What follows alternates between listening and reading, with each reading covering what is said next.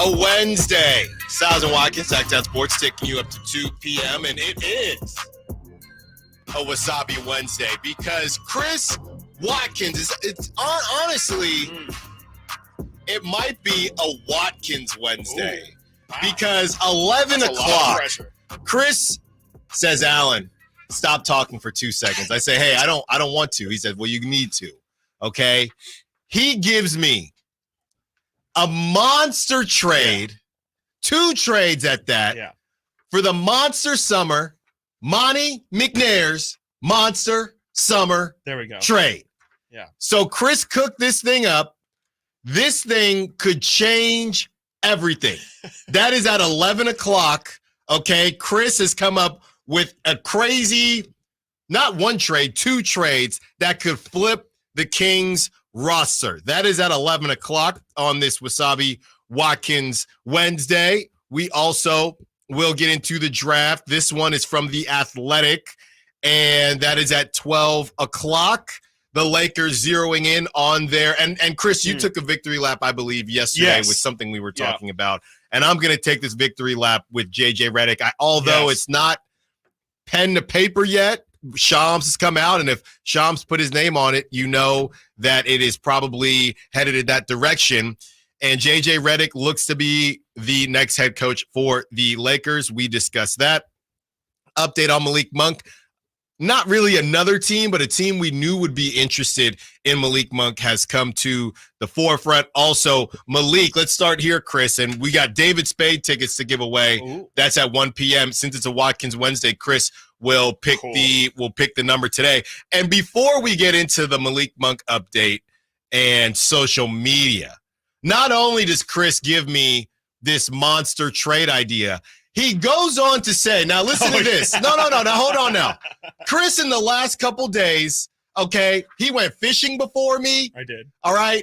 He was going to go to the fair when I was going to go to the fair. And then as he sees me working my butt off to get my Achilles right, he says to me, oh, by the way, after the show today, I'm playing basketball at Golden One. And just drops that on me and goes la-da-dee-dee-da and starts with the rundown. Chris Watkins, the floor is yours. I mean, shout out my friend Angel. He's been one of my best friends for my entire life pretty much. And, he's a season ticket holder with the Kings. I met Angel. Probably, Yes. Angel's a really good buddy of mine. He's a season ticket holder with the Kings. And I guess the Kings offer something in their season ticket package that allows you to reserve a time and a date. And, I think you're allowed a +1. Maybe it's more than just me. I felt special with the invite. You can play for, I think it's an hour or something. And I'm pretty sure it's playing random people. I'm pretty sure that's going to be the setup. I am a little nervous about it. A bunch of different season ticket holders get to bring a +1. I believe so. And cook together. I believe that's the setup. And you did, I would say, properly warn me, be careful, bud. Be careful. Be careful. I told you, I'm hoping there's doctor. Hopefully the team, I know Kaiser's right there, but I'm hoping that they have some form of team doctor available because, I'm sure I'm not going to be the oldest person out there. Sure. Sure. Well, I'll tell you this much. You do need to warm up, but it shouldn't be that hard to warm up because it is hot today. It is already, my watch is saying 88 degrees, but I think it's hotter than that. 10 o'clock. It is also 10 o'clock. It was warm this morning. God. Everybody's got shorts on. Everybody get that sunscreen on, stay cool, stay hydrated today. And, if you got the puppies out, make sure Chris, I don't know, my cats don't really go outside, but the puppies, you got to put shoes on the dogs. They have boots for them that you can do, or just in general, just skip today. Or keep them on grass. Keep them on the grass. Yeah. Keep them on the grass if you can. But definitely a day to be cautious just in general. Drink, like you said, drink your water, all that stuff. Because this is just the extreme heat for sure. But I mean, we're approaching Sac just being in the mid to high 90s every single day. This was the day. Hey, look, this was the day. Yeah. Everyone said, Alan, it's going to get hot. This is the start. This is your Costco free sample. This is the day. So we will see. There's also blink if you've heard this before. A's drama with the A's and Dave Kaval. They are looking to, I guess, do the whole, we're going to play some games outside of Vegas to add to the brand and to get it out there. And the Vegas side of things is saying, well, you're taking money away. So that's 10%. They're looking to do 8 games a season away from the Vegas home games. 8 home games a season. Yes, away from the ballpark. So we will break all of that down. Also, the Oakland Ballers, they debuted their first home game, their inaugural home game. That was yesterday, and a Mariners play-by-play broadcaster took a shot at the A's as maybe their attendance was closer than the A's would have liked. We will break all of that down. We will get into some Niners as well. Nate is behind the glass for us today, and we ask a question that can be seen as, I would say, a little confusing. We were going back and forth, Chris, and I saw some people trying to argue which team in the last decade, so that's 2014 and 2024, has been more successful, the San Francisco 49ers or the San Francisco Giants. Now, obviously, the Giants they're barely holding on to that 10 years. Yeah, this is the last year of 10 years. So who has been more successful? Who has given you more joy? What defines success? So we will break all of that down. We have some sound from Colin Cowherd on Angel Reese and Caitlin Clark, which I thought was very, very good. And somebody said it best. You know, I really do. I've listened to Colin for years when I was trying to get into the industry and things like that. And somebody said it best. They said, Colin has a lot of misses, but when he hits, it tends to be a home run. So we will play some of that sound for you as well. And getting back into Malik Monk, Chris, you're the one who tweeted this out, or I saw this on your social media. Malik has been doing this thing on Instagram where it's basically a fashion award for the best dressed NBA player. So he's made it through certain rounds. I don't know if it's over yet, but it was him versus Shea last time I checked, and then all of us, I don't know, maybe it already ended. That I don't know. Be a final. It was the final. Maybe it already ended, but then all of a sudden I see you send me something after the show, and Malik is it back yet? He deleted his Instagram yesterday. Yeah. Or he has tabled or put his Instagram on the shelf for now. I don't know what to do with that. A lot of times players that are playing do that to really focus in and zero in on what's going on. Maybe he got hacked. I don't know. No, I'm not. And I'm looking at it right now. I'm typing in Malik Monk on Instagram, and there is nothing there. So, I guess I caught it within enough time that at least his profile was still showing up. But yeah, he erased it. And, I'm sure we'll hear back at some point at the end of this offseason, and someone will ask him. I'm sure it'll be, the typical answer of, oh, hey, just, had a lot going on and wanted to clear my mind of all distractions, just enjoy Maybe my his time. DMs are blowing up. I honestly was thinking that too. That was going to be kind of where I was going to go, is like, I wonder how much of this is, and we talked about it last week when Nate brought up him at the card show.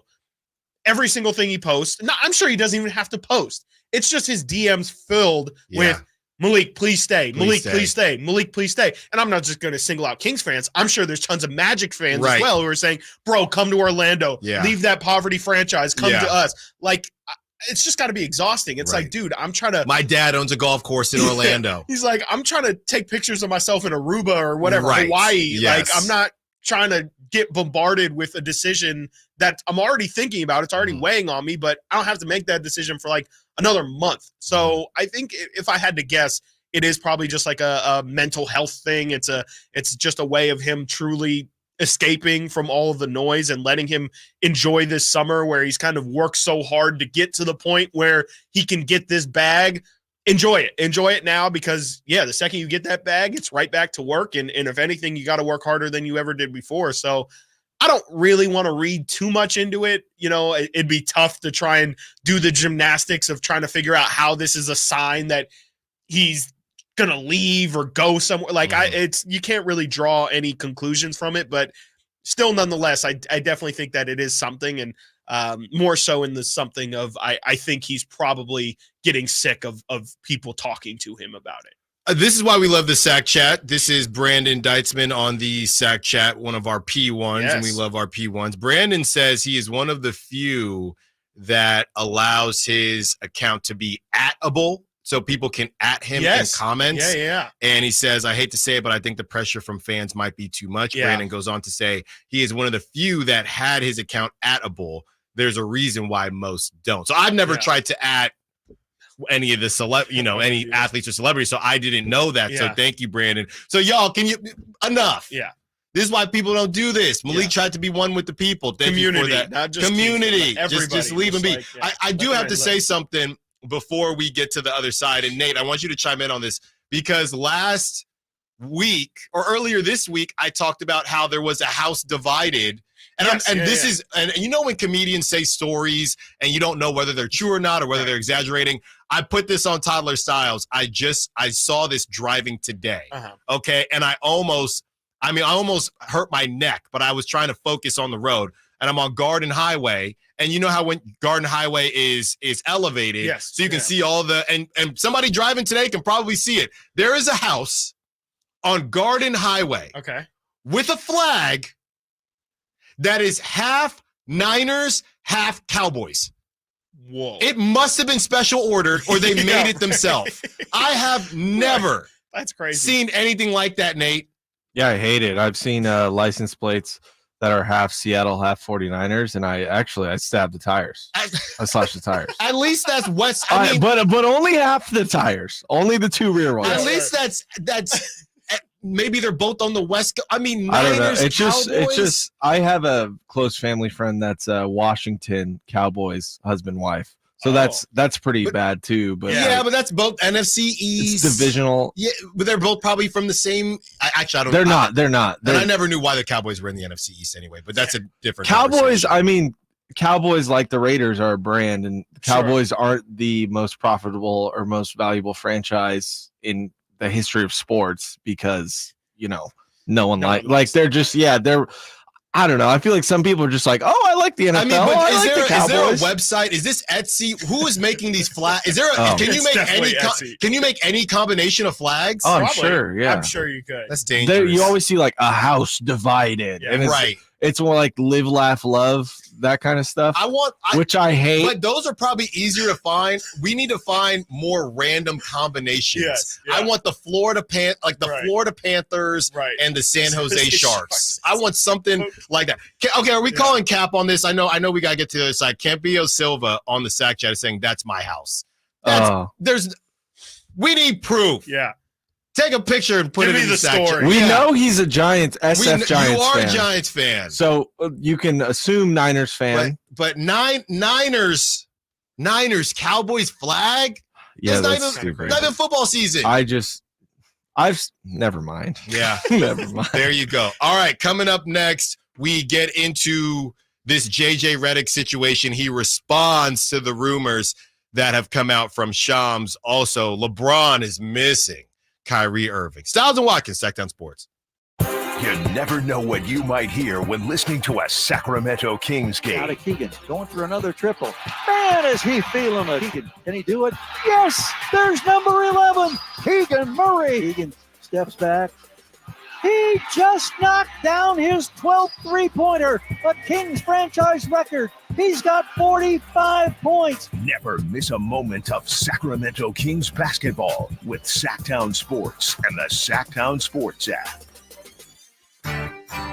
Hey, it's Carmichael Dave for American Energy Heating and Air with a question. Have you recently had a technician diagnose your HVAC system and you were a bit surprised at how much it cost? Or did something seem off about their quote? Because at American Energy, they take pride in giving you honest, straightforward solutions to get that system up and running. Have their qualified technicians come out and give you a free second opinion. It's free. You got nothing to lose but some dollars off of that original quote. They're making the uncomfortable comfortable. They've been doing it since 1981, serving the greater Sacramento area. A+ with the Better Business Bureau. That's why they keep having customers coming back for more and more and more. You can call them and set that appointment at 916-520-9990. That's 916-520-9990 or AmericanEnergyAir.com.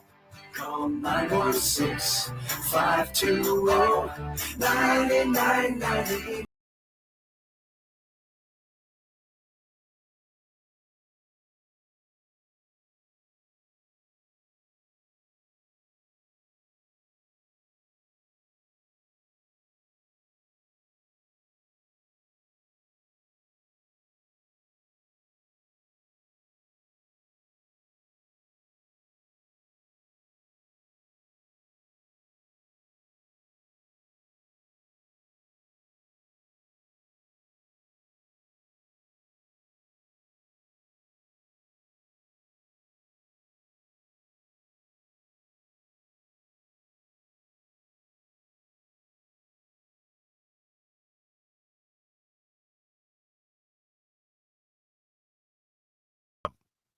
Chris Watkins will pick the number on a Watkins Wednesday. That is at Hard Rock Live, Fire Mountain. Do not look for a mountain, but please look for this amazing venue where you will see David Spade. November 22nd, courtesy of Live Nation. For more information, visit SactownSports.com. Don't forget, speaking of a Watkins Wednesday, 11 o'clock. Okay, monster trades. Chris has really flipped the script on this one. Even I was impressed. From the 707, if you've got the puppies out, Alan Stiles, 2024. Yeah, if you got the puppies out. I meant the dogs. What you said? Yeah, if you got the puppies out. Oh. I meant, isn't that, because I'm not a dog owner, but isn't that what dog owner says? No, My pup. No. My puppy? I mean, if you say, if you let the puppies out, that sounds like your feet. Well, those two. Got to protect your puppies. Yeah. And the puppies of your puppies. Yeah, but What do you guys think about those stickers that say "I love my grand dog"? I've never seen that, but I feel like I hate it. I feel the same way that I do when I see the 0.0 stickers. Yeah, so funny. So funny. I actually do think that those are kind of funny. But What's the 0.0? it's like, you know how the marathon people will have the 26 point whatever 2 or With 3 the marathon they ran. Yeah. Like it'll just be a white sticker that says 26 Right. point whatever. People have a sticker that says 0.0 Because they haven't done because anything. they haven't done anything. Yeah. Nice. Yeah. Real clever. Well, Chris. I do kind of. Well, Chris, get the Because Apple I've Watch never run a on marathon. later today for when you're cooking in Golden One. Yeah. Oh yeah. Maybe I'll go in. Will they let media in today? Maybe if you ask nicely. Probably not. I know who to hit up. Yeah. Yeah. We have inside We need sources there. video on Chris because we got Kyle Draper and his stat line. Yeah. So I'll let you know. Yeah. I'll fill you in on the stat line tomorrow. Yeah. I got you. All right. Yeah. Well, speaking of the rumors of whether or not Chris will be at Golden One, JJ Redick responds to rumors on really Shams' report yesterday, which broke at 30 minutes after our Of show, course. that the Lakers are zeroing in on JJ Redick as the head coach. This is what JJ had to say. I would say this.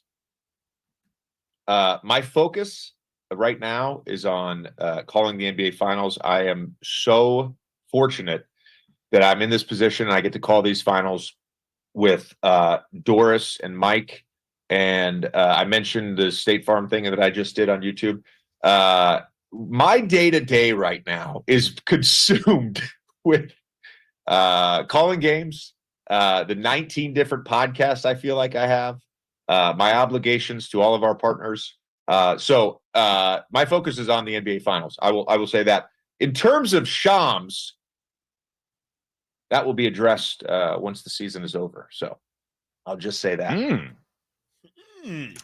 So, That was on no one- Gojo and Golic, by the way. Oh, yes. Friend of the show. Oh, yes. That's right. Very true. That's right. So basically, to me, that sounded like he's going to be head coach. And originally, when it broke, it was Shams saying the Los Angeles Lakers are zeroing in on JJ Redick as a front runner for the franchise's next head coach. League and industry sources say, and then Shams has a piece. Yeah.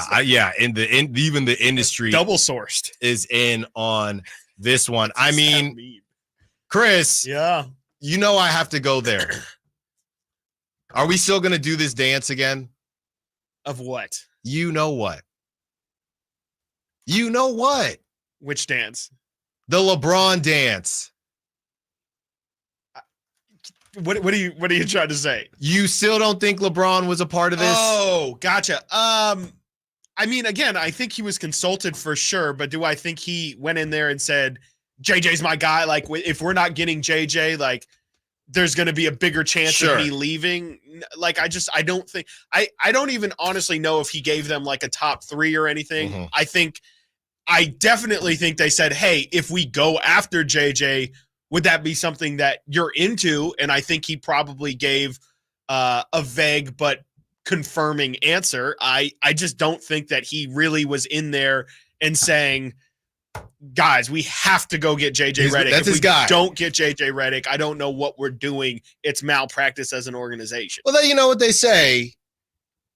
When you have that type of power, and when you are the big boy, and when you are the big boss, you don't have to say things because people can read through it. It's the mafia boss. You don't the mafia boss. Exactly. He didn't have to do that dirty work. Yeah, you never want your hands getting dirty, right? Yes. It's all about we're all gonna still associate LeBron to JJ, as I'm sure you're all caught up on the Mind Game pod. Mind the game. Okay, whatever it is. So JJ Redick looks to be the next head coach of the Lakers.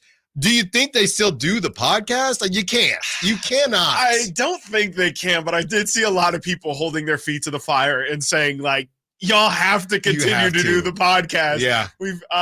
There's no way they can, just because all the interweavings of player coach dynamics and the optics of favoritism, not even maybe optics of favoritism, like just straight up favoritism. I mean, there's no way they can continue the pod. I mean, to me, that audio is JJ saying he's going to be the coach, because if he weren't, he would just say, oh no, those are rumors. Like, I'm very happy where I'm at right now. Nothing's I appreciate the whatever. I just think that that's him essentially saying, like, yeah, he kind of literally dove into the day it. The finals are actually, as Jason Tatum's being handed the MVP trophy, JJ Redick's going to take the mic and say, I have accepted the Los Angeles Lakers coaching job. Right. And it's inevitable at this point, and all things have kind of been pointing this direction for about a week now. It's whatever, man. Like, I'm not going to say JJ's going to do a bad job. I don't think he's going to do a great job, especially not to start it. And, it's, I'm sure he is a great basketball mind, but I think that being in charge and there's just so leading much that other players and everything that goes with it is just more than what I think he's expecting. I also wonder, and look, whether it's jobs in the NBA, whether it's office jobs, whether it's jobs like this in the industry, the same way we talk about the Kings and the same way the industry source. I could be the industry source. The same way we talk about how growth isn't linear for the Kings and for teams, it does remain true in jobs in certain situations. And I know our parents told us this plenty of times growing up. It's not what you know, it's who you know. And sometimes it's both. And I wonder how the Sam Cassells and how the other coaches feel when something like this happens and somebody essentially jumps the line. Yeah. Do they just understand that this is part of the gig and hey, it's a Lakers job, there's a lot of politics that go into it anyway? Or does it upset them a little bit to feel I'm grinding, I'm doing all these things, and here comes JJ Redick because he speaks well and because he knows the game. Nobody is denying that, but he's cool with LeBron. He's made the right moves. Maybe that is another angle of getting to where you want to be. There are a lot of ways to make a salad. There are a lot of ways to do things. So if you're going the traditional route of I'm going to be an assistant coach, and then I'm going to be on the back bench, then I'm going to be in the front bench. I mean that, and other people like JJ and Steve Nash and guys like that. Well, y'all know who I am, and I've built a brand in a different way, and this opportunity is in front of me, and I'm going to take it. I think the difference is, like, even Steve Nash was around the Warriors before he was the coach. Like, he was in the practices. I think he was a consultant to them. Steve Kerr was a GM with the Sun. Like, they were all involved in basketball. I agree. JJ straight up is picked up. Like, I mean, so who is the last JJ? Probably Mark Jackson, actually. Who is the last JJ? Meaning, not just coaching. You weren't in anybody's building. Yeah, I think it's Mark Jackson. because I don't believe Mark Jackson was ever an assistant coach or anything. I think he went straight from the booth to. There's got to be somebody else since Mark Jackson, though. I mean, I guess the closest would be Nash. But. Yeah, and like Nash was, and what you said about Sam Cassell, I think is 100% true. Like, I think those guys are going to be envious. I think they're going to not look at that situation and say, "Oh, I get it. Like, it's great." I think this is the route that you're supposed to go. Sam Cassell is an ex-player as well. Mm-hmm. Sam Cassell was a really good, solid NBA veteran player. You could argue the same as JJ was in the fact that Sam Cassell has been working on benches. He was on the Boston Celtics bench. Mm-hmm. Like, he's been on really good teams. He's been on the Clippers assistant coach for a long time as well. Like, he's put in his dues, and to just get leapfrogged because, yeah, like you said, relationships and, JJ's the hot name right now. Like, it's not fair. And I'm looking at these graphics, and I'm telling you, I always talk about Laker Photoshop being undefeated, and the Warriors fans kind of took over the Photoshop, king for a couple years there. Now I've never seen this before. Before, I'm used to here's Paul George, Kawhi, Giannis, all these, the best players in the NBA, all in a Laker jersey. That's happening this offseason. Now I have to deal with a coaching graphic. I have a coaching graphic in front of me of JJ Redick with Sam Cassell, Rajon Rondo, Scott Brooks, and Jared Dudley. Like, what are we talking about here? So, I think people are going to be a little resentful. I'm sure someone will obviously take those responsibilities because if JJ fails, you're next in line. Would you count Jason Kidd? Jason Kidd was named head coach of the Brooklyn Nets. He played. He went straight from playing. Straight from playing. That's different to me, though. Okay. Because you're in the game. You're not skipping any steps there. You went from literally pretty much being a coach on, I think the Knicks was his last team that he was on. He went from the Knicks straight to coaching. At least you're staying in the league. You're aware of everything that goes on. There's no break. The league isn't passing. It's not evolving without you. You're fully aware of what's happening. And Jason Kidd sucked for the past two coaching stops. I agree. Run into me. Coming up next, another team interested in Malik Monk, and they're willing to cash out. Does it worry you? Maybe it should. Stiles and Watkins, Sactown Sports. Did you miss any part of our live local shows? Don't worry, you never have to miss them again. Check out SactownSports.com and search our podcast page and play our shows when you want. The Carmichael Dave Show with Jason Ross, Stiles and Watkins, and The Drive Guys. Plus, other podcasts like Return of the Empire, Return of the Roar, The Stingers Up podcast, and Golf to Go with Frank LaRosa. They're all available right now on SactownSports.com. Father's Day at Hagen Oaks is sure to bring a smile to the men in your life. From shoes to shirts, from golf balls to golf bags, and from drivers to divot repair tools, Hagen Oaks has all this and so much more, including gift certificates for the father who has it all. Let Hagen Oaks Golf Super Shop be your one-stop for all your Father's Day needs. You'll even find the wildly popular Golf and Guitars concert tickets on sale. It's the Hagen Oaks Golf Super Shop, Fulton Avenue at Cap City Freeway, or HagenOaks.com. It's Kyle Draper here to let you know that the famous Bay Area pizza company, Amici's East Coast Pizzeria, has just opened its first location in Sacramento, offering takeout and delivery to the greater Sacramento area. To check out the menu and order online, visit Amici's.com and click on the Sacramento banner. As a special deal, all this week, when you enter promo code SAC50 at checkout, they'll give you 50% off any large pizza. So when you want to enjoy half-price pizzas with family and friends this week, use promo code SAC50 at Amici's.com and Amici's delivers. Celebrate Sacramento Rivercats baseball during our 25th anniversary season. Pick your favorite weekly promotion, giveaway game, or theme night, and join the fun at Sutter Health Park. Stick around post-game every Friday and Saturday night as we light up the sky with the brightest fireworks in town. For a full promotion schedule and to buy tickets, visit rivercats.com. We'll see you there.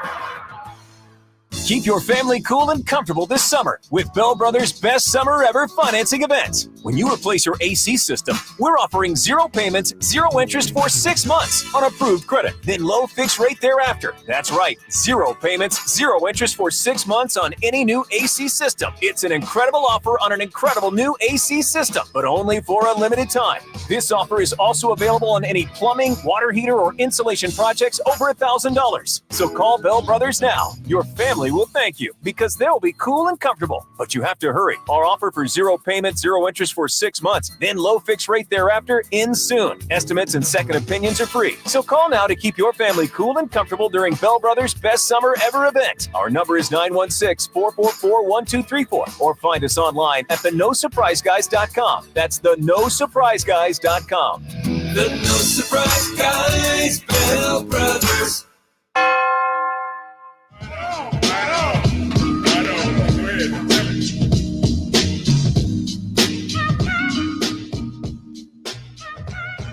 Live and local. Live and local.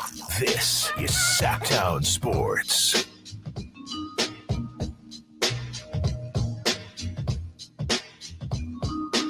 $1:00. Your fate is in Chris Watkins' hands. If you want to see David Spade as he returns to Sacramento for a night of nonstop laughs, and of course, Sactown Sports wants you in the building, hit up the Folsom Icona hotline at 1 p.m. At 1 p.m., Chris will pick the number. You will try your best to call and be that number, and Nate will select the winner. Don't forget, in 30 minutes, okay? And if you miss this, if you got to drop somebody, if you got to drop the puppies off or whatever you got to do in 30 minutes, Chris will give, look, out of all the shows in Sacramento, doesn't matter what station you're talking about, you have not heard a trade proposal like this coming from Chris Watkins on a Watkins Wednesday. That is coming up in 30 minutes. Now, I still have to ask Chris myself where Malik Monk fits into this. Because Malik Monk, as Detroit Pistons insider James L. Edwards III expects the Pistons to heavily pursue Nick Claxton and Malik Monk. As this is the quote, as for other realistic free agent options, I think Detroit goes heavily after the likes of Malik Monk, Nick Claxton, and Gary Harris. Monk feels like someone the Pistons will heavily prioritize due to the team's need for legitimate three-point shooting and off the dribble shot creation. So, Chris, I mean, I'm be honest. I mean, I know Cade Cunningham, he's not a bad shooter, but that's not really his bag, right? So, I just off the top of your head, does it feel like Malik would go in? I would assume so. I know Jaden Ivey played better towards the end of the season, but he would come in, and they have Quentin. They've had a lot of guys, but do you think Malik would come in and be the clear-cut second option? I would assume so, but yeah, I mean, I would assume so. I just don't really like. This would be the this would be the answer to when we were confused in Malik's, I think, exit interview when he said I could go and take more money to play in a worse situation, and we were like, are you saying no, you literally could do that? Or are you saying I could do that, but I want to, like, I don't want to because I want to be in a winning. So it would, I think that would just kind of be the answer to that. Cause yeah, I mean, Detroit, what is there for Malik in Detroit besides opportunity and potentially money? I mean, if you're realistically someone who is, you know, maybe Malik doesn't, maybe Malik truly is somebody who looks at his career and says, look, I was coming out of Kentucky, people thought I was going to be the one that was most likely to become like a star, had a lot of star potential, and I never got to live up to it. I mean, in Charlotte, that would have been a good opportunity. They didn't give it to me. I got to show out with the Lakers a bit. That was great, kind of build my brand a bit. Sacramento kind of established my foundation, established my brand. Now let me go try and be that star again in a situation where it is kind of similar to where he entered in Charlotte, where they aren't going anywhere. They need help. They have a necessity for a guy like Malik. I just don't know if once you've tasted a winning situation, I don't know if you can go back to willingly signing up to go play with the Detroit Pistons. Like they're at that for point 25 now. mil. You give me 25 mil, I'm gone. I don't know. Like, I mean, Frank, I mean, here in Sacramento, we've been in the situation where the Pistons have been in before, where the Pistons are the worst team in the league. They were the laughing stock of the league this season. Nobody took anything the Pistons did this season seriously. The Kings have been there before.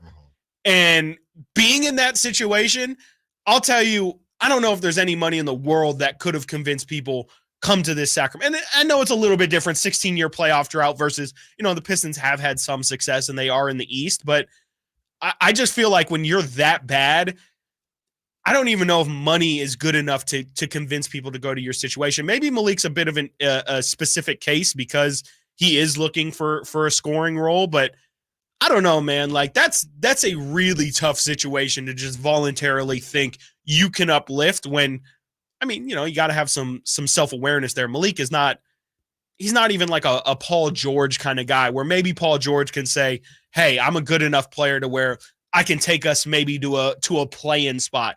Malik, he's a great role player.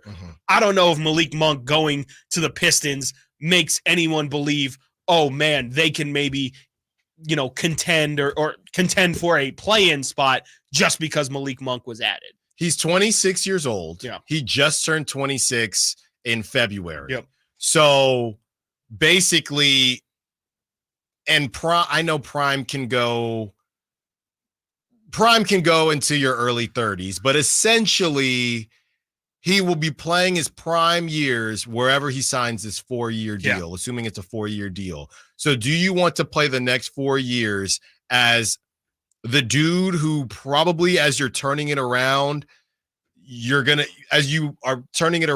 probably going to be a free agent again. Yeah. And then maybe you get another bag because you're 30, 31 at that point.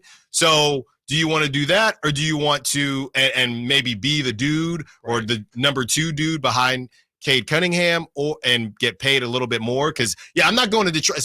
You like golfing, and I know there's some pretty golf out there in Michigan, depending on the month. Yeah. So you are not golfing as often. I know you can get on the lakes and things like that, but that is a specific time period, like right now. Yes. If you are Malik Monk. So do you want to go that route and it depends. Like I said, you go 25 million, it's hard, man. It's hard, but 23 million to be in Detroit versus 20 million to be in Orlando.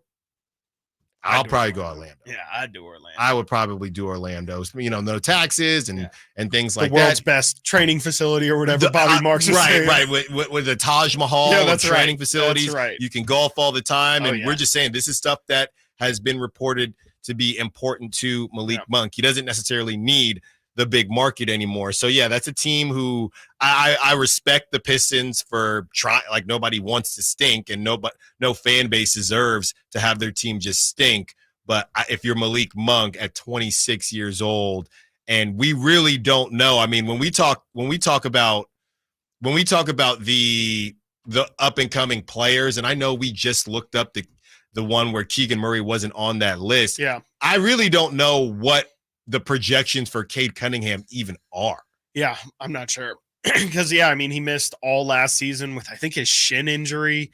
He's been good when he's played, but, clearly it hasn't resulted in wins or anything like that. And, it's a mess of a situation, man. Like they, lost 27 straight games or whatever it was this year, and then ended up with the 5th pick in the draft. Like there's not really many signs that organization is going anywhere near a positive direction. It's not like they're even being fun. When OKC sucked, at least they were taking Poku. They were, making crazy trades. They were getting all these 1st-round picks. Right. Detroit just sucks, and I don't really know what the plan to get out of suck is. I guess it is Malik Monk. to pay Malik Monk. And again, I would push back and say, okay, you sign Malik Monk, then what? Like, what is your guys' next move? Like, I don't think he's a saver. No, is Malik Monk as your number 2? Is he good enough to?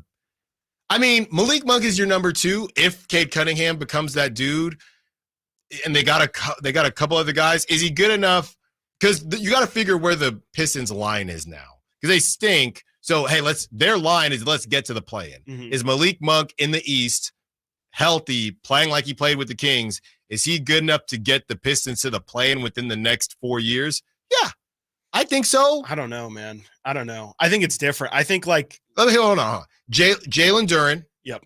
He's not bad. Okay. You got Cade. You got your boy, Buddy Boeheim. I'm kidding. Malachi Flynn. You're just saying names. Fontecchio. Somebody call Brendan. Yeah, Brendan. He's a free agent. Quentin Grimes. Yeah. Chemezi Metu. Yeah. Jaden Ivey. You're definitely selling They still it. got Beef Stew. Yeah. They got Asar Thompson, the Thompson twins. Sure. Yeah. I mean, I just think it's different, man. Like, think about here in Sacramento, Malik, being the second option versus being what Malik was here. I even think that's a huge leap. Here in Sacramento, you knew Domas was going to bring something every night. You assumed Fox was going to bring something every night. And then it was like, Malik, we expect you to kind of be that third scorer, but if you're not on, we still got Keegan. We still got Kevin. Right. Hey, maybe an HB night will happen. Who knows? If you're talking in Detroit, he has to be the second best player every single night for them, if not some nights best player for them. I just think that's a completely different level of expectation. I also kind of think, we saw what Malik was at the end of the year sometimes. Like, he can't always, the fond memories of Malik are, of course, amazing, and those are much more than the bad memories, but he had some bad games. He had some single-digit performances last year, and that's not something you can have if you're the second option on the team. We just got word, and Chris is learning about this right as the listeners are. We just got word. We will hear from the one, the only Katie Christensen. We just heard back. She just responded to me. That is at 11:30. We will talk with Katie, broadcaster for the Sacramento Kings, for your Sacramento Kings. You know her, you love her. That is at 11:30. We will break down all things Kings, all things Caitlin Clark, and her thoughts on the WNBA as well. Stiles and Watkins, Sactown Sports. Our first year as the radio home of the San Francisco 49ers is one we will never forget. And Logan Ryan picks him up. Looks like they're playing man. LaPorte is over there as well. It's 5 out. It's empty on 4th down. Goff back. Not going to get out to his right. Being chased. Throws. And it is incomplete. The 49ers take over on 4th down again. Congratulations to the 49ers on a terrific year. And thank you for so many wonderful memories. I didn't ask to be thrown in the streets with nowhere to go. I didn't think I'd survive. But I did ask for help, and Covenant House was there for me. 1 in 10 young adults will experience a form of homelessness this year. For these kids who didn't ask to be put in this unthinkable situation, Covenant House is there. Covenant House helped me break the cycle of homelessness in my family. They gave me the love that I needed. Over 2,000 young people will sleep safely in a Covenant House bed tonight. When youth who are experiencing homelessness have a hot meal, a safe place to sleep, medical care, and love, they can overcome heartbreaking challenges and have a brighter future. They just really genuinely just wanted to help me succeed, and I'm succeeding. I'm a speaker, I'm an author. Covenant House really helped me and really helped mold me into the woman I am today. If you or someone you love is asking for help, go to safeplacetosleep.org today. Dawn or dusk, I'm on the hunt. Skeeter here, Sacramento Yellow Mosquito and Vector Control District, and I'm wearing Skeeter Vision, night vision goggles that light up skeeters at dawn or dusk like the 4th of July. Mosquito, 12 o'clock. Got 'em. So fight the bite by wearing long sleeves and pants at dawn or dusk when they're most active. Apply insect repellent and drain stagnant water. It's a breeding ground. Dawn or dusk, the Sacramento Yellow Mosquito and Vector Control District reminds you to fight the bite. For more information or to report problems, go to fightthebite.net. Sacramento, Dirk Bentley is coming to town. Hey y'all, this is Dirk Bentley. Saturday, September 28th at Heart Health Park at Cal Expo for Country in the Park too. And he's bringing some friends. This is Farley. Take my hand, let me make you mine. Kate Stasha, Kelsey Hart, and more. Saturday, September 28th at Heart Health Park at Cal Expo. Get your tickets before they sell out at CITPFest.com. Brought to you by Coors Light. My good friends, Dr. Jack Friedlander and Dr. Pash in Roseville and in San Francisco are offering not only confidence, not only security, but also the ability, if you ain't insecure, to go from the roster to the all-star team. You know what I'm saying? I'm talking about UpsizeMatters.com. Time after time, vote after vote, circumference, or as we call it, girth, is consistently ranked as the most important attribute. And Dr. Jack and Dr. Pash can give you a free consultation. The procedure can be done on the same day as your consultation with immediate results. It's non-surgical. It's virtually pain-free, safe, effective, long-lasting, semi-permanent, and doctor-performed. For more information, go to upsizematters.com. Go to upsizematters.com. Make that change. Make the all-star team. Get your girth on. Power Business Technology is proud to be 100% independent, locally owned, and managed Toshiba copier dealer. Local ownership cuts out the red tape, allowing ourselves to never be too busy to personally answer the call when our clients need us. Recognized for excellence in service execution, training, and customer service, we're proud to be named a 2022 Toshiba ProMasters Elite Dealer. Contact us today for all of your business printing needs at 844-POWER-BZ. That's 844-769-3729, or visit us at powercopiers.com. Hey sports fans, it's JaVale McGee here. Are you ready for the event of the summer? It's the Jug Life Charity Softball Game hosted at Sutter Health Park on Saturday, June 15th. Join me and all my celebrity friends for the #1 event of the summer as our incredible community comes together for a cause that counts. The Jug Life Charity Softball Game isn't just about softball. It's about giving back. All proceeds go to the water education programs and providing clean water to communities in need. Thanks to your support, our team with Jug Life is making a real difference, bringing hope and health to those who need it the most. Bring your family and friends for a day you won't forget. Cheer on your favorite stars as they hit it out the park for a great cause. Come celebrate Father's Day weekend at the Jug Life Charity Softball Game that's happening on Saturday, June 15th. Don't miss out. Get your tickets now at juglifewater.com. That's juglifewater.com. Join us, have fun, and make a difference. Jug Life. Drink water, give water, save water.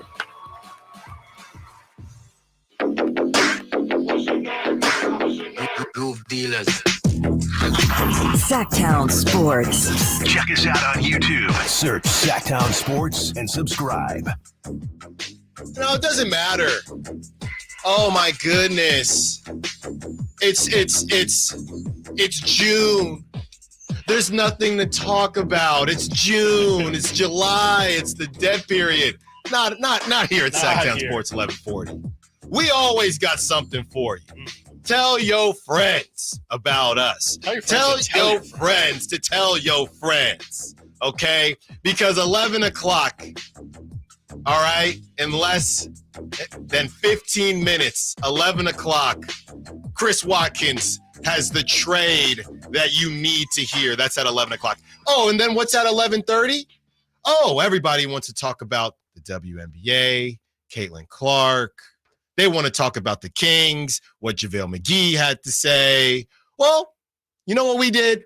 We got Katie Christensen, color commentator for the Sacramento Kings. She's coming up at 11:30. You are not going to want to miss what Katie has to say about what she saw from the Kings this season, and also her thoughts on whether or not teams are being too rough with Caitlin Clark, and her thoughts on Angel Reese and the state of the WNBA, as well as we continue the conversation on free agency and trades. And Chris, really, I'm just curious to call the Nets bluff, right? Cap or not? What did Dave say yesterday? And then I said lid. Dave said no cap. So this is from Kurt Heelan, all right, for NBCSports.com.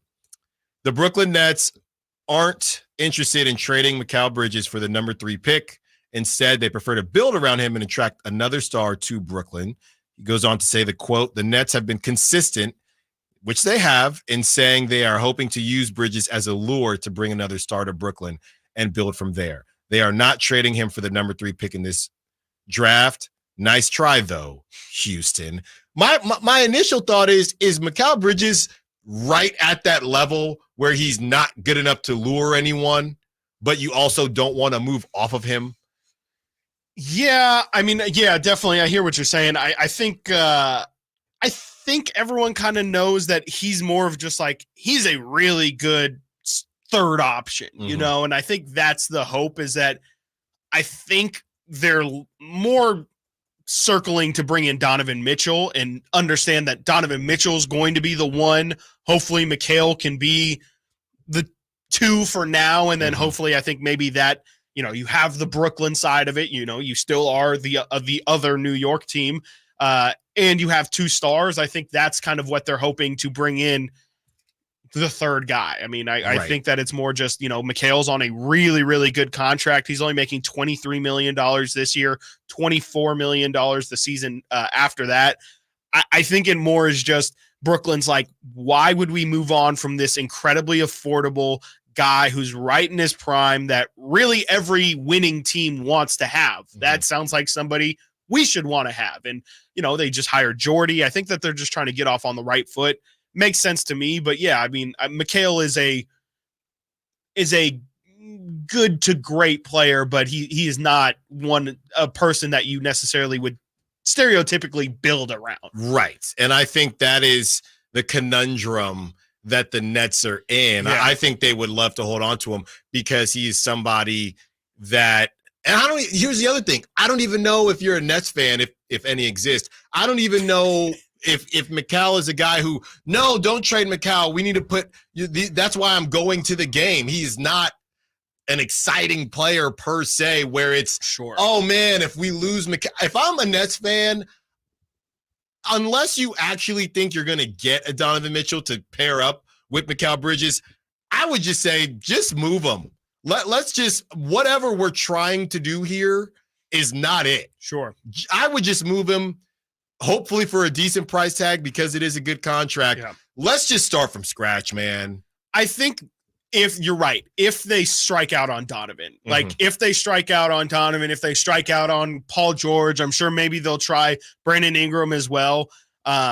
But I think you got to keep him if you can, but absolutely. I mean, he can fetch you a lot. I mean, especially with how low his 23 mil, more than likely. I mean, you were trying to work up some trades yesterday and you understand, if player wise, you can only hit a certain dollar figure. And then, once you hit that, you just have to start attaching first round picks because, I think you were trying to do a Bobby Portis trade and it kind of gets to the point where the contract is so good.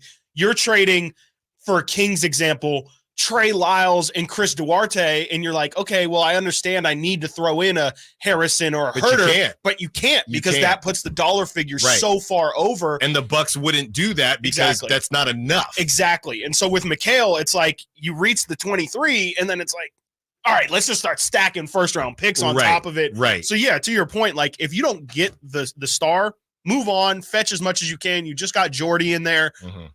Give him a fresh, clean slate. I know you would obviously love for him to have a good to great player like Mikal to work with, so it's not just a train wreck over there. But at the end of the day, I think it's almost like a Devontae Adams situation with the Raiders, where it's like, all right, you're just kind of wasting this asset where if you have no intention of being successful, you should probably at least set yourself up in the future to maybe have another guy like this or to turn one into two or into three.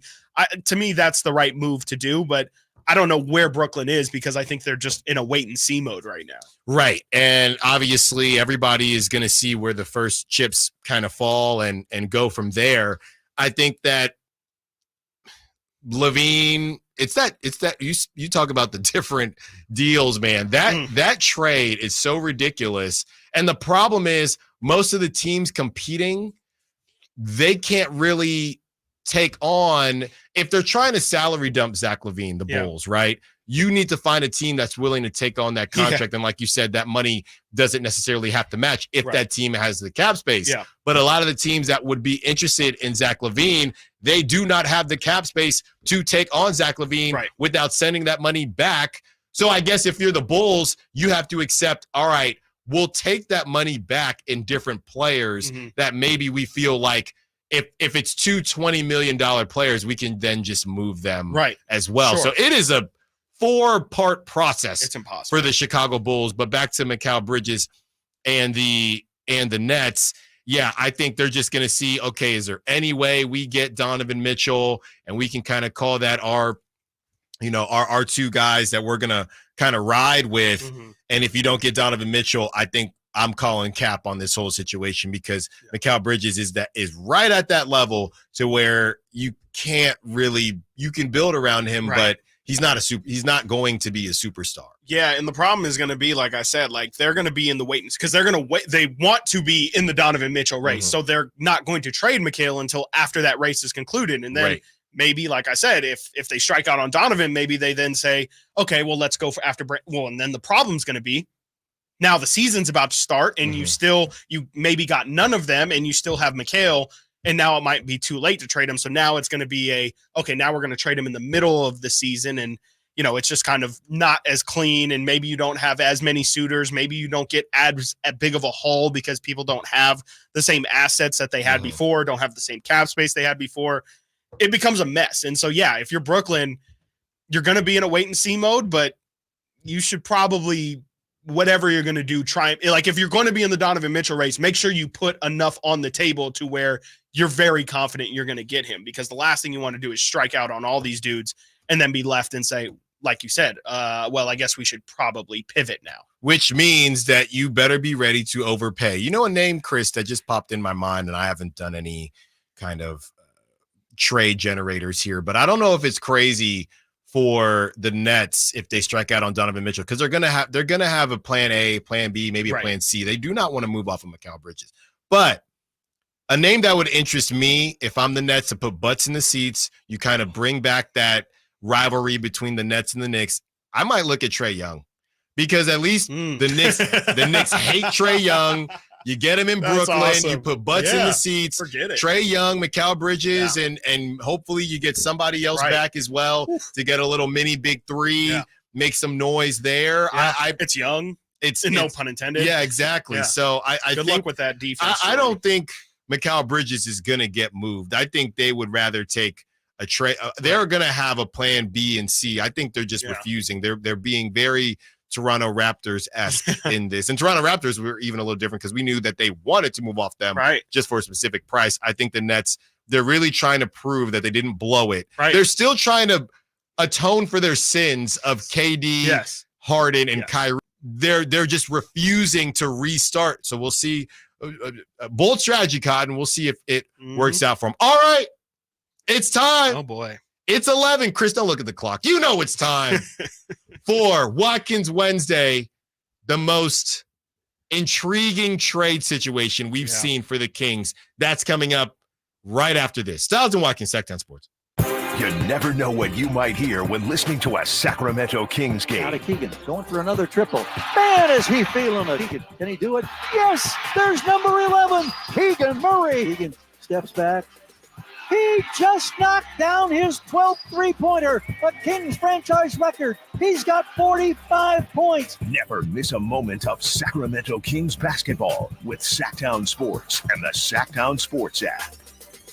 The IRS deadline has come and gone. So do you owe money to the IRS? If so, you need an ally. Whether you owe the IRS $6,000 or $600,000, whether your tax problems are personal or business, the professionals at Allies Tax Relief are ready to step in and negotiate your fresh start with the IRS. Here's a happy customer of Allies Tax Relief. Before calling Allies Tax Relief, I feared the IRS would take all of my assets. I owed them over $562,000. Thankfully, I was referred to Allies and called them for help. They ultimately saved my life from uncertainty. Allies negotiated my giant tax debt to an unbelievable $1,500. They are professionals and they fight the fight for their clients. Allies Tax Relief will protect your assets from being seized and your paycheck from being garnished. Call right now for your free consultation. 800-296-0772. That's 800-296-0772. Or visit AlliesTaxRelief.com. At the Good Feet store, we take pain very seriously. Whether in the foot, knee, hip, or back, Good Feet makes over 300 styles, flexibilities, and sizes of pain-relieving arch supports. With 26 bones, 30 joints, and over 100 muscles, tendons, and ligaments in each foot, a lot can go painfully wrong. So there's a trained arch support specialist at each Good Feet store to give you a precision fit. Come in for a free fitting and test walk. No appointment necessary. Good Feet arch supports are HSA, FSA eligible. The Good Feet store in Sacramento, Roseville, Vacaville. Online at goodfeet.com. I remember as if it were yesterday. I reached down to move a nightstand and was astonished at the weight of the piece. Hi, this is Frank LaRosa with a word about Naturewood Home Furnishings. At that moment, I instantly recognized the difference between Naturewood's quality furniture that will last a lifetime versus lesser quality furniture found elsewhere. Now, I suppose there's a huge difference in what you'd put in your first apartment and what you would live with in the comfort of your own home. Right now, Naturewood Home Furnishings Made in USA sale is a great time to fill your home with solid, superior quality furniture to reflect your own love for life. With brands like Sam Moore, Stanton, Stickley, Hilltop Hickory, Simply Amish, and many more, Naturewood Home Furnishings has tables, chairs, couches, and, yes, nightstands, and more at their Made in USA sale. Find furniture that will be with you forever. Naturewood Home Furnishings, off Highway 50 at Hazel. Look for the water wheel. Look out, world, we're getting strong. The future's here and we belong. She can step, she can do more. Like build a rocket and watch it soar. Or clean the oceans and make the world a better place. Oh, she can step, so can you. Find a cure, invent something new. There's no challenge in the world that she can't face. She can STEM. Learn more at She Can STEM. A message brought to you by the Ad Council. Hey, have you heard the amazing news from Boost Mobile? When you switch to Boost, you get 4 lines for $100, plus 4 free 5G devices, like the Samsung Galaxy A15 or the Moto G Stylus 5G. That's 4 lines for $100. Need another reason to switch? Boost offers high-speed data at low prices with no annual contracts and no credit checks. Switching is easy. Just head over to your local Boost Mobile store. New customers in select markets only. Requires porting and ID verification. Other restrictions apply. See participating dealers for details. Be listening to Sactown Sports each Friday morning for the Rivercats Weekend Report with team updates and everything you'll want to know about the next exciting Rivercats homestand. Let's go, Rivercats! From the Power Business Technology Toshiba Studios, KHTK-AM Sacramento, KYMX HD2 Sacramento, the only station in Sacramento giving you local sports coverage from 6 a.m. to 6 p.m. Monday through Friday. Sactown Sports.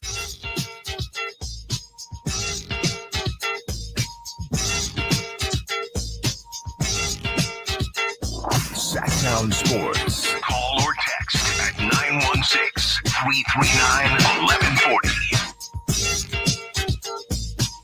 11:30. Katie Christensen, color commentator for your Sacramento Kings, former WNBA player. Katie will have a lot to say at 11:30 when we ask her about the Kings, the JaVale McGee interview on this station, and Caitlin Clark and the state of the WNBA. I can promise you, you won't want to miss that. 1 o'clock, David Spade. You know him. You love him. America's sweetheart returns to Sacramento for a night of nonstop laughs. And, of course, Sactown Sports wants you in the building. Hit up the Folsom Lake Honda hotline at 1 p.m., and Chris Watkins will pick that number, that lucky number, on a Watkins Wednesday. And speaking of Chris Watkins, it's time. It's getting hot outside. My watch, we're sitting at 91 degrees, and it's about to get, for the first time in a long time in this studio, because Dave keeps it at about 34 degrees. It is time for the trades. Yes. That will change your Sacramento Kings. Multiple trades. One of them, how should I start this? I'll start with just a quick little blurb first. My intention here was to come up with a couple individual trades and try and figure out, hey, like, you know, there's obviously Kuzma rumors. There's, we heard Zach LaVine stuff. We've heard Brandon Ingram stuff. We've heard Mikal Bridges things and all that stuff. So trying to like actually do the work of figuring out what could these trades possibly look like. And as I was doing the individual ones, a thing I quickly came to realize is, you know, you do these trades, and I'll just use the Kyle Kuzma one, for example. You do Kyle Kuzma for Kevin Huerter and Davion Mitchell, and we'll say we'll just throw the 13th pick in there, or a future first-round pick in there. The problem becomes then the Kings lineup is, and this is all assuming, as everyone has in all these mock drafts, Malik Monk isn't signing, because I don't think you can. Right. I think you assume he's not, and if he is here, that's of course awesome. So then the problem becomes, if you trade Huerter, you trade Mitchell, then your lineup is missing that starting shooting guard. Unless, and we might talk about it later, like unless Keon Ellis is your starting shooting guard, if you're okay with that, if you feel like you have the depth to overcome that. But I think a starting lineup of Fox, Keon, Keegan, Kuzma, and Sabonis is good, but yet I still feel like we still need to upgrade that Keon spot. Right. So essentially you're trading Kevin Huerter and Davion, but you're not replacing either of them. You're just you're switching the problem. Of course, you still have Harrison Barnes. You now have forward depth where you used to have guard depth, and maybe you value that differently. But I say all this to say, I realize that if the Kings are going to make a Kuzma deal, it would make a lot of sense for that to not be the only deal that they make, because again, they still have this massive, massive gap that even if you don't trade the 13th pick, let's say you trade 28 or 29 or 30 or 27, whatever, I don't think you're going to pick if your intention, if you're going into the season saying that number 13 pick is going to be a starter for us, that's not good. No. And so I say all this to say, I think I realize the Kings, if they were to make a Kuzma trade, would do themselves a lot of favors by not having that be the only move they made. And with that, we come to this massive, mega, ultra blockbuster trade that I came up with. It's two independent deals that do kind of tie into each other. I don't know if you necessarily would have to do them in any specific order, if it could be months apart, if it could be, the same, all of it. And essentially it is the first trade with Washington for Kyle Kuzma. I think it's the one that makes the most sense. Even if the Kings don't make the second trade, I do just think a Kyle Kuzma trade makes a lot of sense for Sacramento, especially if 13 is going to be something that they're really interested in. Our good friend Matt George was talking with a Washington reporter the other day, and I talked with him yesterday to kind of get his vibe on what he thought the Washington's reporter vibe was. And essentially he said, I gave him two options. I said, you can either have Kevin Huerter and Chris Duarte and 13, or we can give you salary dumps and 13. And essentially the reporter said, I mean, I'll take Kevin Huerter. Definitely he's the better player, but salary dumps do intrigue me because Washington, they're not doing anything. They're not going anywhere. So I come up with this Kyle Kuzma. The Kings get Kyle Kuzma, and going back is Trey Lyles, who's 1 year left on, I believe 1 year left on his contract. It might be 2 years left on his contract.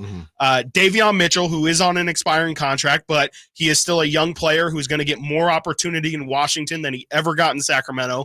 And maybe they like him and sign him moving forward. Yeah, they're losing Tyus Jones. They're losing Tyus Jones as well. They get Chris Duarte, and those are the players, Lyles, Mitchell, Duarte. I think all three of those are probably rotation players at the very least for Washington. So you're trading Kyle Kuzma, and at the very least, you're getting usable players. It's not like it's just a complete dump, and you're getting number 13. So then Washington has, I think, 11 and 13 in the draft, which does very much intrigue them. We've seen reports that Washington is interested in attaining another first-round pick.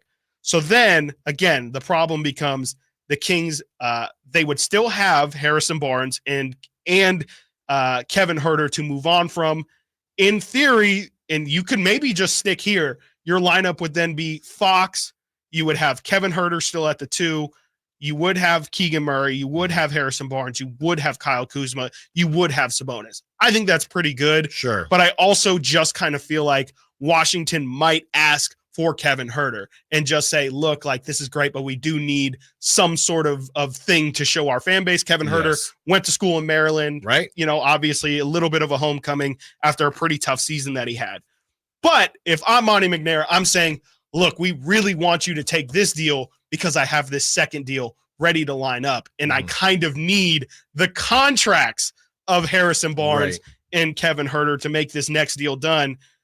This is where things become blockbustery. We heard reports last week that Zach LaVine is essentially Chicago might just look to salary dump him, meaning essentially they might even tie in a first-round pick or extra incentive to get you to say yes to a Zach LaVine deal. I took that as give me Alex Caruso. Of course. And especially if you're trading Davion, you have that hole at backup point guard. So I have Kevin Huerter, Harrison Barnes, a young player. I didn't want it to be Keon. Honestly, I'm willing to move on from him if it gets the deal done, but I really like the thought of an Alex Caruso, Keon Ellis backup backcourt. I think that's incredibly exciting and fun. So I tried to keep him. I thought maybe Jalen Slauson would be exciting. Maybe you can throw in some other young guys. Might need to go Colby Jones. You might need to go Colby Jones. I don't know if the Kings need to throw in a first round pick. I don't. Maybe the Caruso thing makes it So Chicago's like, hey, we would like something back, but I if I'm Sacramento, I might be a little bit hesitant because I said that's a really big contract that we're taking from Zach LaVine. Right. I don't know if I'm willing to do that. You should be happy with Kevin Huerter, who's a role player, Harrison Barnes, who's a role player for the next couple of years. You get a young player. Yeah, maybe we can work out a first-round pick if that's not enough. But then that gives you a Fox Caruso point guard lineup, LaVine, Keon at the 2. You still have Keegan, you have Kuzma, and you have Sabonis. And I just think that if you have that, what is that? 1, 2, 3, 4, 5, 6, 7 guys, you can maybe get 1 or 2 other guys in free agency. And again, this is not accounting for Malik Monk coming back either. If Malik Monk comes back, maybe you can play Zach LaVine at the 3. Maybe things start to become, if you even have a sense of Monk coming back, you might not even need to make this second move. But especially if Malik doesn't come back, I think essentially trading Lyles, Mitchell, Duarte, 1, potentially 2 first-round picks, Huerter, Barnes, and a young asset to get Kuz, LaVine, and Caruso makes sense to me. Wow. Who's the starting? Give us your starting lineup. Okay. If this gets done. So if that gets done, the starting lineup is Fox, Zach LaVine, Keegan Murray, Kyle Kuzma, Domantas Sabonis. You have Alex Caruso and Keon at the very least coming off the bench. Yeah. Let's do and it. You still probably have some version of the mid-level exception. Monty McNair, if you're listening, hey, man. Oh, man. Chris is cooking. Yeah. And all of those You need go an through. assistant GM? Yeah. All of those go through. Wow. Yes.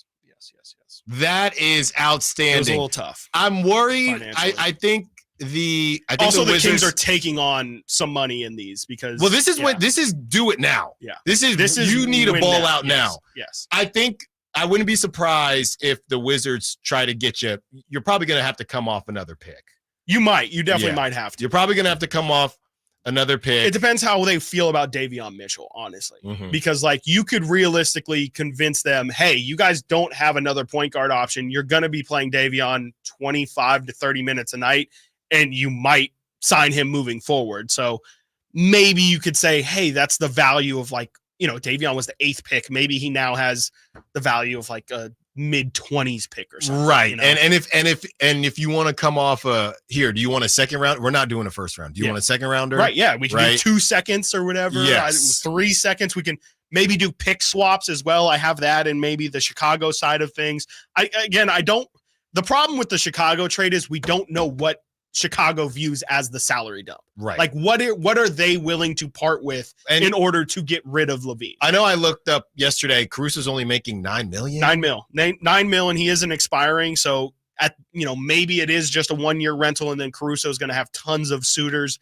in the offseason, or maybe you give yourself a leg up on it, and maybe he does sign with you long term. The phone lines are blowing up. Manny Too Legit on the Sack Chat. Fox, LaVine, Murray, Kuzma, and Domas would go crazy.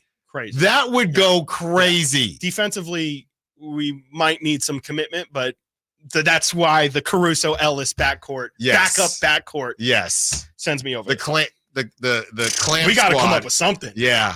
Wow, Chris, that was nicely done. Yeah. That was nicely done. We get your thoughts on Chris's blockbuster trades. Yes, it did. And that's why it's a Watkins Wednesday. We get your thoughts on Chris's blockbuster trade, your calls, your texts, your Sack Chat when we return. Also, do not forget, and how could you, Katie Christensen at 11:30 to break down all things Kings, Caitlin Clark, the WNBA. Stiles and Watkins, Sactown Sports. The only place you'll find Malik Monk is Sactown Sports. Oh my, what an athletic move that time by Malik Monk. Hey Sacramento, it's Malik Monk and you're listening to the home of the Sacramento Kings, Sactown Sports. Your local sports leader. Power Business Technology is proud to be 100% independent, locally owned, and managed Toshiba copier dealer. Local ownership cuts out the red tape, allowing ourselves to never be too busy to personally answer the call when our clients need us. Recognized for excellence in service execution, training, and customer service, we're proud to be named a 2022 Toshiba ProMasters Elite Dealer. Contact us today for all of your business printing needs at 844-POWER-BZ. That's 844-769-3729 or visit us at powercopiers.com. Father's Day at Hagen Oaks is sure to bring a smile to the men in your life. From shoes to shirts, from golf balls to golf bags, and from drivers to divot repair tools, Hagen Oaks has all this and so much more, including gift certificates for the father who has it all. Let Hagen Oaks Golf Super Shop be your one-stop for all your Father's Day needs. You'll even find the wildly popular Golf and Guitars concert tickets on sale. It's the Hagen Oaks Golf Super Shop, Fulton Avenue at Cap City Freeway, or HagenOaks.com. This segment is brought to you by Kia of Vacaville. Check them out at KiaVacaville.com.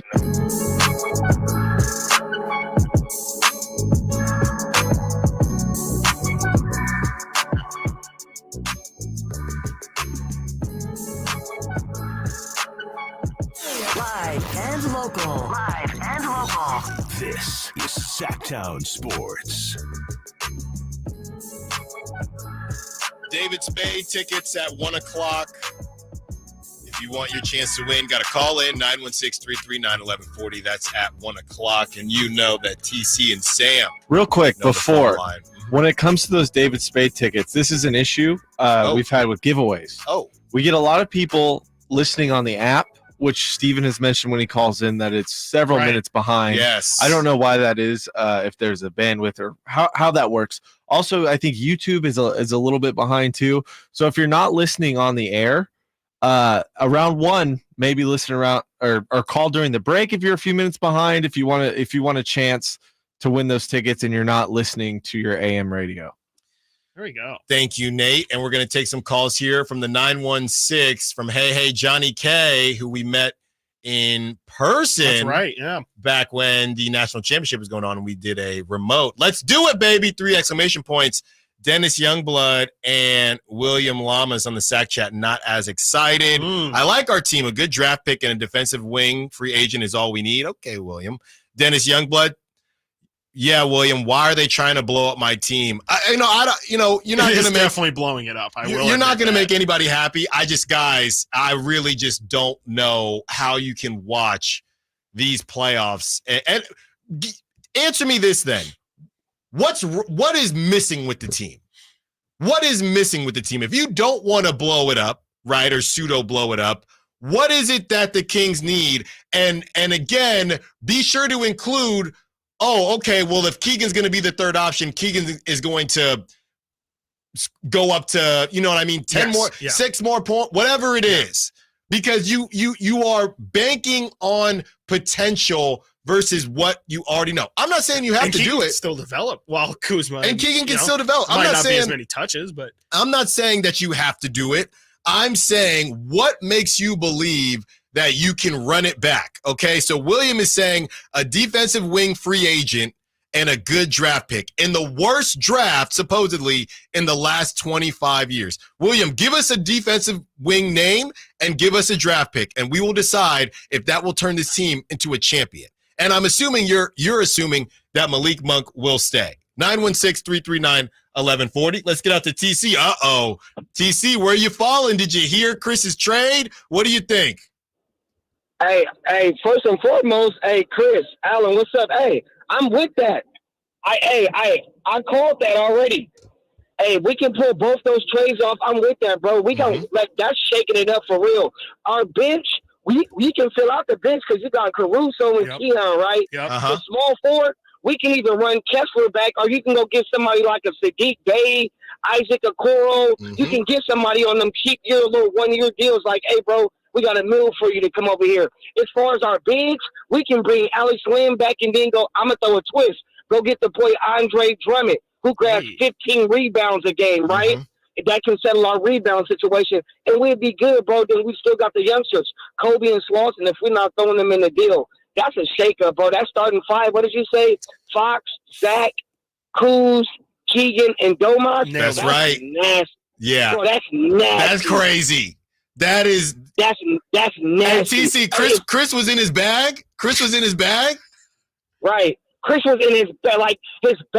Like, hey, Chris, you was in like your Gucci bag, bro. Right there. King, duffel. Bro, King, listen, do you know how popping? Y'all thought Doko was popping during King's game? If we pulled those trades off, bro, seriously though, Dude, it's It'd be crazy. off the chain. Yeah. Hey, listen. They pull a trade off, y'all. Y'all gonna catch me on the roof of Golden Woods. You want to get me down, Alex? TC's gonna be with the beam. I'm like, TC, get out. I'm gonna get my mic. Thanks for the call, TC. Great stuff. Great stuff. From William, he responded on the chat, Chris, and it kind of reminds me, we were going back and forth and had a nice conversation. When Mike Brown got extended, William says, my main issue is Mike Brown's horrendous offensive scheme. Oh, man. You can't win by the three-point shot. So essentially, this is less about the personnel, in William's opinion, and more about the coach. Yeah, more about the system. 916-339-1140. Let's get to Sam, who wants to be a part of the conversation. What's up, Sam? You're on Stiles and Watkins. What you got for us? Hey, guys, good. Well, little bit. Number one, Malik Monk is still in town because I see him playing out at Whitney Oaks. Oh, okay. Inside sourcing. Love it, Sam. So you're going to get that. Number two is that, we talk all these trades, but most of these teams will not make them because they don't want what we have. But I'm going to go a couple 3 points real quick. Number one, if Barnes becomes more consistent and doesn't hide every third and fourth game, that's what we really need. Barnes is okay, but he needs to play at an 80% level instead of a 55% level all the time and show up.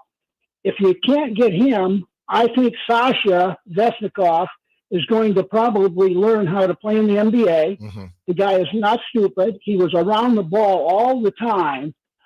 He looked a little lost because I don't think he understood the totality of how tough the NBA is. Right. But I think the guy is going to learn. So I'm kind of confident we could slide him in there behind Barnes or where Barnes' spot is if we don't have a trade. The only other thing is, as I've talked to you a little bit before, is you've got Herter, you got Barnes, you got Damian Mitchell, you got your 13th pick, and you also got, I'm going to tell you, I'll throw into the trade, is Cody Jones. Because he's a point guard, he looks good, and I think he will develop maybe under somebody that needs a point guard. But other than this, when I'm talking, how are you going to come up with Kuzma without giving up a Keegan Murray or an asset? Yeah. No, thanks for the call, Sam. We're up against it. I think you can pull it off, and we'll start with the Harrison Barnes piece. I think the issue is that we've been talking about this with Harrison Barnes for a couple years now, right? For really a lot of his career, if we're being completely honest. So, and then Sam went on to say that Sasha can maybe fill that role. This is definitely a bet on Sasha for sure. Yes, it's also a bet on Sasha. Well, I think Sam is saying if Sasha were to start, I think. I think regardless, even if he doesn't start, I think you trade off Trey. That means, again, Sasha kind of is their backup four at that point. Yes. So he's got to find out. Exactly. And I think that as far as Sasha is concerned, it's just maybe a little, even with what Chris is saying, that backup is one thing, but Sasha as your starter, we just didn't see. If we saw more from Sasha, I think I'd be with you. And unfortunately, he got injured. And as far as some of the other trades, I think Colby Jones is a name, Chris, that teams are going to bring up. And I don't think you necessarily, I think there's obviously a reason you didn't bring him up because you like to keep him, but push come to shove. And if you got to get it done, you got to get it done. The Kings also would be adding about $20 million in salary after all these deals are done. I'm not entirely sure where that puts them in terms of like the aprons and luxury tax and all that. But again, if they do a deal like this mega blockbuster deal, this is like you pay to play almost. And this is you saying, okay, we're not doing anything but actually trying to win. No longer talking about, goal is champ. Like, and no one actually believes it. Like second round is actually your ceiling. No, if you make these things, it is truly second round minimum, conference finals, hopefully further than that, I think is obviously the goal. You make this deal, what would you give the runway? 3 to 4 years? 4 years of get it done. I mean, in today's NBA, I'd say 2. Like you have 2 years to like till a readjustment is happening. Because you got to take a year essentially to get used to playing with each other. Yeah, I think so. But you can still have success in that season. Making the second round, I think, would be more than acceptable in that first season. And then second season, you would hope that those guys take off. They figure out how to play with each other.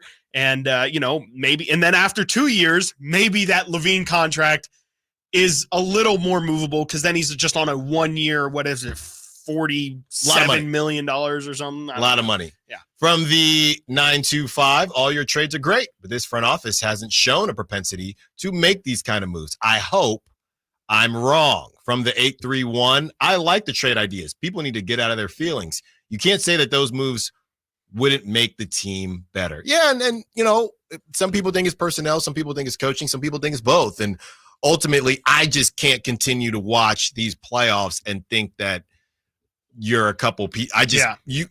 Again, blow people away with star power. And again, okay, the coaching, I think that these guys, everybody needs to improve, but there's just a talent conversation. Yes. Right? We are right around the time. And by the way, shout out Rancho Cordova Little League. They won again, Chris. They're undefeated since they came and saw the hit doctor. I'm just saying.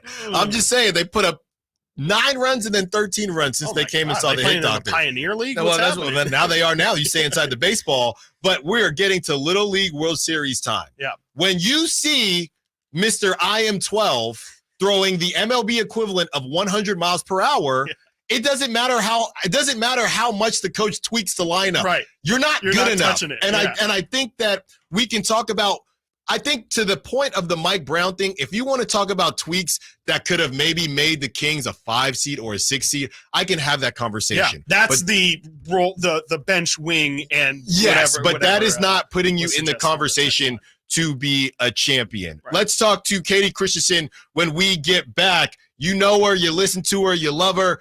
Color commentator for the Sacramento Kings, former WNBA player. Lots to get to with Katie when we return. Stiles and Watkins, Sactown Sports. Subscribe to Sactown Sports on YouTube and watch the Carmichael Dave Show with Jason Ross, Stiles and Watkins, and the Drive Guys. Live Monday through Friday from 6 to 6. Plus view archive shows and exclusive content. Subscribe at youtube.com/Sactown Sports. Drivers who switch and save with Progressive could save hundreds, which could be life-changing. I mean, you could put that money towards that zero-turn lawnmower you've always wanted. And after using its edge-shaping technology to meticulously sculpt the face of the Mona Lisa into your grass, you'll become the undisputed king of Saturday morning lawn care, leaving your neighbor and sworn enemy Gary to question his place in the delicate neighborhood ecosystem. And it's all because you could save money switching at Progressive.com. Progressive Casualty Insurance Company and affiliates, not available in all states. eBay Motors is here for the ride. Go ahead, feel your engine. Admire that perfectly installed exhaust. Your vehicle's moving along this freeway like it was made from fresh installs and a whole lot of love. With eBay Motors, you get over 122 million parts to keep it running. And with eBay Guaranteed Fit, they'll be the perfect fit every time. Plus, at these prices, well, we're burning rubber, not cash. Keep your ride or die alive at ebaymotors.com. Eligible items only. Exclusions apply. Father's Day at Hagen Oaks is sure to bring a smile to the man in your life. From shoes to shirts, from golf balls to golf bags, and from drivers to divot repair tools, Hagen Oaks has all this and so much more, including gift certificates for the father who has it all. Let Hagen Oaks Golf Super Shop be your one-stop for all your Father's Day needs. You'll even find the wildly popular Golf and Guitars concert tickets on sale. It's the Hagen Oaks Golf Super Shop, Fulton Avenue at Cap City Freeway, or HagenOaks.com. Hey sports fans, it's JaVale McGee here. Are you ready for the event of the summer? It's the Jug Life Charity Softball Game hosted at Sutter Health Park on Saturday, June 15th. Join me and all my celebrity friends for the #1 event of the summer as our incredible community comes together for a cause that counts. The Jug Life Charity Softball Game isn't just about softball. It's about giving back. All proceeds go to the water education programs and providing clean water to communities in need. Thanks to your support, our team with Jug Life is making a real difference, bringing hope and health to those who need it the most. Bring your family and friends for a day you won't forget. Cheer on your favorite stars as they hit it out the park for a great cause. Come celebrate Father's Day weekend at the Jug Life Charity Softball Game that's happening on Saturday, June 15th. Don't miss out. Get your tickets now at juglifewater.com. That's juglifewater.com. Join us, have fun, and make a difference. Jug Life. Drink water, give water, save water. Only one radio program captures the excitement of hunting and fishing as it happens. The award-winning California Sportsman with Sep Hendrickson. Only California Sportsman takes you where the action is. Live on the water, live in the blind, and live with the top pros and experts in outdoor sports. California Sportsman with Fishing Hall of Famer Sep Hendrickson is your premier destination for all things outdoors. Sep's Saturday Morning Outdoors. Ultimate Bass and California Sportsman, 5 a.m. to 8 a.m. Saturdays on Sactown Sports 1140.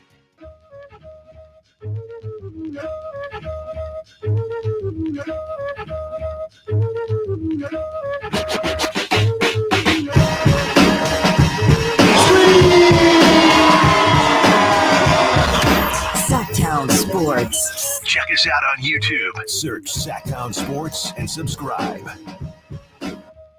As promised, we are joined by Sacramento Kings color commentator and former WNBA player, Katie Christensen. Katie, thank you for joining us. We were chatting back and forth, and I really appreciate you making the time. Yeah, no worries.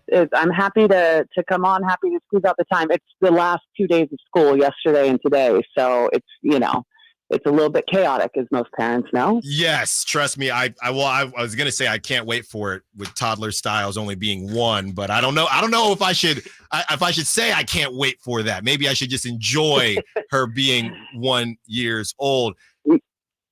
Yeah, I think that, enjoy that time, because pretty soon, once they go into school, your schedule is no longer your own. Oh man. All right. Well, I will definitely try to enjoy her nap time today after the show. Time. Oh, I miss those too. Yes.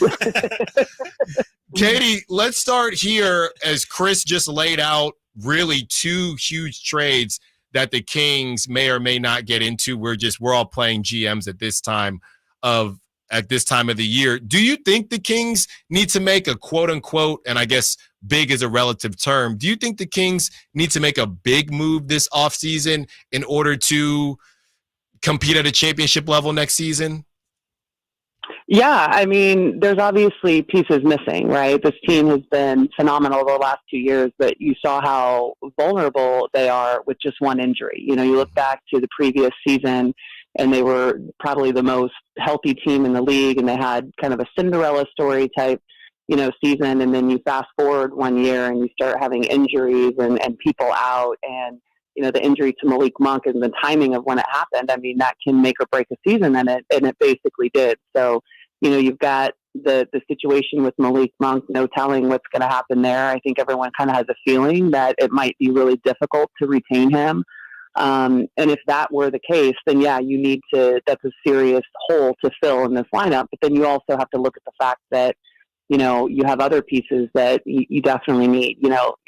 A year ago, Dallas didn't even make it into the play-in tournament. Right. And they traded for Kyrie and, still trying to figure it out. And then now they're in the NBA finals a season later. So things can change very quickly. And the Western Conference is just brutal in every way, shape, and form. And so you've got to think that teams like the Lakers and, the Warriors, like, what are they going to do? So you have to be able to compete with the talent that's in the West. And you have to pray for staying healthy. So, yeah, I mean, it's the time of the year where everyone's saying this name, that name, whatever. And I personally try to stay out of it because it's like, it's all, conjecture. You're trying to project something that, there's no way of telling what's going to happen. And it's kind of the same thing looking back to the trade line where there's criticism of like, oh, they should have made a move. But we, as the public, have no idea what was on the table and what was being asked for.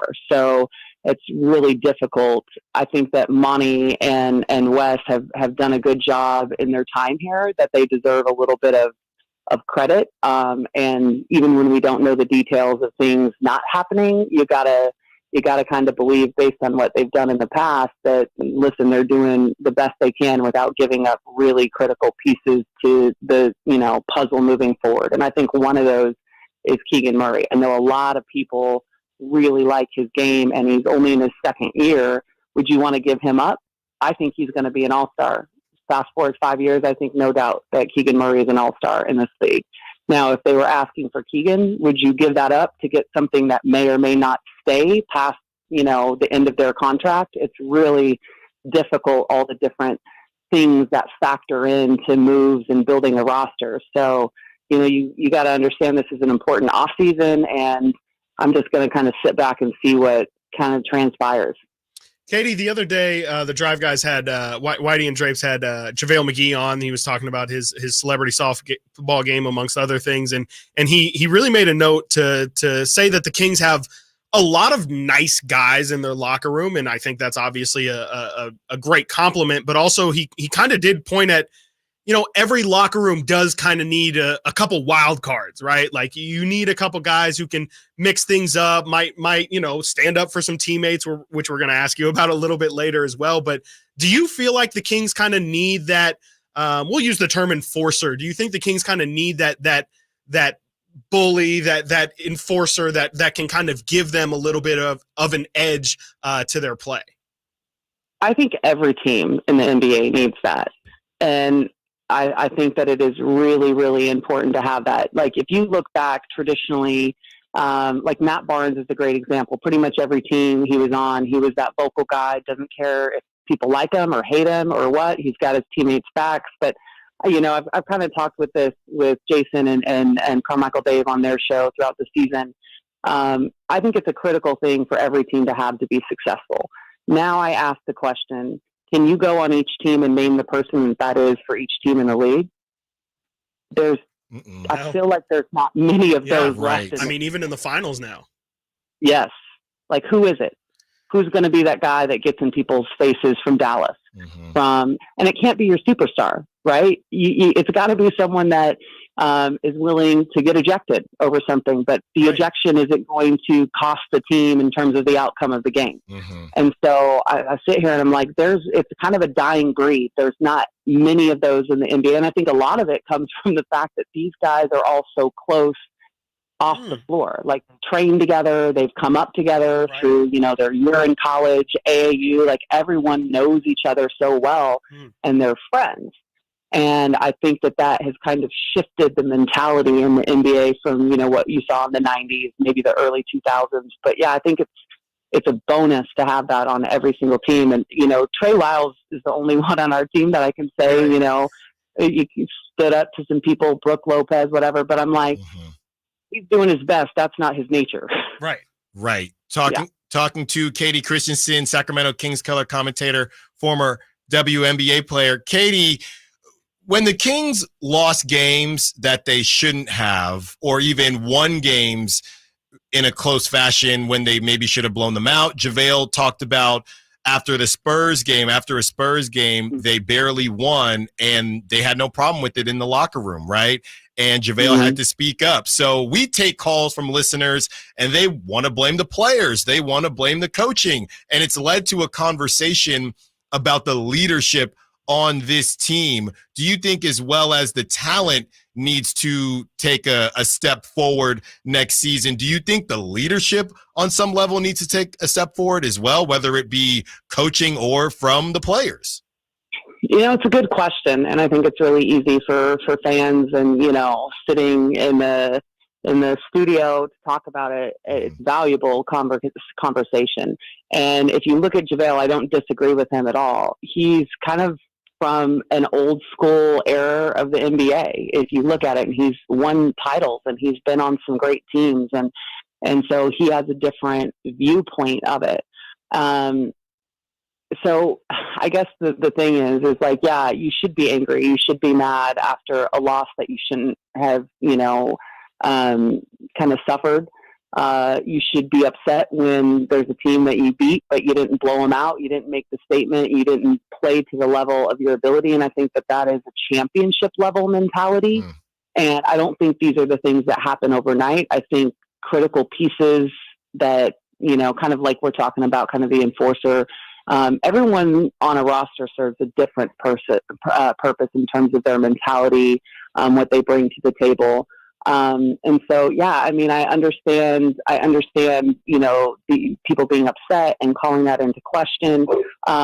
Sorry, I'm outside away from my kids, but that also means that my dogs are out here. So I apologize. No worries, for the you're fine. This is the life I'm living right now. Motherhood.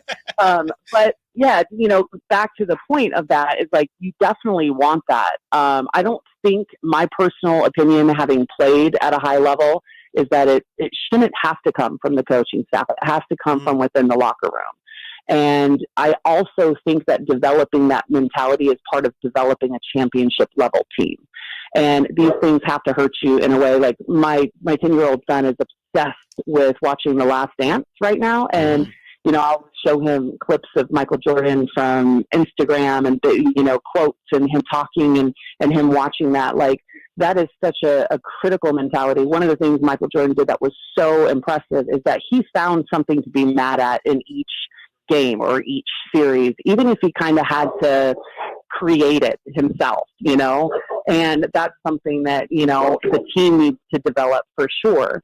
But I think it's part of the process. And so, when you're Monty and Wes and you're looking at these things, those are also pieces of the puzzle that you're trying to add. And there are players that will speak up and say that. JaVale is a perfect example. Yeah. But at the same time, it has to be someone that is critical to each game, right? And this is not a knock on JaVale. He wasn't playing critical minutes. He wasn't part of the rotation on a consistent basis. And so it has to come from someone that is also out there contributing.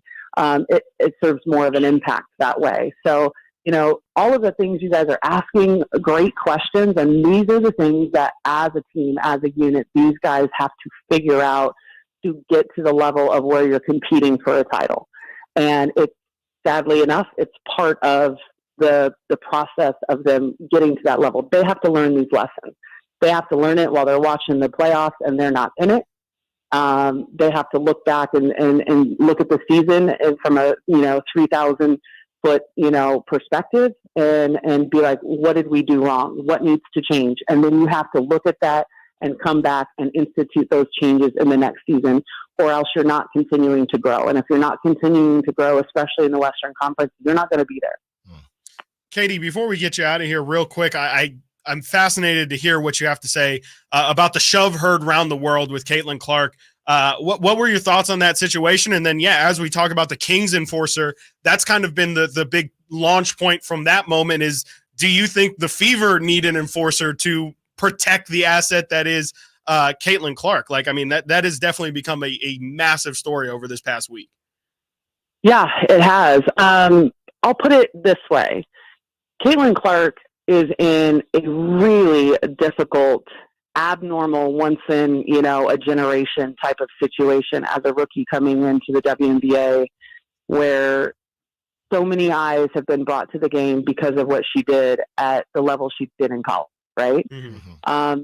And then you really do kind of enter a different reality, a much different reality. And I know that there was, kind of after the, during the college, tournament, and Diana Taurasi, who I played with, and can honestly say best teammate I've ever played with in my entire career. Wow. And she's the best player, without a doubt. Like, you can't look at her resume and say that she is not one of the best to ever play the game at the women's level. It's not even, there's few names that are up at the top with her. And there was a lot of outcry over her being asked by, SVP, like, what can they expect? And she said, reality is coming. And a lot of people took that as like kind of hate. Mm-hmm. And it wasn't. It was she was speaking truth. And she also went on to say, like, what she's done for the game and all these things, and that she's a great player.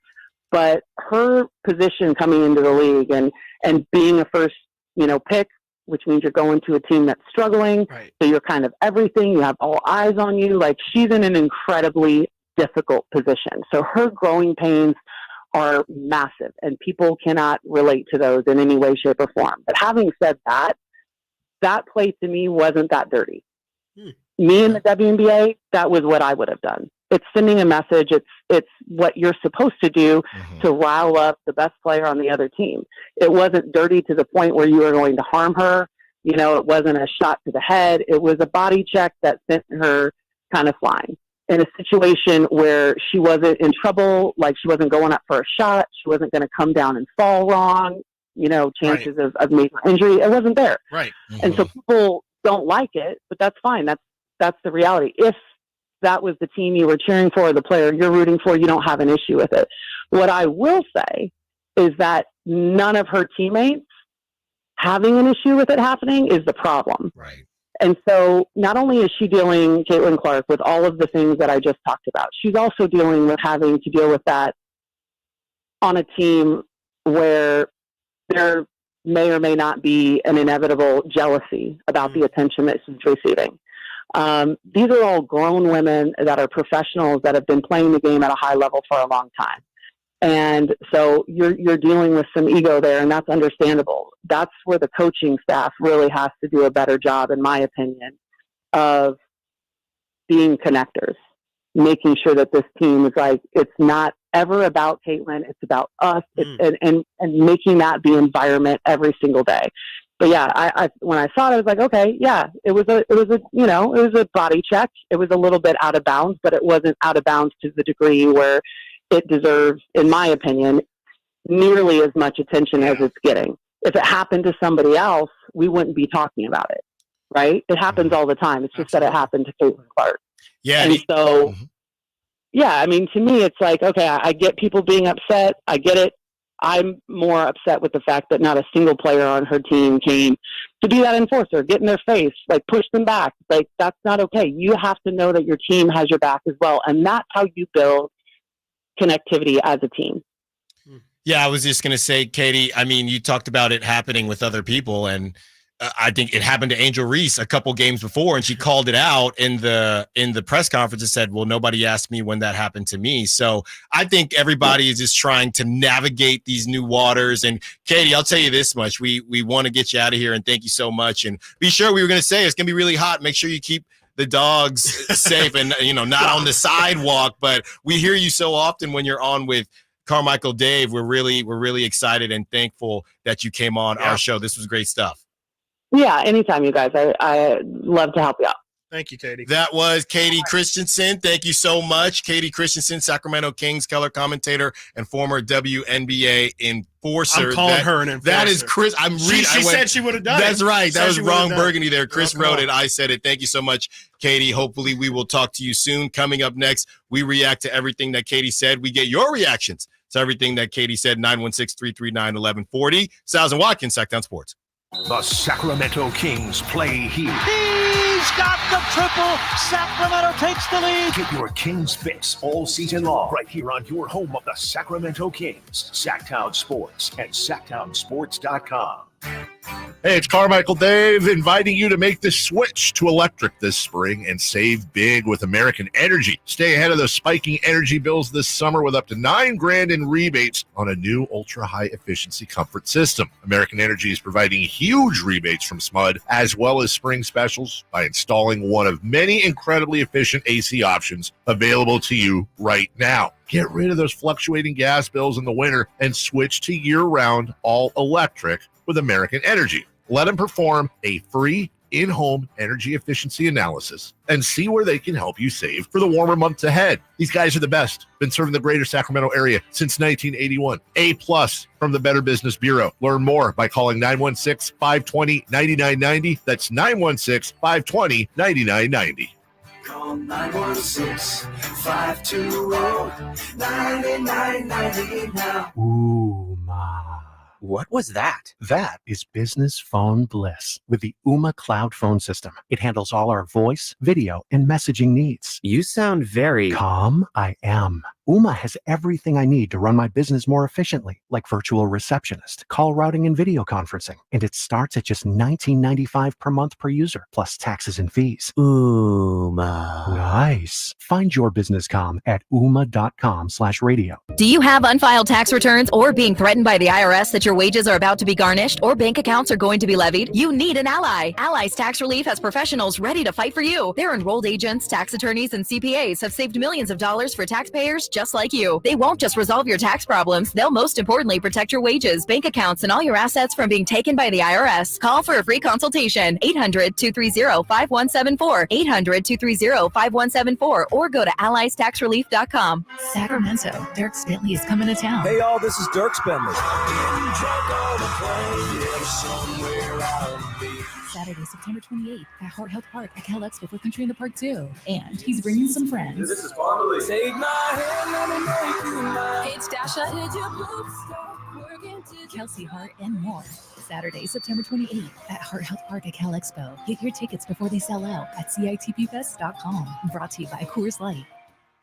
I remember as if it were yesterday. I reached down to move a nightstand and was astonished at the weight of the piece. Hi, this is Frank LaRosa with a word about Naturewood Home Furnishings. At that moment, I instantly recognized the difference between Naturewood's quality furniture that will last a lifetime versus lesser quality furniture found elsewhere. Now, I suppose there's a huge difference in what you'd put in your first apartment and what you would live with in the comfort of your own home. Right now, Naturewood Home Furnishings Made in USA sale is a great time to fill your home with solid, superior quality furniture to reflect your own love for life.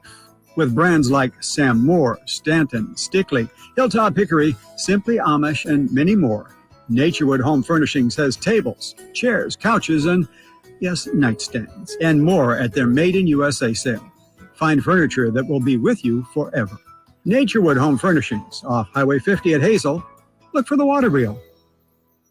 At the Good Feet store, we take pain very seriously. Whether in the foot, knee, hip, or back, Good Feet makes over 300 styles, flexibilities, and sizes of pain-relieving arch supports. With 26 bones, 30 joints, and over 100 muscles, tendons, and ligaments in each foot, a lot can go painfully wrong. So there's a trained arch support specialist at each Good Feet store to give you a precision fit. Come in for a free fitting and test walk. No appointment necessary. Good Feet arch supports are HSA, FSA eligible. The Good Feet store in Sacramento, Roseville, Vacaville. Online at goodfeet.com. Want the best movie experience in town? Join Sactown Sports IMAX Pass by visiting SactownSports.com. Sign up today. You can win tickets to see this week's films at the Esquire IMAX Theater.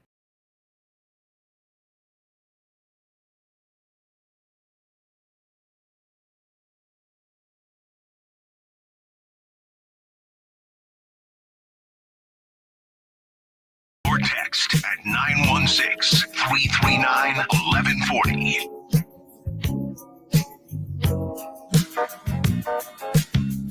So when you have a lot to get through and a lot to talk about, like we did with Katie Christensen, who that will be up on YouTube very shortly. If you happen to miss it, I know a couple people had texted in and Sac chatted it and said they were doing something for work and couldn't listen. You can rewind our live feed. You can check it out on YouTube. It also will be up on Sactown Sports app and on the SactownSports.com. You can access it that way. But when you have a good of a time as we had with Katie, sometimes you go a little bit over, okay? And that is what happened. And Nate tried to hit us. We really need to get that sounder with the Dolphins, the clock, because we definitely smoked that segment, and that's what happens when you are having a great conversation. And it was definitely worth it. It was definitely worth it. And Chris, so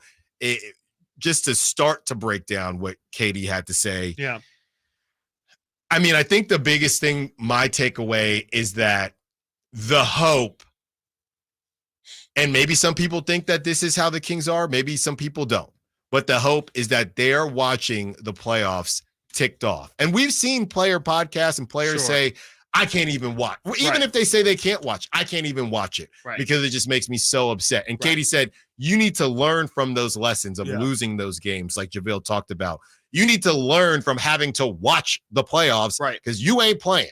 And my hope, I have no clue, And Malik is a little bit different. You know, that's not to say don't enjoy your summer, okay? If you make a lot of money, enjoy that money. You know, you earned it. But Malik is in a different situation. We don't know where he's going to be, right? He could do it personally, but not from a team standpoint. So, if you're Domantas Sabonis, I hope you are ticked off watching the playoffs. If you're De'Aaron Fox, I hope you are ticked off watching the playoffs. I hope you're thinking back to that stupid Pistons game that you tricked off at home. I hope you're thinking back to that Trailblazers game. I hope you're thinking back to that Hornets game because it's just not going to fly. And what Katie is saying is, we talked about the enforcer, and you probably do need one of those. I would say that it feels like the Mavericks have a version of that in PJ Washington. He's kind of taken that on, but I don't think he can't afford, to Katie's point, to shoulder check somebody and get ejected because they need PJ Washington. Right. So we have no clue what these guys are doing, but I think Katie made a great point. The hope is that the growth that we talk about as players, your 3-point percentage, you're this, you're free, you're this, you're that. You also have to grow as a leader and off the floor, and hopefully the Kings will continue to get there.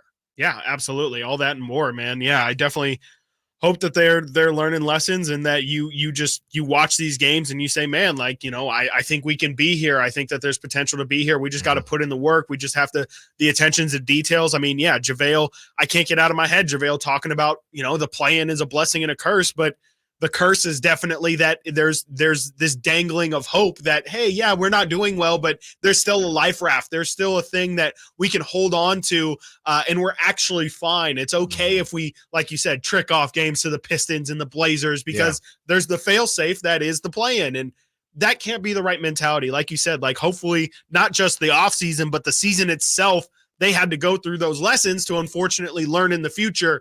Let's not put ourselves in that kind of situation ever again because it's just up to fate at that point. There's really so many other factors that play into it that you can't account for if you're going to say, let's just hope that the play-in works out for us. Yeah. And people are going to stop believing you if you sit there. That's like we're talking about the Pistons. When the Pistons do media day, I don't think the Pistons are talking about championships. They're talking about getting better. Yeah. They're being less specific because they would get laughed at. Just like when Ja Morant said he thought he was as good as Kobe or Michael Jordan. We don't want that. Not afraid of the West. Right. Exactly. Well, I think he might have actually been serious for that one. But we don't want the fake bravado. Right. There's enough fake bravado to go around. We don't want the fake bravado.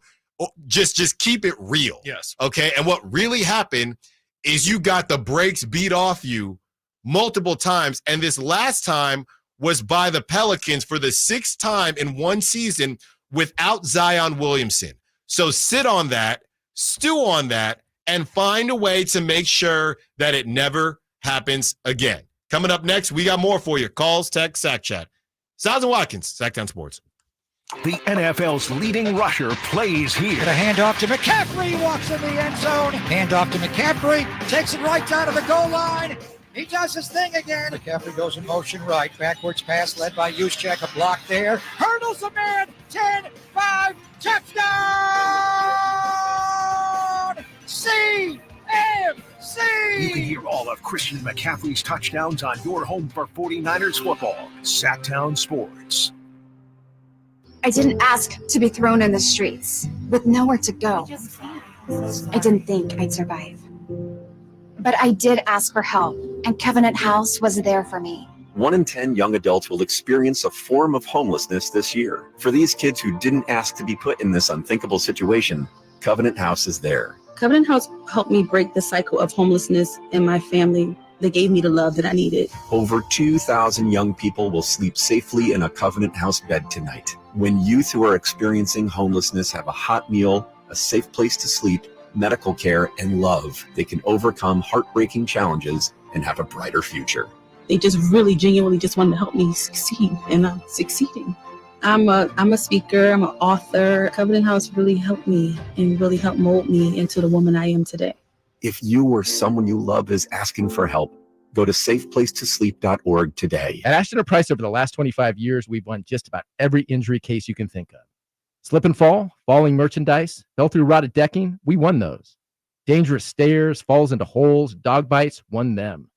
Injured while pedestrian or on a bicycle, auto, motorcycle, big rig, company vehicle, Uber, or Lyft accident, we've won them all. And the best news is there's no fee until you win.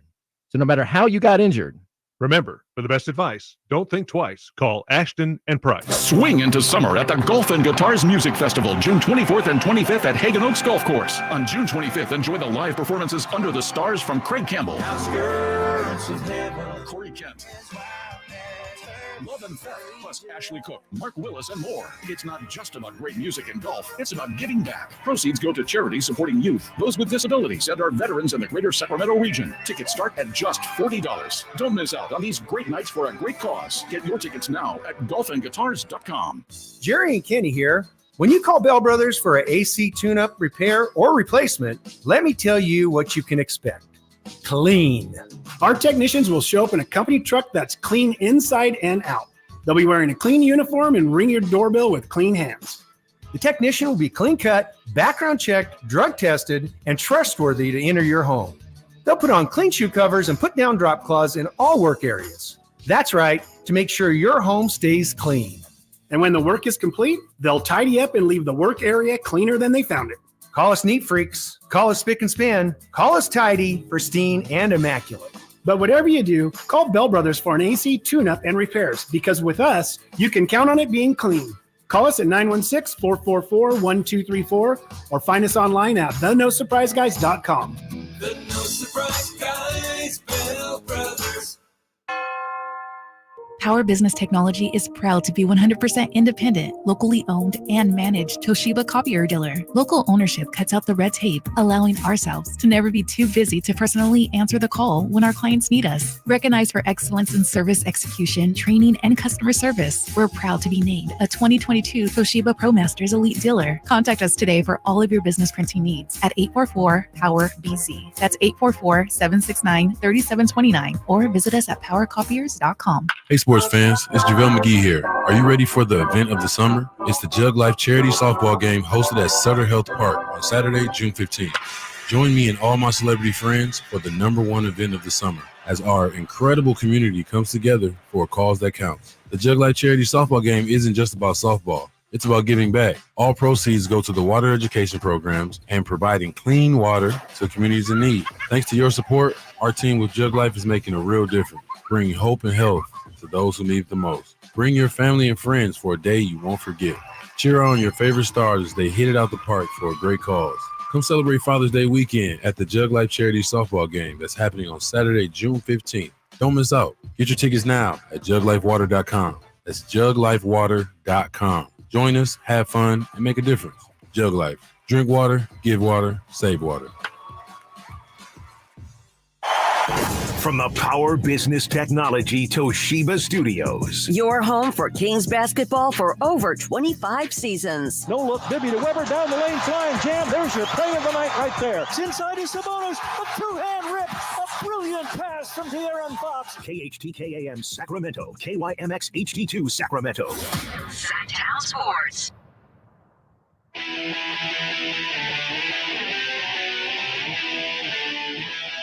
Live and local. Live and local. This is Sactown Sports.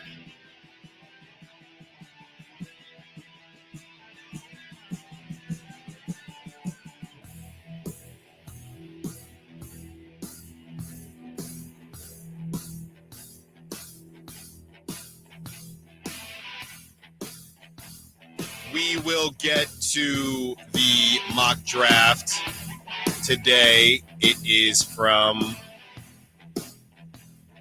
what is it from, Chris, The Athletic?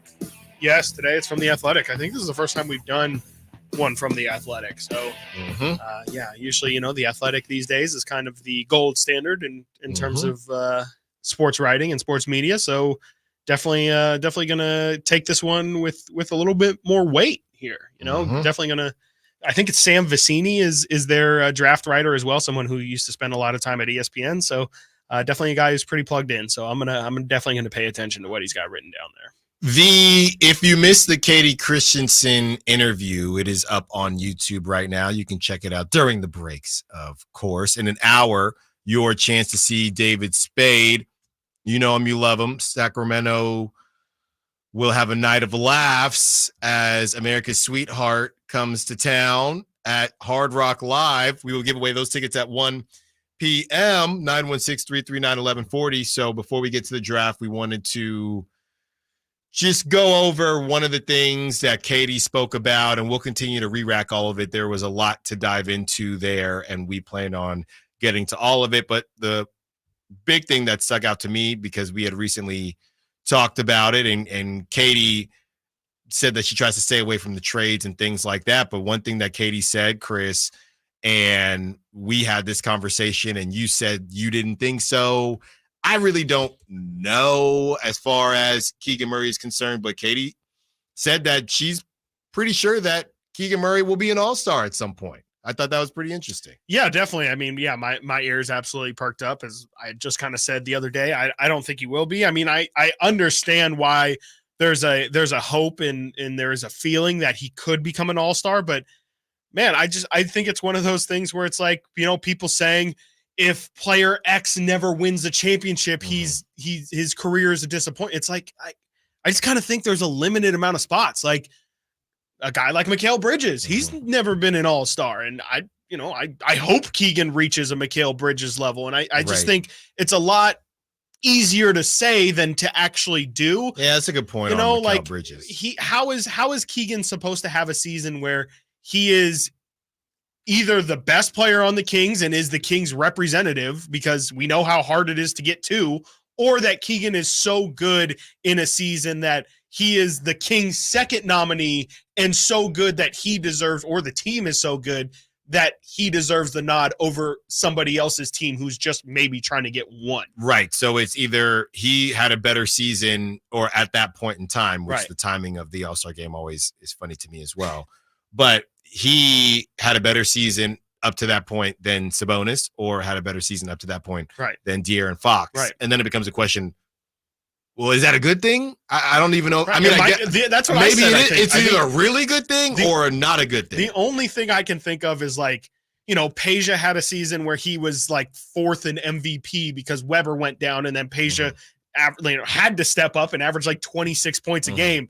That's kind of the only situation in which I could see it. And that would be not a good thing. Yeah, it's definitely not a good thing. And then, you know, I don't know if I can see Keegan Murray as a number one scoring option on a team. Like, I just think he has a long way to develop. And, you know, I'm not personally as high on the overall ceiling of Keegan. I still think he has a lot of room to grow. I think he will grow into some of it, but I think there's just some things that I feel like are too insurmountable of a leap that he would have to make in certain areas for me to think that, you know, he can be a true number one option on a team. Like, I think the second option is obviously his best hope, but the Kings would have to be like the Minnesota Timberwolves and have, you know, an Anthony Edwards, probably a De'Aaron Fox, and then he would be the Karl Anthony Towns 12th guy, maybe an injury replacement. Michael Porter Jr., who we keep bringing up. That's another name that Keegan's got to clear too. And I don't know if he's never been an all-star. He's never been an all-star. No. Jamal Murray's never been an all-star. Like, there's just a lot of really CJ good McCollum. McCollum. Like, there's a lot of really, really good players who have never gotten over that hump. And I just think it's going to be really tough. I mean, I don't know what he's going to be competing with guys like, you know, Luka and, you know, probably not Anthony Edwards. He'll probably remain a guard for his career. But I mean, there's going to be a long line of players, I'm sure, that come into the league that Keegan's going to have to continue to grow over. I mean, Jalen Williams, I think is at least on the fast track right now to maybe leap over a guy like Keegan when it comes to, you know, all-star kind of notoriety. So I just think it's a little easier said than done. Yeah. And even if he's not, like, it's okay. It doesn't mean he's a bad player. Right. It doesn't matter. It doesn't mean that he can't be sought after. I mean, look, the Nets essentially want to build around a guy who's never been an all-star in Mikal Bridges because they still think, and he's, I believe, 26. 28. He's 28. Yeah. So he's not even really a spring chicken like that. Not so anymore, that doesn't mean that he won't have value. That doesn't mean that he can't help the team. That doesn't mean that you can't build around him. And if you still think he's going to be one, I mean, look, if anybody knows ball, it's Katie Christensen. So I would, and I don't even know where I fall on this. I think where I just fall is the Kings kind of confuse me because with what you just said, Chris, now they know they need to take a swing and go grab someone. And similar to the conversation we had earlier this week, you go grab someone. How do you make sure that Keegan is still progressing at the same pace? Right. So if you go get any of these guys, that's touches that he's going to miss out on. So how do the Kings, it feels like they're trying to do multiple things. And the only reason I say that is because you're making Keegan Murray untouchable. So if you're, what is the value of somebody that is quote unquote untouchable? So if you're making somebody untouchable, that tells me, in my mind, off the top of my head, it makes me feel like this is a cornerstone to your team, right? Yeah. But if somebody is untouchable, but you're trying to bring in somebody else that could take touches from him, why is he untouchable? Yeah, no, it's a great question. And that's why the Kuzma thing to me initially. Okay, let's run back that outstanding trade that you cooked up earlier. So Kuzma, LaVine, De'Aaron Fox, Sabonis, right, and Keegan Murray. Yep. Where is Keegan the fifth option on that team? Is he the fourth option on that? He's the fourth. That's a great question. Well, so there's no Keegan will not be an all-star if that trade happens. Yeah, absolutely. Because he ain't getting no shots. No, probably not. I mean, but that's where like he changes, right? Like he can't be the Keegan Murray that we've known. I mean, he'll still be a great spot-up shooter, but we probably abandon the Keegan Murray needs to take shots off the dribble thing because Kuz is doing plenty of that and LaVine's doing plenty of that. Keegan, just be your knockdown shooter self, and maybe it's okay, we abandon some of that, but let's use that energy towards defense. So now you are the 3-and-D player that everybody's looking after and everybody wants to get, and you're hyper efficient because you could do more, but we're only having you shoot, which is your best asset. It's the only thing you're here on offense to do is just run around and shoot. I think it helps him a lot. I think he becomes more efficient, but yeah, his numbers are probably going to plateau to some extent. But again, it's for the betterment of the team. If you're asking me how worried I'd be of that versus making that deal happen, I'm sorry.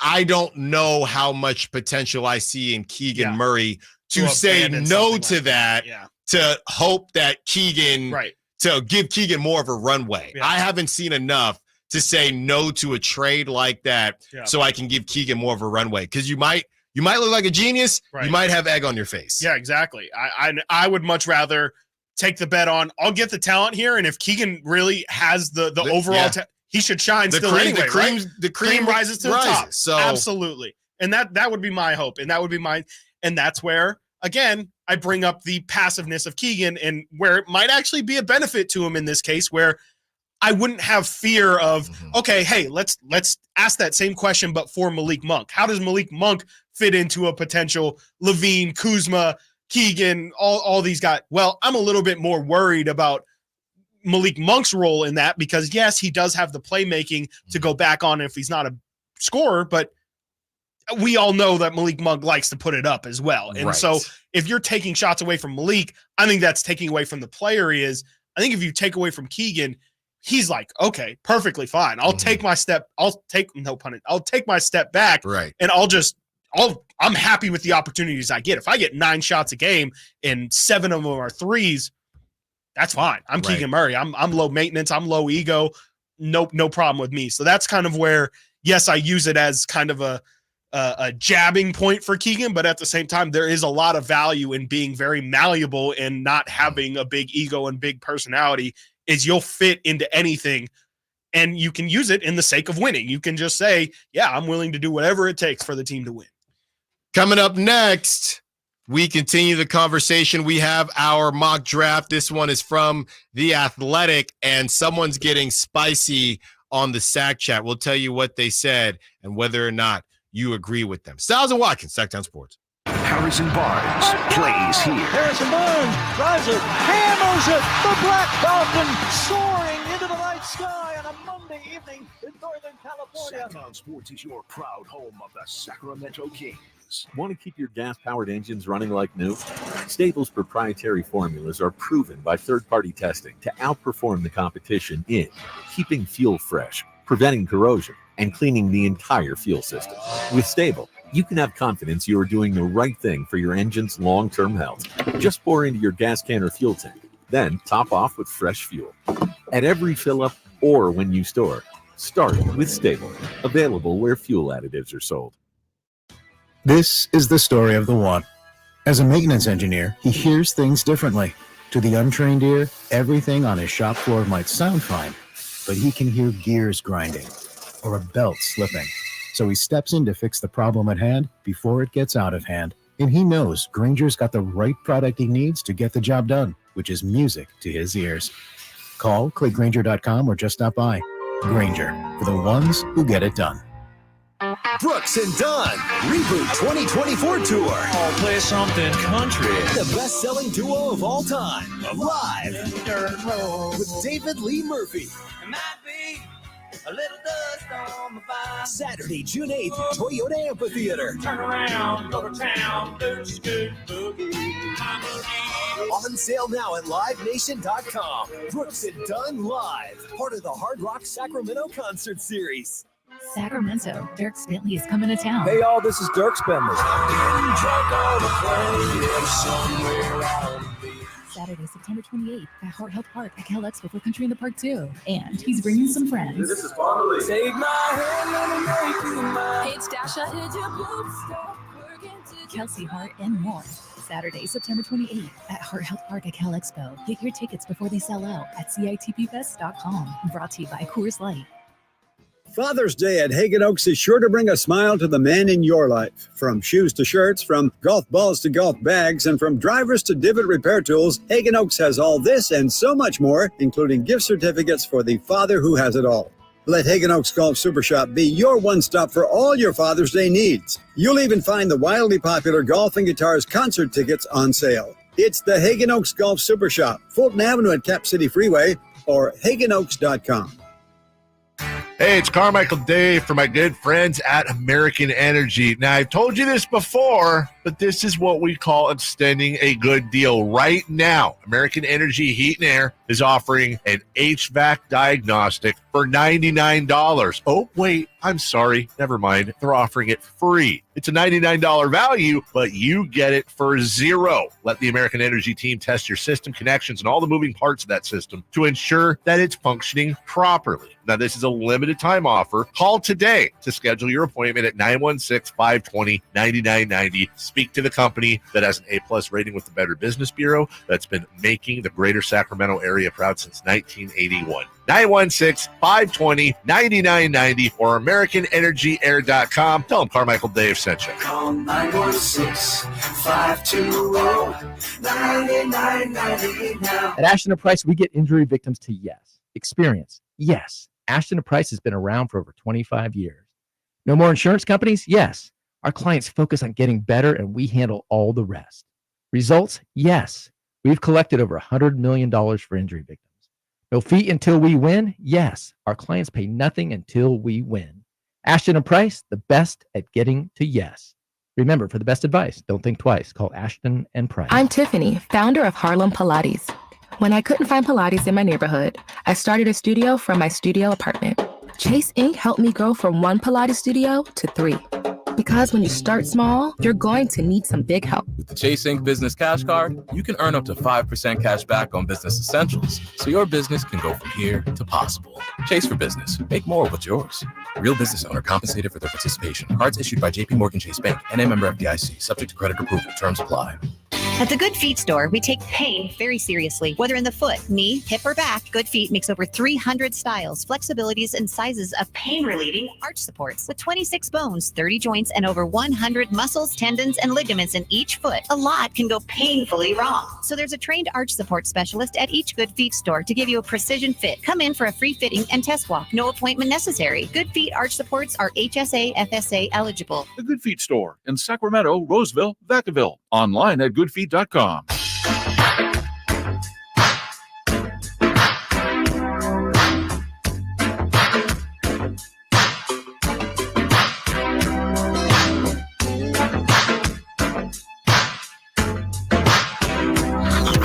Sactown Sports. Check us out on YouTube. Search Sactown Sports and subscribe.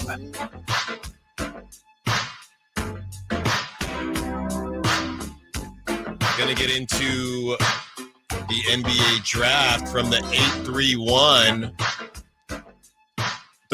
45 minutes, 1 p.m. tickets to win David Spade comedy show tickets from the 831. I'm going to play a little devil's advocate here for the sake of conversation. Please. and I think we were kind of saying this already, but they say if that's the case and Keegan would be getting way less shots due to potential roster additions, why not just trade him to swing big? Yeah, that's what that was basically my question with the Kings. Right. What are you actually trying to do? And it becomes one of those things. I could definitely see it where, let's just live in the hypothetical world of, we have Kuzma and Levine now with Keegan there. What are the odds that the conversation then becomes, wow, Levine, Kuzma, perfect fits.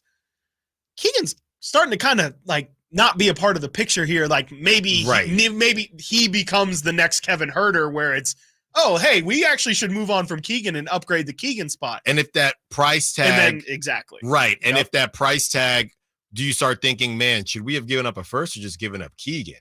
Right. Because to me, any untouchable should be third option or better. Yeah. With that third option with the ability to become a second or first option when you're talking about an untouchable. And if Keegan is going to be an untouchable, and I mean, look, let's take a step back. Realistically, as much as we love Chris's trade and Monty McNair would probably eat free in Sacramento for the rest of his life, I'll take it for him. I don't know that they would do both. So let's just play with the idea of one.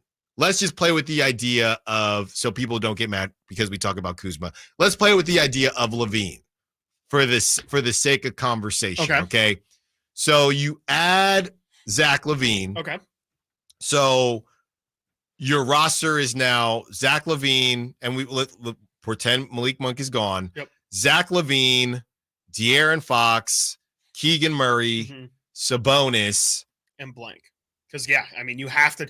Again, if you're greeting Zach LaVine, you have to trade Barnes and Huerter contract wise. And that's the problem. That's why that was the. Well, this is the Keon conversation now. Sure. Yeah, we can play Zach LaVine at the three. Three, right? That'd probably be the easy fix. But then my argument would be, did you really get better? Like you thinned yourself out. You turned two into one. Is that one better than the two that you had before? Fine. Sorry to people. No, I'm not saying. I'm saying sorry to text line. Kyle Kuzma, it makes more sense. It's just a better conversation. It's a better conversation. Yeah. So Kyle Kuzma, Keegan Murray, De'Aaron Fox, Domantas Sabonis, and Keon. It has to be Keon. It has to be because again, if you're assuming in this Kuzma trade, you keep 13, which I feel like Washington would probably want 13, then you're essentially hoping that you take a starter at the Kevin Huerter replacement then essentially is maybe that 13th pick. Like we've seen, and it's all of these mock drafts that we've seen here, these guys are accounting for Malik Monk not being here and saying, yeah, the Kings could be in on a guy like Devin Carter. They could be in on really anybody. I mean, it could be any of the players that are guards or forwards available if Malik isn't going to be there. Well, if Kevin's not going to be there either, then I just think, you're kind of screwed. Like, I don't think you're screwed, but I just don't know if you're necessarily better because you turned, again, you might even, if you just trade Huerter and you still have Barnes, then you have Keegan, Kuzma, and Barnes with Lyles and Vezenkov still, if you keep Lyles in this trade, then you have more forward depth. But you just have such a big gap then at that shooting guard position. I just think that then becomes the biggest position of need. And when the Kings start to underachieve, if they underachieve, I should say, but I would think they would, I just think the conversation is then going to go to, we need to still improve at that Keon spot. And then it's a endless loop of, okay, well, who are we trading to get the upgrade at the Keon spot? So and it looks a little bad now because this guy has been on a tear, but when I was trying to make myself feel better when the Giants missed out on Aaron Judge, I said, well, Aaron Judge just set the American League home run record. Yeah. Okay. It's a big boy. Yeah. And he can get injured from time to time. He plays the outfield. He'll run into walls. He's a pretty darn good right fielder. And my thought process was, and I don't remember what his contract is, but my thought process was, So what are the chances Aaron Judge is going to get better? Right. What are the chances he's going to do it again? Yeah. And that next season, he was injured, right? This season, now he's balling. Yeah. I still don't think he's going to break that record, but he's going to have a really, really good season. Yeah. And the Yankees are rolling, and he hit a bunch of home runs at Oracle Park just to put salt in the wound. So let's flip that on the other side. Kevin Huerter had a pretty bad season. Right. Coming off a really good season. Yes. Should we not assume, if we assume that Kevin Huerter splits the difference, how much better, if you did stand pat and I ate the Carolina Reaper, how much better are the Kings if Kevin Huerter splits the difference and is just better than he was last season? Right.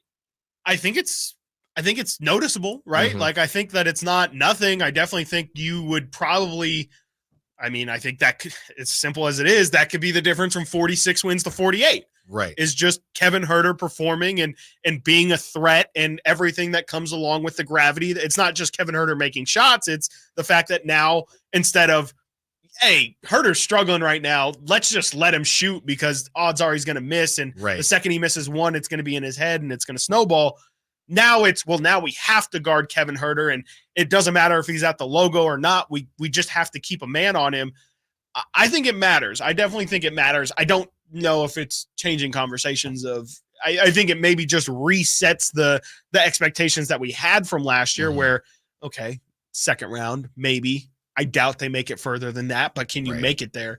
And I think that's just kind of the problem is you if you're going to continue, however many versions of running it back you can do or say you've done, it's just more of spinning. You're rudderless. You're just spinning your tires and your Memphis Grizzlies, you're grit and grinding. It's like, all right, yeah, we're a good team, but when are we going to do the thing that sets us over the top? And I think that's just always going to be the case when you have those other pieces besides the Keegan, the Sabonis, and the Fox. And that's the catch-22, because the only reason I say that is because you talked about the hole at the shooting guard position. So I'm thinking, okay, well, what if you can get Kyle Kuzma and you only move Harrison Barnes, some young guys and picks? I mean, at that point, maybe we're talking 50 wins. But then, wins. if you're the Wizards, what are the Kings cooking up without Kevin Huerter that they would want, unless you're just going to give them a ton of picks? Yeah, and that kind of becomes the question: is what we don't even have 100% confirmed of what Washington wants. I mean, the reports have been that they do want another first round pick this year.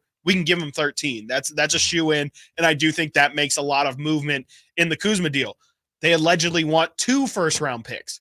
You could do a 28, or that's where I think you can start to throw in Davion Mitchell. And again, say like, all right, is that a late first equivalent? Is that like a early second equivalent? Okay, well, let's throw on Trey Lyles. What does that equal? And then like, again, I think you can just stack it up to the point where you can hopefully get him and not have to give up enough important pieces. But yeah, I mean, I think if Kuz and Huerter are together, I feel like the team could be pretty decent. I think that's still, I would say, like, I don't know how much you're improving your ceiling, but I think you're raising your floor. Right. Yeah, I mean, obviously nobody knows how this thing is going to go, but I'm not on board with the running it back. No. And, Katie, and you can go listen to or watch the YouTube and listen to the pod as well. Katie Christensen, who was on with us a little bit earlier, Katie essentially said it in the nicest way possible. I mean, they need to grow, but you're going to have to make some moves. It's just a matter of who you want to bet on. Yeah. If you want to bet on somebody bringing it in, and it sounded like, that's how we got into the Keegan Murray all-star conversation and what you think Keegan is going to be, because these price tags, I think, Katie's starting to scare me a little bit. These price tags, they're going to climb up. That inflation, it's a real thing. Coming up next, well, you can pick from the NBA draft and you can improve your team that way. And today we have our mock draft from The Athletic. Let's see who The Athletic has drafted for the Sacramento Kings. And a little after that, we discuss what defines success, focused mostly on Niners versus Giants, but we can extend this thing to just sports in general. Your calls, your texts, your Sac Chat, Stiles and Watkins, Sactown Sports. Did you miss any part of our live local shows? Don't worry, you never have to miss them again. Check out SactownSports.com and search our podcast page and play our shows when you want. The Carmichael Dave Show with Jason Ross, Stiles and Watkins, and The Drive Guys. Plus, other podcasts like Return of the Empire, Return of the Roar, the Stingers Up podcast, and Golf to Go with Frank LaRosa. They're all available right now on SactownSports.com. The Sacramento Kings play here. He's got the triple. Sacramento takes the lead. Outstanding ball movement by Sacramento. Every triple, every jam, every Kings win. Sabonis with the jam over the Joker. He's got the three-point shot. Get your Kings fix all season long. Right here on your home of the Sacramento Kings. Here's a steal by Fox, the breakaway. He's got the rip with the left hand. Sactown Sports and SactownSports.com. Our first year as the radio home of the San Francisco 49ers is one we will never forget. It's a toss to McCaffrey, a cutback run 30, breaks 340. McCaffrey midfield. McCaffrey 40, 30, 20, and toasting it all the way down to the 3-yard line. On the first play of the game, CMC Dynamite. Congratulations to the 49ers on a terrific year. And thank you for so many wonderful memories. This segment is brought to you by Kia of Vacaville. Check them out at kiavacaville.com.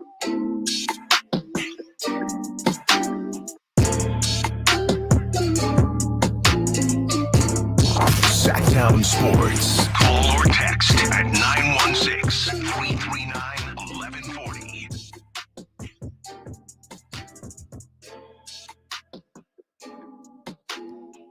All right, it's time. Who are the Kings drafting today? And this one is from The Athletic.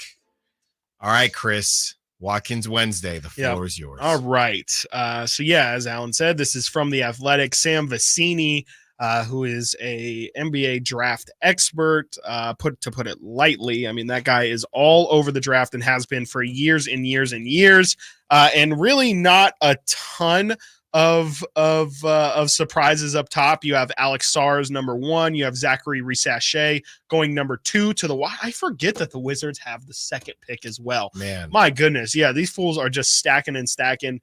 And number 3, they have Reed Shepherd going to Houston at 4.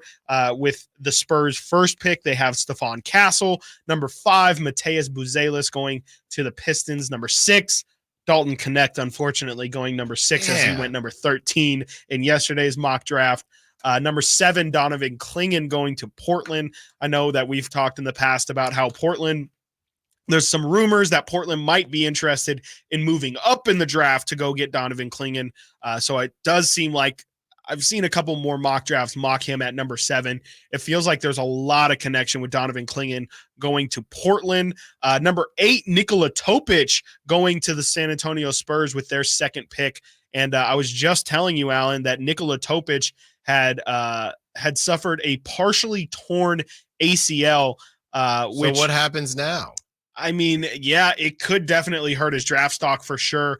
And I'm seeing here, even in Sam Vecini's write-up, however, Topic has suffered 2 recent sprained knee injuries, causing him to miss most of the 24 calendar year to this point. So this has clearly been a problem with him, and I don't know if it's both knees, if it's the same knee, or if this is just kind of something. This is a diagnosis of what has been wrong all season, but definitely not good news when you're.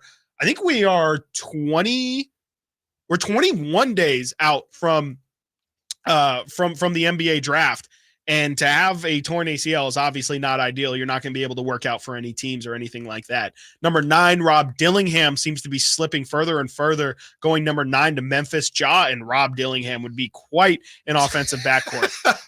Utah going number 10, Cody Williams. Number 11, Chicago Bulls going Ron Holland. Number 12, OKC taking Tejan Selon. At 12? At 12, yeah. We've seen that a lot recently, too, which Allen, again, would be so sad about, but not as sad. I just don't think the Kings are going to take him anyway. As if the Kings take Devin Carter at number 13. That guard? Devin Carter, the 6'2 guard out of Providence. Which I just, especially, the more and more that we do the trades and everything, it's just a backup point guard. I think the Kings do need a backup point guard, a backup playmaker, but I don't know about drafting one at 13. I just probably would rather sign somebody via free agency that at least like, okay, this guy is just going to be who he is, and he's a backup point guard who's going to play 10 to 15 minutes. I still got scars from Davion Mitchell. Yeah. I got a lot of scars, man, from the from the guards, guard scars. Yes. Here, let me ask you this though. Let's say, and it is not about the player. It's just about the situation, right? And why I don't think it makes a lot of sense. And I don't think I'm alone on that. I don't think a majority of Sacramento disagrees with me. A lot of these guys that are doing these mock drafts, they are not in Sacramento, and they're saying Malik's leaving, get you another guard in there, right? That's what we've discussed. But with that being said, let's say they take Devin Carter or one of these guards, and it works out, and this guy just cooks, and he's nasty. Yeah. How long do I have to wear this? I don't have an answer. Because I'm not saying don't draft this player and then this. No, absolutely. I'm not saying I think this player is going to be a bust. The process is wrong. I'm saying I don't think that this player makes sense for this team. Yeah. So if it does make sense, I guess it's less about the player and more about me saying, sorry, Monty, that's why you're the GM and I'm not. Yeah, maybe, but I think as long as you have solid reasoning, which I don't think it's hard. It's not hard to come up with. Every time he has a good game, do I have to say?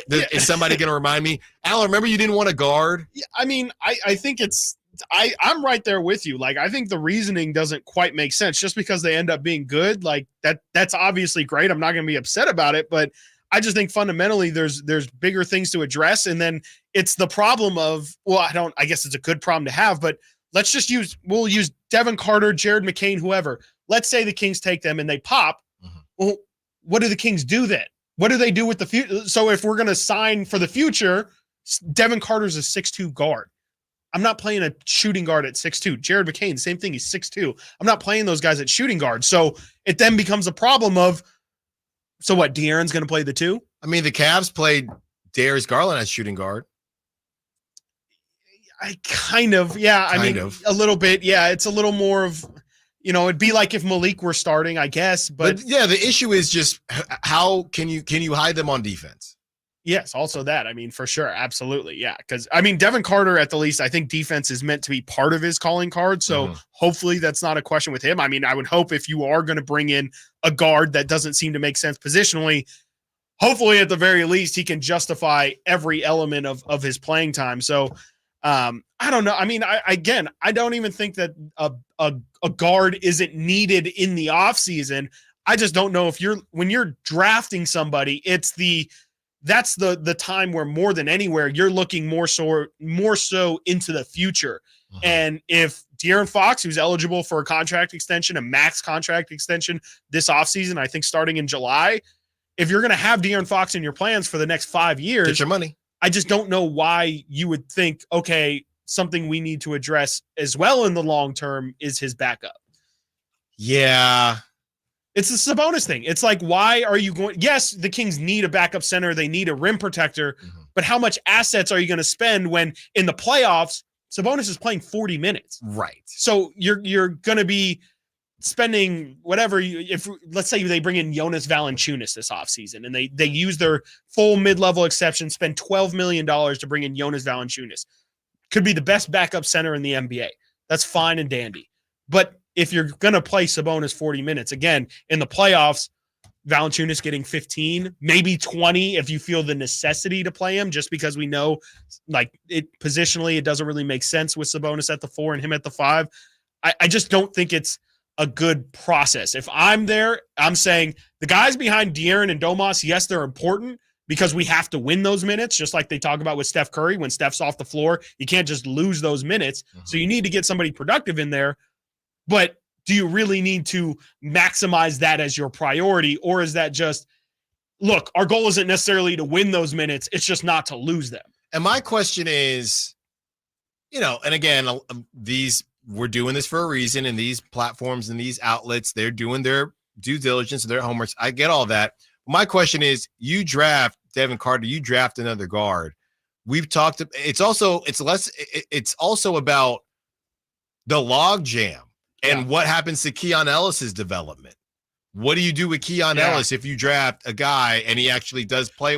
Is it just, hey, we're just trying to accumulate the most talent? When Davion too. Like Davion's still on the roster, right? And like, Davion. I don't know if these are assuming that Davion's getting traded, but if you're taking Devin Carter, where's he playing? Like, when is he playing? Because Davion already barely gets minutes. So then you're taking Davion out of the rotation completely. And you might as well trade. You might as well trade him. And you might as well trade Kobe Jones too, because when is he going to play? Yeah. When are any of these guys? Does anybody get playing time anymore? Does anybody get playing time anymore? You have too many guards. Yeah. You have too many. You still have too Kevin many playable Huerter. Guards. Yeah, for sure. Yes. You still have Kevin Huerter. He's still here. He's still here. And let's just and then add Keon's there guard. too. And Davion. And you know, I think Duarte's going to still get another shot. He's going to get a shot, I think. Crazy. Enough. Yeah, it's nuts. It's nuts. 6, 7, and up. Yes, please. Stop playing. Just to wrap it up too, Jared McCain going 14 to the Blazers, Isaiah Collier 16 to the Sixers, Tristan Da Silva 17 to the Lakers, which they are actually keeping. News came out the other day that New Orleans is actually going to defer taking to the 25 draft instead of taking this year's Laker pick. So the Lakers taking Tristan Da Silva would not make me very happy. No. Let's see here. We have Zach Edey going 21 to New Orleans to replace Jonas Valanciunas. That's interesting. That makes sense. Let's see here. Deron Holmes going 25 to the Knicks. That's somebody who allegedly has received a guarantee. Deron Holmes does feel very Knickish, just in the sense of he does feel like a dude who would just grind and kind of take that Isaiah Hartenstein role. Khalil Ware is another name that Kings fans are really high on. That's going 32 to Utah. Ryan Dunn is a name that I really like, kind of like this year's Matisse Thybulle in a way. He's going 33 to the Bucks.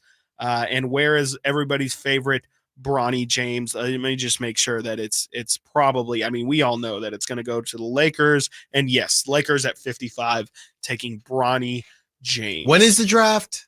It is the 26th and the 27th, because this year I can't wait for this. It's going to be NFL style. And they better not take a guard. I'm serious this time. All right. It's going to be frustrating. Coming up next, let's have a conversation. Okay. What defines success? Who has been more successful from your teams, if they are your teams, the last 10 years? Stiles and Watkins, Sactown Sports. What's the missing piece for the 49ers? Which names will they add during free agency? Whether it's in season or off season, the coverage never stops. Get the latest 49ers news on Sactown Sports at SactownSports.com. The news on vapes talks a lot about the technology and teen use, but parents need to know more about the dangers of nicotine. So know this. 1. Nicotine is a poison that can rewire teens' brains. 2. It can increase mood swings. 3. It can limit attention and learning. So even when it comes in new tech, nicotine is brain poison. Go to undo.org for more. Is credit card debt weighing you down? Are you losing sleep at night worrying about how much you owe? Have you ever used one credit card to pay off another credit card, just prolonging the problem? You're not alone. Half of all Americans are dealing with troubling credit card debt. But there is an answer. Zero Debt USA has proven strategies to eliminate that troubling credit card interest and get you out of debt fast. They can often get your monthly payment down to less than half of what you're currently paying. Work with a company that can help. Visit ZeroDebtUSA.com. Again, ZeroDebtUSA.com. If you're in the market for a new or used car right now, or if you just want to go see what new technologies in the new cars nowadays, stop by and see my friends at Elk Grove Kia and the Elk Grove Auto Mall before you go anywhere else. As soon as you step onto the lot, you're going to feel like family. You're going to know why they have so many 5-star reviews at Elk Grove Kia and why they're the #1 Sacramento Kia dealer. Like, I love this 5-star review right here. Quote, "I could not be happier. My husband surprised me with my new Telluride. I love it. The staff is friendly, kind, and conscious. Took their time to find the perfect car. Thank you guys for the hard work. Great job. I love my new Telly." There you go. That's just another satisfied customer at Elk Grove Kia. So in addition to all the 5-star reviews, the finance team at Elk Grove Kia has over 100 years combined experience. You know what that means? Financing for everyone. And we know going to the car dealership can be overwhelming, but come experience Elk Grove Kia. They go above and beyond to make sure this is an automotive adventure for you. Check out what's on special and what's on the lot today at elkgrovekia.com, or better yet, come see everything in person at Elk Grove Kia in the Elk Grove Auto Mall. Did you miss any part of our live local shows? Don't worry, you never have to miss them again. Check out SactownSports.com and search our podcast page and play our shows when you want. The Carmichael Dave Show with Jason Ross, Stiles and Watkins, and The Drive Guys. Plus, other podcasts like Return of the Empire, Return of the Roar, the Stingers Up podcast, and Golf to Go with Frank LaRosa. They're all available right now on SactownSports.com. Golf to Go is brought to you by the Hagen Oaks Golf Super Shop. Here's Frank LaRosa. Are you one of those players that finishes a round, takes off your golf shoes, and dumps them in your car trunk? Golf Digest says you can extend the life of your shoes with just a bit of care. Use a little warm water and maybe a drop of soap to wipe away any dirt after your round. Actually, I just wipe mine with a wet towel when I take them off, and they stay looking like new. Also, use shoe trees to maintain their shape and keep the insides dry. If you have more than one pair, rotate them so you don't wear the same shoes 2 days in a row. Change your spikes because new spikes will help you get more traction for your faster than necessary swing. And with Sacramento's hot summers, give your shoes a break and don't leave them in the trunk of your car.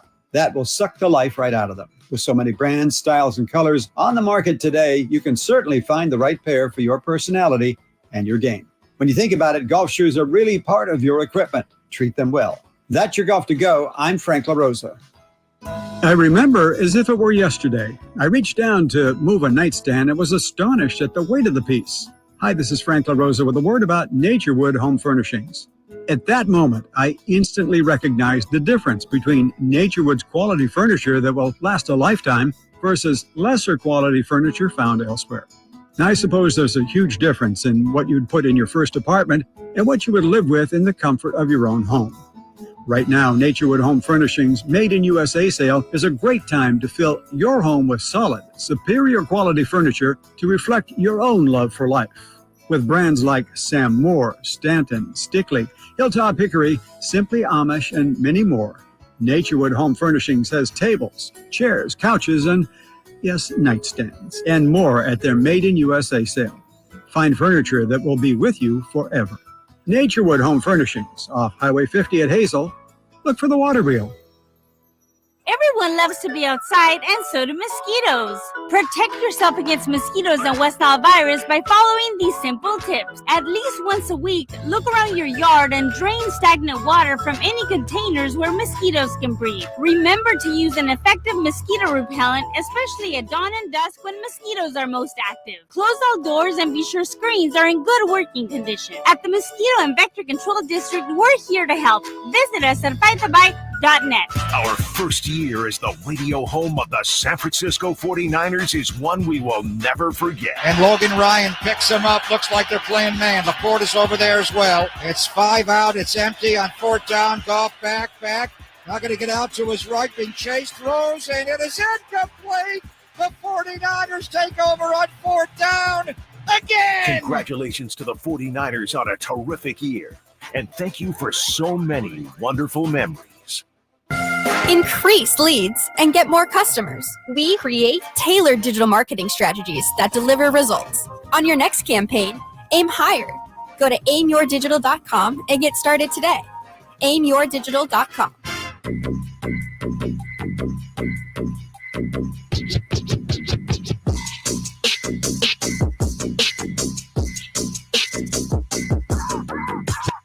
Live and local.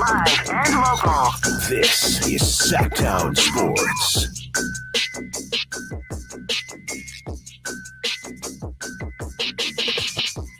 All right.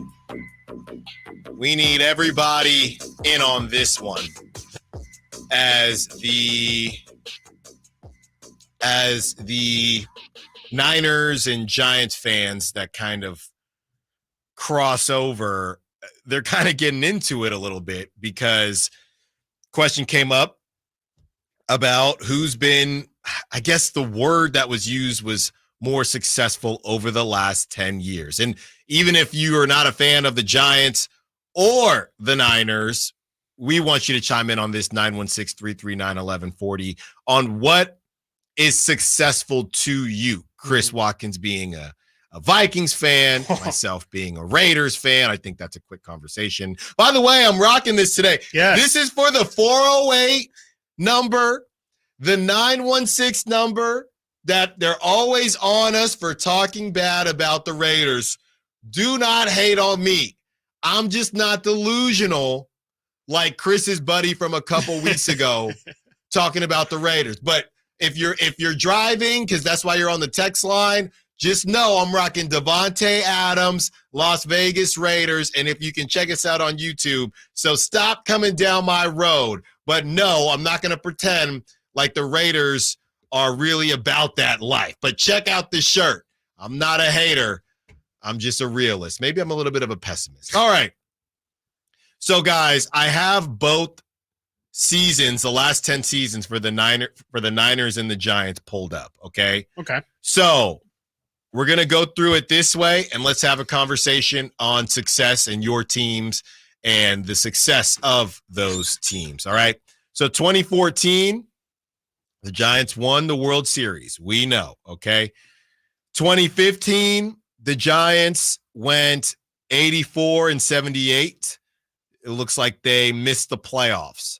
2016, that's right, because it was the even year. 2016, 87-75. That was the first Major League Baseball playoff game that I went to. The Giants were hosting the Cubs. The Giants were beating the Cubs heading into the ninth inning, and they blew it, I believe, in the top of the ninth. They lost, and that is when the Cubs won the World Series, if I'm not mistaken. The next couple of years, 64-98, 73-89, 77-85. These are all missing the playoffs, the shortened season, 29-31. Then 2021, Chris, 107-55, just a ridiculous season. The year of hope. The NLDS to the Dodgers. Next season, 2022, 81-81, missed the playoffs. 2023, 79-83, missed the playoffs. This season right now, they are 29-33. Maybe they can sneak into a wild card. Okay, so they do have a World Series. Yeah. Since that World Series, they have made it to the playoffs twice. So we're counting after the World Series is what we're doing. That's right. The last 10 years. No, we're counting. So we'll say we will include that. Yes, season. we have to, or there's no conversation. Okay. World Series. Yep. Two fairly early playoff losses for the Giants within the last 10 years. So they've been to the playoffs 3 times in the last 10 years. They won 1 World Series. They lost the other 2. So there have been 7 years where the Giants have not gone to the postseason. Now let's do the Niners.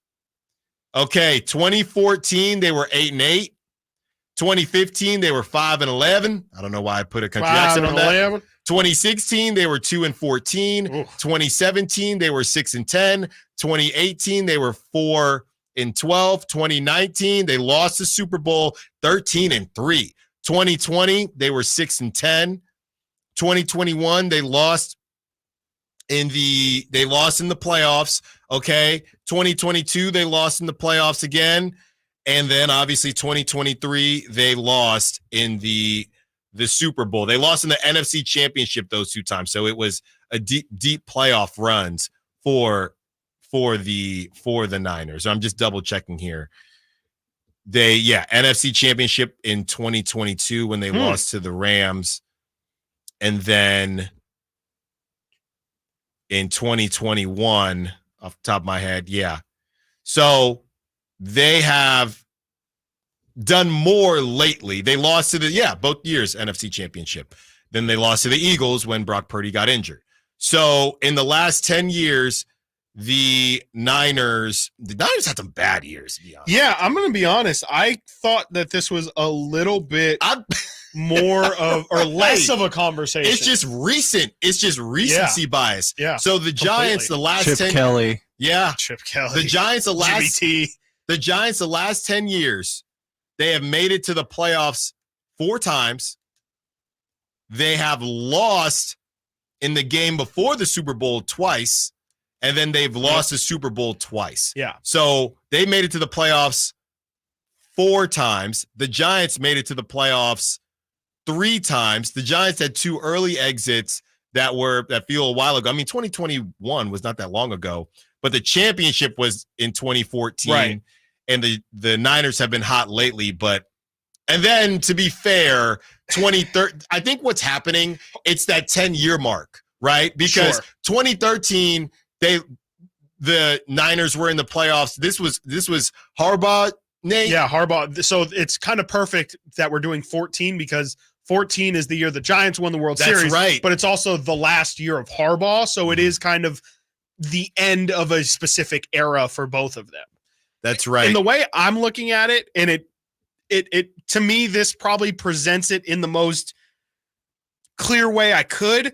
The Giants have 6 winning seasons, 6 seasons above 500 in the last 10, including this season not being over 500 right now. So 6 of their 10 over 500, 1 championship. Niners, 5 of 10 winning seasons, 0 championships, 2 runner-ups, 2 NFC championships or championship appearances.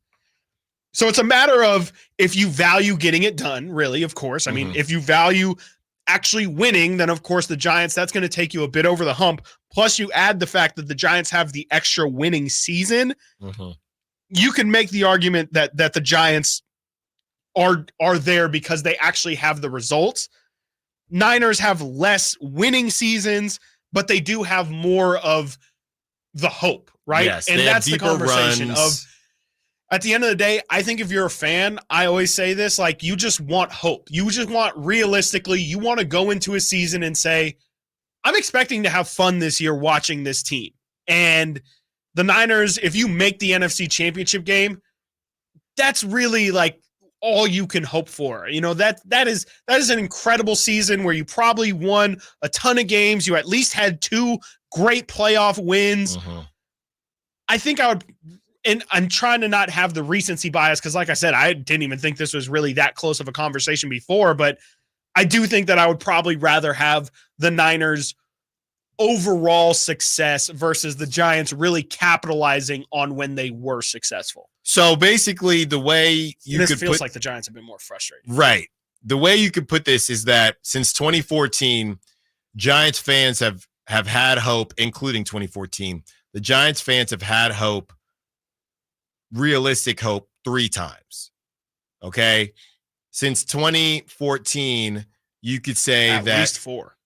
Yeah, you could, and low level hope. Yes. To be fair, that 2016, that was what was left of the even year magic. And then when the Giants made the playoffs with that ridiculous run a couple of years ago, I don't know that anybody actually thought they would get it done, besides the fact that, the Giants have done this before. But when on paper, they weren't even supposed to be there.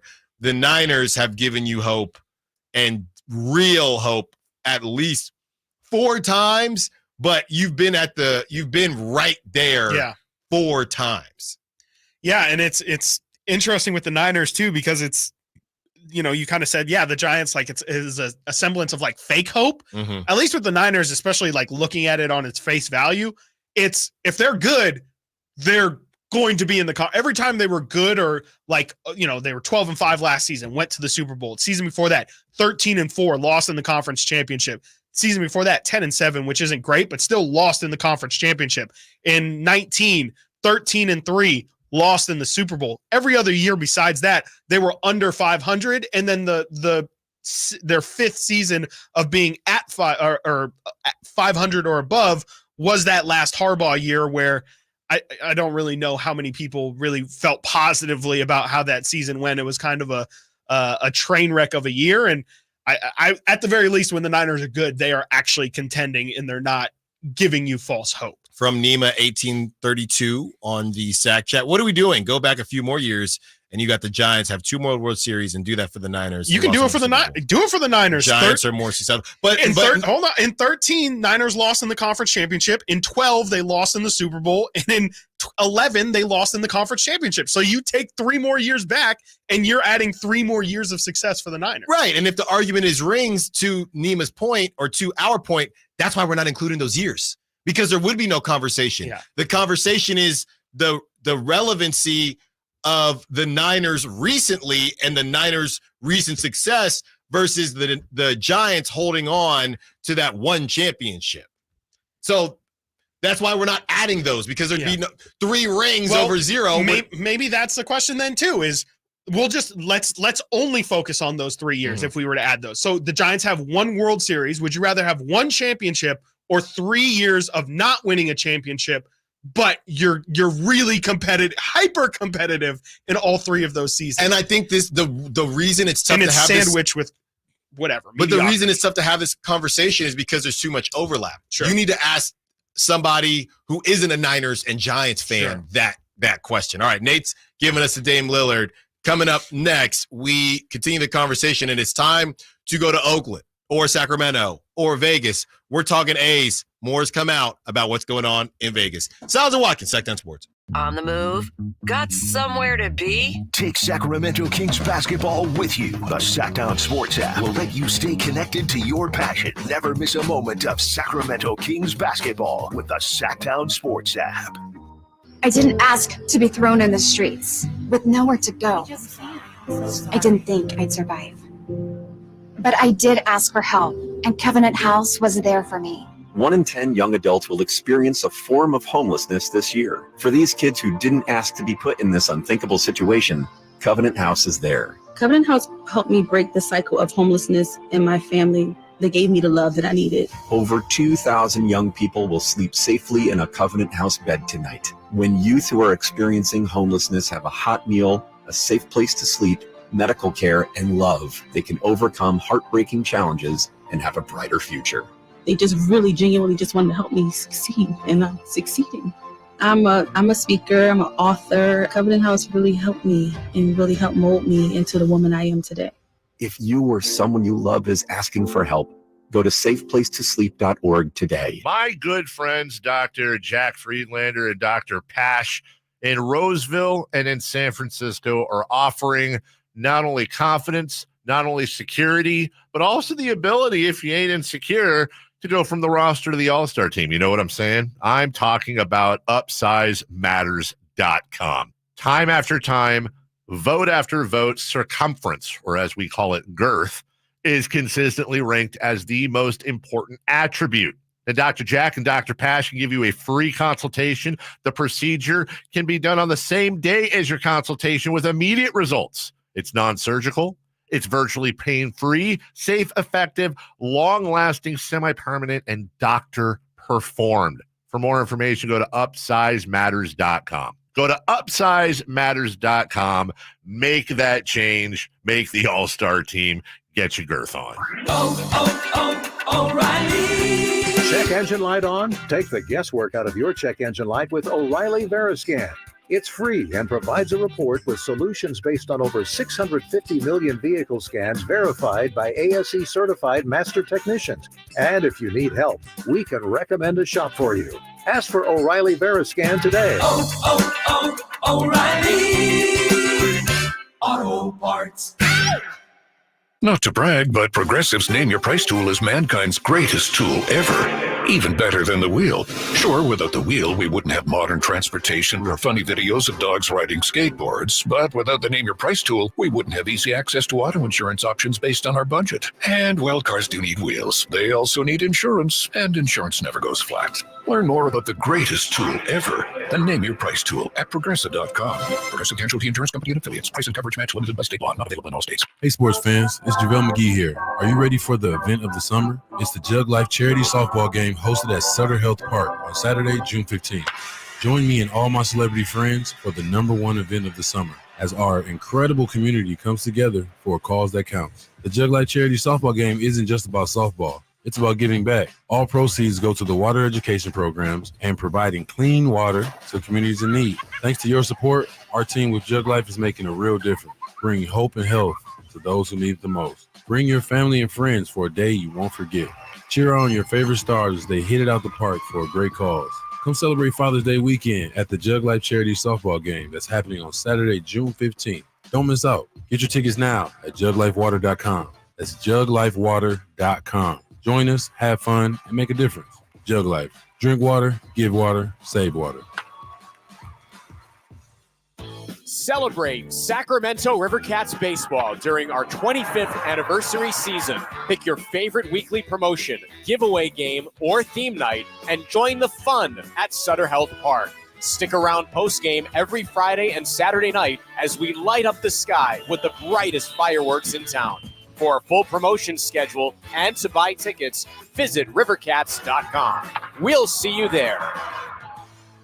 Power Business Technology is proud to be 100% independent, locally owned, and managed Toshiba copier dealer. Local ownership cuts out the red tape, allowing ourselves to never be too busy to personally answer the call when our clients need us. Recognized for excellence in service execution, training, and customer service, we're proud to be named a 2022 Toshiba ProMasters Elite Dealer. Contact us today for all of your business printing needs at 844-POWER-BZ. That's 844-769-3729, or visit us at powercopiers.com. KHTKAM Sacramento, KYMX HD2 Sacramento. From the Power Business Technology Toshiba Studios, your new home for 49ers football in the 916. Sactown Sports.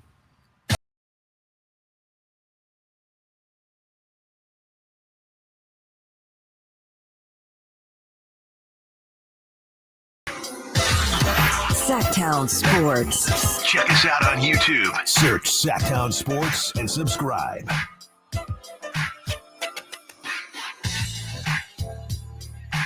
Return of the Mac. It's going to be the return of David Spade. Your chance to see him starts right now. You know him, you love him. America's sweetheart, David Spade, returns to Sacramento for a night of non-stop laughs. And, of course, Sactown Sports wants you in the building. All you have to do is hit up the Folsom Lake Honda hotline right now. Looking for caller number... We'll do number 4 today. Caller number 4. Caller number 4 to score that pair of tickets. Check out David Spade at Hard Rock Live on November 22nd, courtesy of Live Nation. For more information, visit SactownSports.com, 916-339-1140, 916-339-1140, 916-339-1140. Caller number 4. Caller number 4. Caller number 4. Nate will take care of you. Nicely done, Chris. We're going back and forth about the success. So, yeah, I mean, and you would say, I mean, as a Vikings fan who you've been around a little bit and they've been competitive. Yes. Some would even compare them to those Zebo Grizzlies where, hey, we've had a shot, but I don't know how many people are actually scared of us. Maybe the Miracle in Minnesota, maybe that season, maybe. I wasn't a fan of that season. That was probably my least favorite season of actual Viking success. People trying to convince me that Case Keenum was going to lead my team to a Super Bowl was laughable. No, I mean, yeah, the Vikings have, if I'm not mistaken, and I'm pretty sure I'm right on this, they have the most wins of any organization that doesn't have a championship. Yikes. So, or the highest win percentage of teams that haven't won a championship. So, yeah, I mean, I can tell you what it's like to be really, really good, but never get over the hump. And it's one of the most frustrating things that you could ever do because, you know, at some point you do become numb to it. And I think that's the worst thing you could do. I think that's how Niner fans feel, though. I'm sure it is. And it's like, it's, you know, it's the, like I said, it's the worst feeling in sports is the feeling that you're right there. And you honestly, some years you have the best team and sometimes it just doesn't end up like, I think last year the Niners had the best team. They didn't win the Super Bowl. And I don't know what to do about that. I mean, here in sports, I mean, especially with the Kings, right? We talk about getting these guys to the contending conversation, getting them in the conversation. And we talked about it with the Celtics. If the Celtics don't win this championship, what are they supposed to do? They can't make any more trades. They can't, like, your team is about as perfect as it can be. It gets to a point where it's like, I sometimes it's just fate isn't on our side. And that's the worst feeling is that you're helpless, is that you did everything right. You processed, the process of everything you did was spot on. You nailed picks. You won trades. You did everything at every step of the way to put yourself in a position to win. And sometimes you just don't always win. It's incredibly frustrating. And that's why, yeah, absolutely. If you are a Giants fan or more on the Giants side of that argument in terms of them having more success, I get it, because at the end of the day, winning is what everybody's trying to do. And if you did it, that should carry a significant amount of weight over, yeah, it was a fun season, it was a good season, but couldn't get it done, because at the end of the day, everyone's there to get it done. And if you didn't, then you didn't accomplish what you were setting out to do. And it's really funny because I don't think people necessarily make fun of the Niners, but it's getting there. But it is close to where it's, you guys just continue. Yeah. There was Wake a me call. up, man. Wake me up when y'all win. Who was it? Adam Schefter today said that the Niners, doing due diligence, put in a call for Justin Jefferson. Yeah. When is this stuff how much help do you guys need? How much help? Yeah. Nima says on the Sac chat we were chatting earlier, speaking for all Niner fans, we're dead inside. And as a Kings fan, it eases our decay. LOL. I'm sorry, Nima. Hopefully it turns around for you. Speaking of Chris probably being the best team and not getting it done, you said you haven't seen the first 2 episodes of Clipped on Hulu. I've seen enough screen grabs. With the Don Sterling. Did you see how they did your boy, Steph Curry? I saw how they did all my boys. They did the whole cast. The only one they didn't do dirty was Matt Barnes. They got Matt Barnes right. I saw that. They got homeboy from Insecure to play Matt Barnes. Even the Matt Barnes one, I think I saw a picture of who they have as Austin Rivers, and I was like, is that Matt Barnes? Like, is that supposed to be like? It's kind of like they both have the curls. Did you see and everything. Blake Griffin though? Yes. Because they did Blake. Everyone is making fun of Steph Curry and Klay Thompson was pretty wild too. For Blake, they said, "Okay, literally, who has curls? Okay, you're going to be Blake Griffin." and then it feels like they dyed the curls red. Yes, and Blake has hints of red. Yes, but it's too red. He's not it's a red. not Carrot Top. So I watched the first 2 episodes yesterday, and what would you grade it? The first 2 episodes could be tough. It's a lot. Well, of it's always funny when you know how something ends. That's true. But too, the whole point is, I guess you're seeing the inside of it, right? Yeah, I mean, to start, is it would you recommend that I start it? Sure. Okay. Sure. It's not a ringing endorsement. What I recommend, I mean, there's a lot of stuff coming out in June, by the way. There's a lot of shows coming out in June. Shows-wise. Yeah. Shows, yes. But I would give it a soft 8. Oh, that's great. I would give it a that. 7.5. Yeah. With ability to get It's better. a bridge show, maybe, where it's like, like you said, things are coming. Maybe this is a nice. We're waiting. I mean, and it helps. The finals are starting. There's no basketball right now, so I would give it a 7.5 to a soft 8 with the ability to either get better or the ability to get worse. And you said there's 2 episodes out already. 2 episodes. 2 episodes. Okay. Yeah, I'll try and get. To and can I be honest with you guys? I hope. And I see the call line still going. I do believe Nate has a winner, so you will have a chance to win on Friday Eve. That's tomorrow, Friday Eve, aka Thursday. So you will have a chance. And if you're just calling to be a part of the conversation, of course, stay on the line. But can I be honest with you? Yes, please. Although it felt like there were more commercials yesterday on Hulu, and I know that Amazon Prime is now doing commercials too. You have to pay for, I know, the premium to the premium. I got to be honest with you. I really don't mind the commercials from Hulu. There were a little bit too many yesterday, but I don't mind getting a break. Sometimes with you got to use the bathroom, whatever it is. Right. Sometimes with Netflix, it's just, oh man, okay, we're in it. Yeah. I do not mind. If it's an hour show, give me 2 commercial breaks. Give me 2 2-minute guys. Yeah.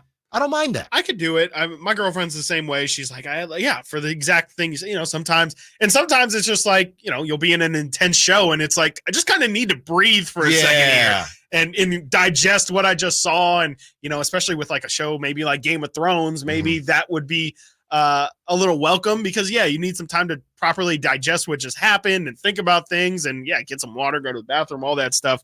I still hate commercials. I can't stand them. I feel like they just are a waste of time and except ours. Well, no comment. Anyway, you had that way too ready to go. Country in the Park is coming back. So upset that you had that ready to go. No, I mean television commercials, just That's TV right. commercials. HBO, no commercials. Way too much. Way too much for me. I I can't do it. It's just a waste of time. And especially I will watch some of the MTV shows, and that's more on Paramount. But my problem becomes the repetitive nature of the commercial. Yep. I'm just no. Yeah. It's like, how many times do I have to see the same racked commercials time after time after time? You know, I'm not saying anything. It's like, if I've been watching this program for a couple months, maybe I've been watching this program for years. It's I get what it. a pro wants. Yeah, what a pro wants. It's I'm not taking advice from you, Carmelo. Right. Remember draft day? Yeah. Yeah. What a pro wants, all of that stuff. Gosh. Coming up next, we have A's drama. Stop us if you've heard this story before. Stiles and Watkins, Sactown Sports. Our first year as the radio home of the San Francisco 49ers is one we will never forget. And here's Purdy going to throw one deep, wide for Debo. Made the catch on the back shoulder. Touchdown! San Francisco! And a back shoulder banger for Debo Samuel. Congratulations to the 49ers on a terrific year. And thank you for so many wonderful memories. Hey, it's Carmichael Dave for American Energy Heating and Air with a question. Have you recently had a technician diagnose your HVAC system and you were a bit surprised at how much it cost? Or did something seem off about their quote? Because at American Energy, they take pride in giving you honest, straightforward solutions to get that system up and running. Have their qualified technicians come out and give you a free second opinion. It's free. You got nothing to lose but some dollars off of that original quote. They're making the uncomfortable comfortable. They've been doing it since 1981, serving the greater Sacramento area. A+ with the Better Business Bureau. That's why they keep having customers coming back for more and more and more. You can call them and set that appointment at 916-520-9990. That's 916-520-9990 or AmericanEnergyAir.com. Call 916-520-9990 now.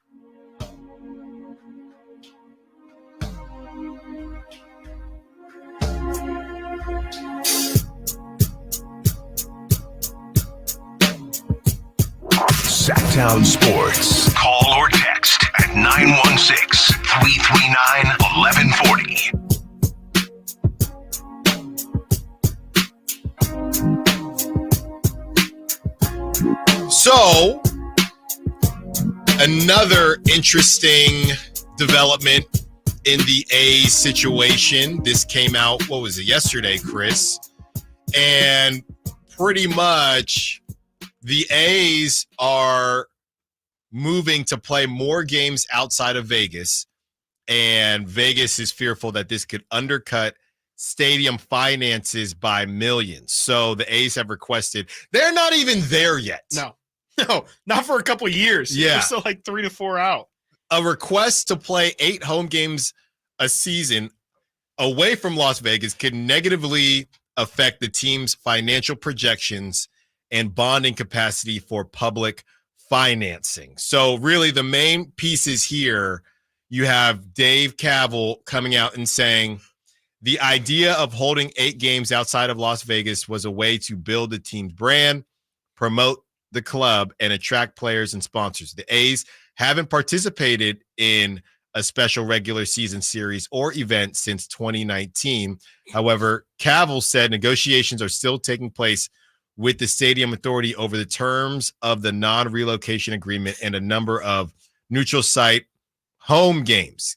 Kaval added that the idea of including the 8 games was to have flexibility, but to also put an absolute limit. So no more. We will do no more than 8 on how many games could be moved.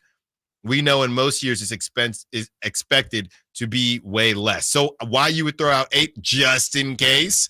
So yeah, Vegas isn't thrilled about that. They said that comes out to about 10% of home games. And yeah, they're not super happy about that. This is from Stadium Authority Chairman Steve Hill, said negotiations with A's concerning the non-relocation agreement are ongoing, but the number of home games away from Las Vegas agreed upon will affect the bonding capacity for the stadium, which stands at $120 million. Hill, who is also CEO, some people got some crazy jobs out there, man. Just multiple CEOs and chairmen, who is also CEO of the Las Vegas convention in his spare time, and Visitors Authority, suggested the team could reduce its requested number of games to ensure the bonding capacity needed to finance stadium construction is not. So, this is stadium construction. So that is not threatened. He goes on to say, if you eliminate 10% of the games that will be played at the stadium,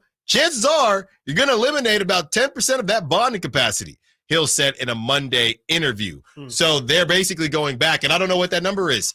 Hey, Dave, since you're saying you're probably not going to do 8 anyway, why don't you just drop it to 5 or something that doesn't tick off the people that you need to work with? Yeah, and I think I read in that same article that the previous non-relocation agreements that had recently been signed, it was like Miami, Philly, and somewhere else, they all agreed to 3 games.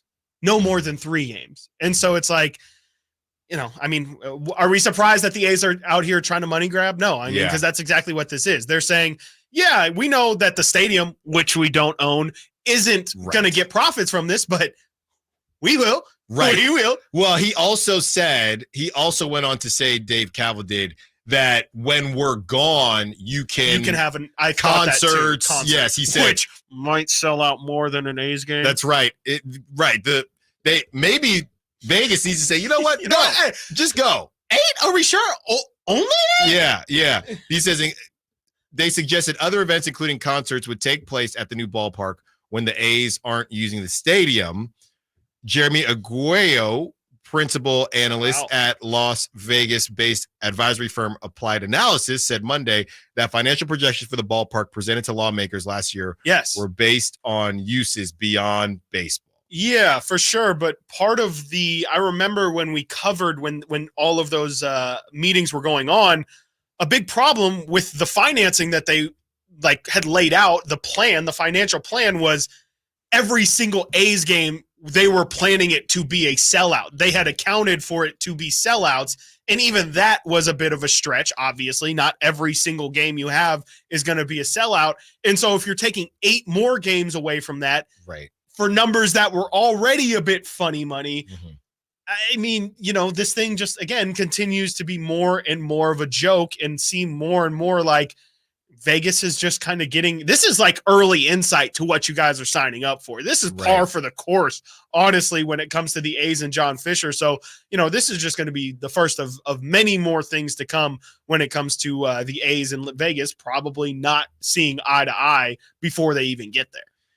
And that was from the Daily Indy, the Nevada Independent. So that was good stuff there. Yeah, Howard Stutz. We also have this play-by-play. So, just pulling back the curtain a bit, and if you follow me on social media, you already know this. The Oakland Ballers, they've been playing for a couple weeks now, and they had their first ever home game at Raymond D. Park in Oakland. That was yesterday. They lost to actually the Yolo County High Wheelers 9-3, but it was a great day for Oakland. You had Mr. Fab out there. He took the first swing. First swing, right? Yes, he took the first swing, which I've never seen before. A first swing. I like it better than first. So they had a lot of people out there, and of course, Casey Pratt posted a video of literally wrapped around. It was great. It was great, and I will be helping out, filling in as the in-game host for some of those games in June. Some of those, basically a homestand in June, a homestand in July, and a homestand in August. So if you find yourself out there, you will see your boy. So come say hello. When are we going to see you at the Republic? Me and Connor are working on it. Yeah. Okay, because I'm getting texts, I'm getting calls, emails, and sure it's like, dude, I'm not his handler. I wish I was, but I'm not his handler. It's like, dude, we want to scream. Yeah, we want to get our scream on, guys. Is that too much to ask? That's right. You have to. The show doesn't start until we play the scream. So, yeah, you can catch me out there. But basically, the A's were playing the Mariners yesterday. And Mariners play-by-play took a little bit of a shot at the A's and the A's whole situation, and this is what it sounded like. Well, a very sparse crowd here, as you know. A lot of ill feelings towards ownership here in Oakland. Definitely seemed like there are more Mariner fans in this building. Rarely pulls one foul. Minor league Pioneer League team, the Oakland Ballers. General manager, former Mariner manager, Don Wakamatsu, they're going to play their opener not too far from here. They may get 4,000, which could be more than we see here tonight. That's rough. Oof. That's rough. a little jab now, right obviously, that they had connections to the manager, both part of the Mariners organization. But yeah, that's pretty rough. And I'm gonna tell you right now, you saw that crowd. There's probably 4,000 people out there. Oh yeah, it was popping. I honestly would think that's I would say absolutely. It looked like there was maybe like 6. Mhm. I don't know what their capacity is, but again. Casey Pratt, if you haven't seen it, go check out his Twitter account. He posted a video of him at the top of the stands. The stands already looked full. He pans over to where the food section is. Everyone looks like they're over in the food section. And then he's like, oh, yeah. And then there's this line that's literally wrapped around the block of people just trying to get in who haven't even gotten in yet to the stadium. So, I would not be surprised at all. Maybe I'll look at it during the break. I wouldn't be surprised at all if they outdrew the A's. And I'm gonna tell you what, Chris, if you look at that Raymond E. Park and how quickly they turned that thing around, I think so. They wanted to send a message to John Fisher and to A's ownership, and I think they did. And I think that the A's fans, or Oakland fans, I should say, are really going to buy into this situation with the Ballers. And look, is John Fisher going to care? Probably not.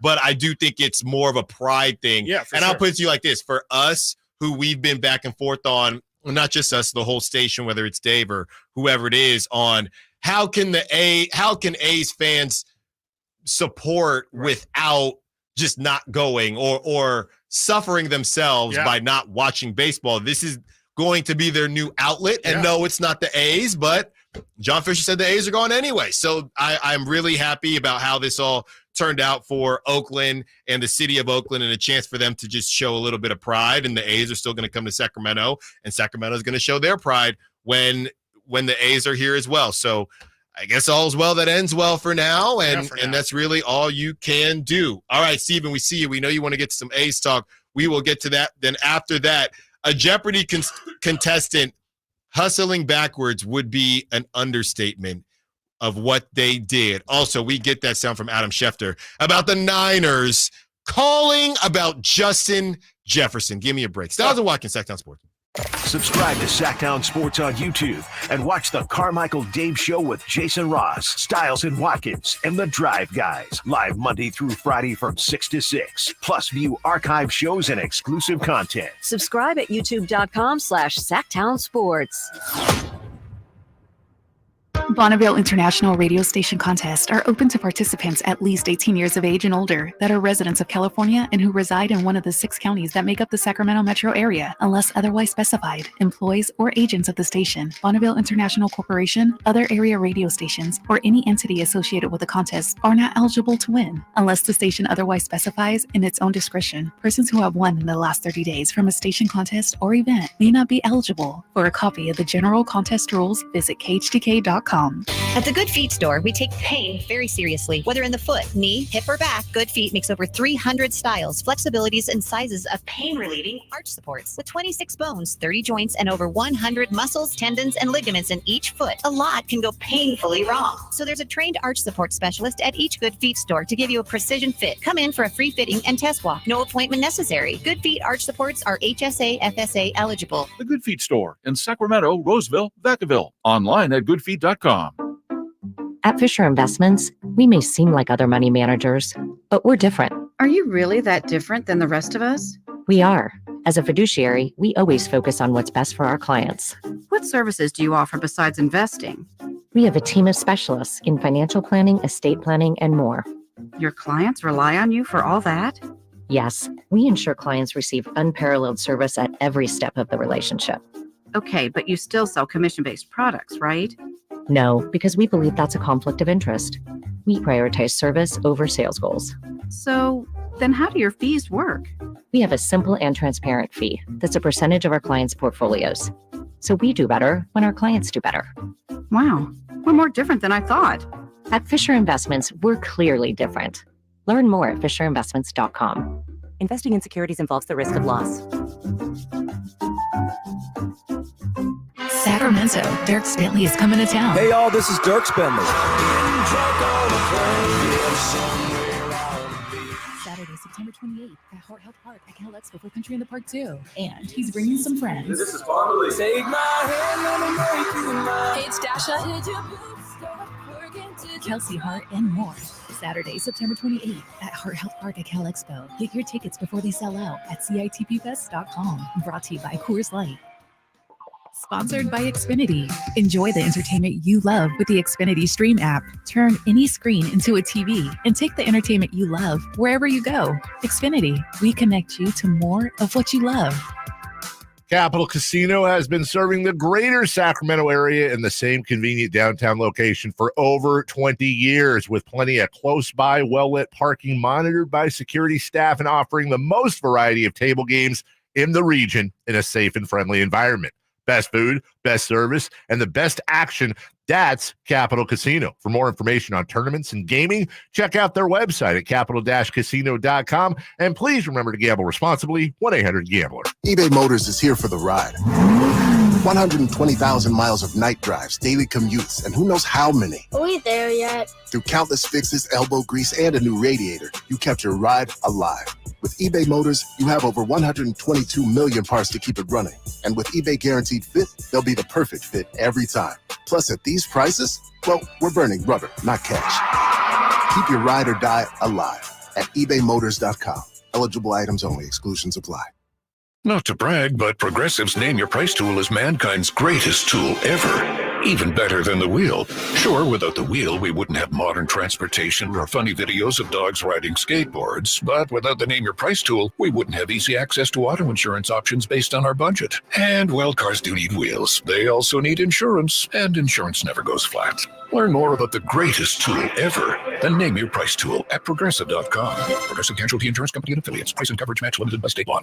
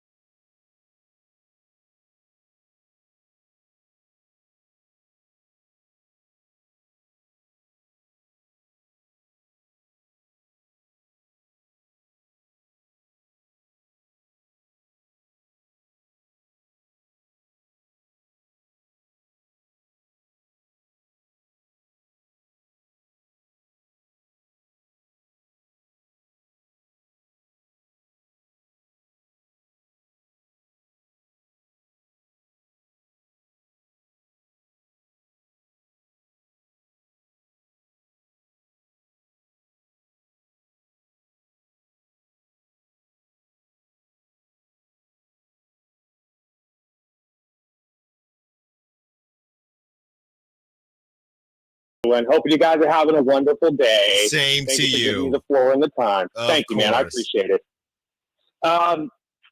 This whole A's thing about regarding John Fisher, Dave Cavill, the level of incompetence is absolutely through the roof. And even as a Giants fan, I'm absolutely flipping appalled for all of the fans that are Oakland A's fans, man. Some of my closest people in my life are die-hard A's fans, and they are just absolutely heartbroken over this bull crap. The fact that Dave Cavill think that they could just come into Vegas before the cap on the pen has even been pulled off yet, and just to think that they're just going to come into Vegas and they're going to be the Jacksonville Jaguars, and they're just going to go to Vegas, or they're going to go to Mexico City, and they're going to go to New York, London.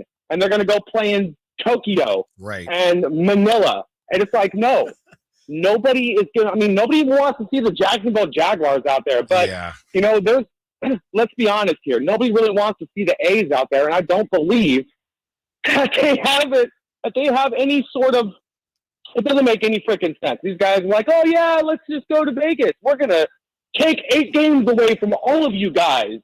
And you're still going to take us in. You're still going to love it. The level of incompetency is that on the same level as Farhan Zaidi, dude. They are all in the same freaking boat as far as competency, man. I just really wanted to Dude, Farhan is awful. Wilmer Flores just hit a grand slam. All right, Steven. So we better watch it. It's 6-1 right now. Gigantes. And that's cool. Like he's hit on a couple of players, man. He's hit on a couple, but that's only a couple in the last X amount of years, man. Like this farm system has been just dead the past 4 years, 3 years. There's been some guys that have come up, but I mean, look at Joey Bart. We got rid of Joey Bart because he really wasn't playing that great. But now he's on a tear over in Philly. No, he's with the Pirates, yeah. Pirates, okay, yeah, one of the Pennsylvania cities. That's right. So, I mean, he's hit, and I won't even take that away from him. He's hit on a couple things. But generally speaking, Farhan is just incompetent, and he just needs to go. And same thing with the A's ownership. Man, God, I feel for all you A's fans. So thank you for the floor. I appreciate you guys letting me get that out, man. You guys have a great day, brothers.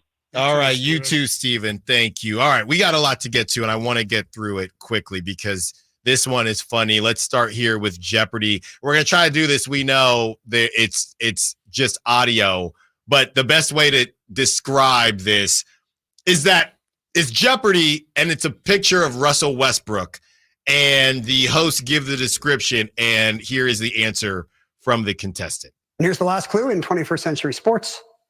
With Oklahoma City, this master of the triple-double became the first back-to-back MVP of the NBA All-Star Game since the 1950s. Adriana. Who is Durant? Sorry, no. Who is his teammate Russell Westbrook. And I shouldn't laugh because that's something I would do on Friday Fun and Games because I'm awful at Friday Fun and Games. There's money on the line though, but she should have said Russell Westbrook. That would have been. I thought that's what she was going to say. I was hoping when I saw the clip that's where it was going. I thought that's what she was going to say, and yeah, so she fumbled that. I will say, if you watch Jeopardy, Durant? You do realize they do not take a lot of time. A lot of those people that are on Jeopardy, they don't watch sports. No, they do not watch sports. Because they fill their brain with actual knowledge. Exactly. Of, useful and things. If you look at it from a logistical standpoint, once every couple episodes they'll have a column with sports. Yeah. So their thought process is, why waste my time on sports? I'll just eat it. Right. And the best part is most of my competitors also don't know sports. Right. So you watch Jeopardy, you'll realize not that many people care as much as we do about sports in the grand scheme of everything. Sure. And I think another way that gets shown a lot is if you look up musical artists or celebrities versus quote unquote big athletes. When you look at their social media and things like that, soccer is kind of different because soccer is worldwide. But if you look up, there's LeBron and Steph, and then the next, it would be an actor that is not really that big, and they'll have a much larger following on social media than, I don't know, a Michael Porter or somebody like that. I feel like you're starting the grassroots of a Friday Fun and Games here. Oh, guessing Instagram follows? Oh, I do that all the time for fun. Yeah. I love Gordon Ramsay or Bobby Flay. It's got to be Gordon. It's got to be Gordon. It's got to be Gordon. You would think. You would think. But is it Bobby or Guy? Oh, I would still. Bobby or Guy. I'd probably say Guy. It's tough. If I were on Instagram, I probably would be let me see what. I feel like Guy would have more intriguing content than Bobby. So now we have a new Friday Fun and Games. Who has more Gordon Ramsay or Kevin Durant? That's right. I don't know. Yeah. Yeah, Kevin Durant. He's got a good bit too. De'Aaron Fox or Bobby Flay. Don't know. All right. Well, we will save the Adam Schefter situation for crosstalk. So I'll give you the floor, Nate. I know you and Chris. Nate and Chris are just broing down about the Conor McGregor UFC thing. So go ahead. Well, it's Chris sent me an update this morning during the show, right as the show started. It looked like the fight was going to be called off because a few days ago there was a press conference scheduled in Ireland for UFC 303. And that was the press conference was supposed to be yesterday, or was it? It was supposed to be this week. I know. Yes, but it was canceled a few days ago, I believe, or postponed with almost no word about it. And the word they used was postponed, not canceled. Mm-hmm. Very weird. Tickets to that are free. So the only way people are kind of like really screwed over in that sense is if they scalped him or if like that was the only time they could go or something. You made a trip of it. But I believe it was in Ireland, which is Conor McGregor's corner. Yes. Yeah, and he's fighting Michael Chandler, kind of a big fight here.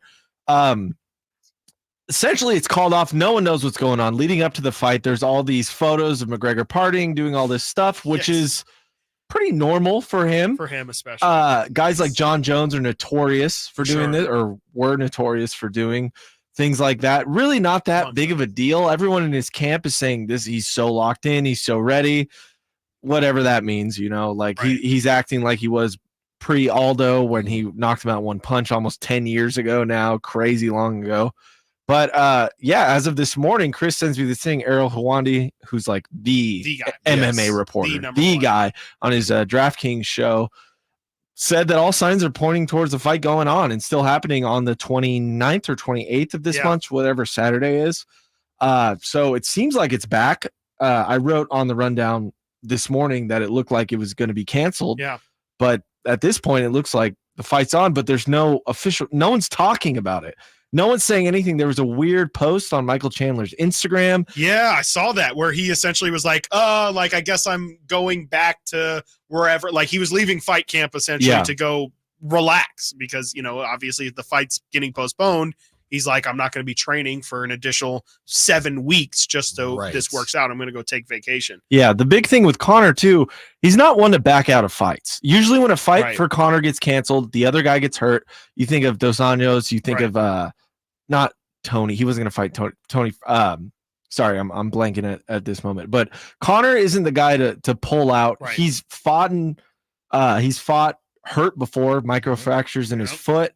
But there's always controversy leading up to his fights, no matter what it is. You think of the Nate Diaz throwing full soda cans fight. You think of him and Khabib going at it, and then Khabib post-fight jumping into the crowd. And so this is nothing new for Conor. We don't know what's going on, but all signs are, maybe not all signs, but big signs are pointing towards the fight still happening. I believe, and I saw this as well. I want to make sure because I said, and during the show, this was 3 hours ago at 10:30, T-Mobile Arena tweeted out, UFC 303 makes their mark with Conor McGregor and his bout in June 29th against Michael Chandler with a link to buy tickets. Yeah, okay. So weird because there was some other stuff I forgot to mention.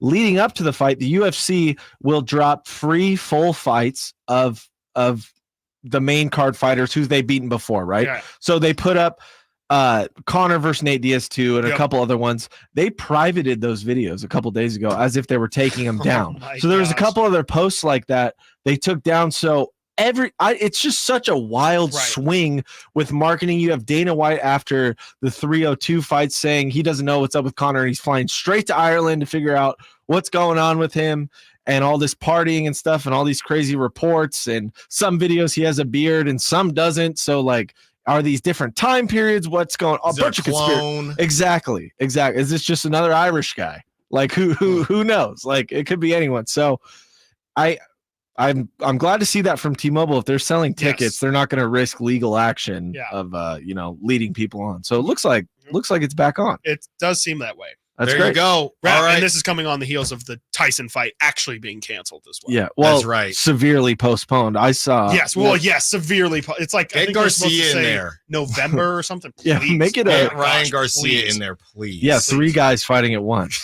just one on one. Who cares? Coming up next, we have Crosstalk with the Drive Guys. Stiles and Watkins, Sactown Sports.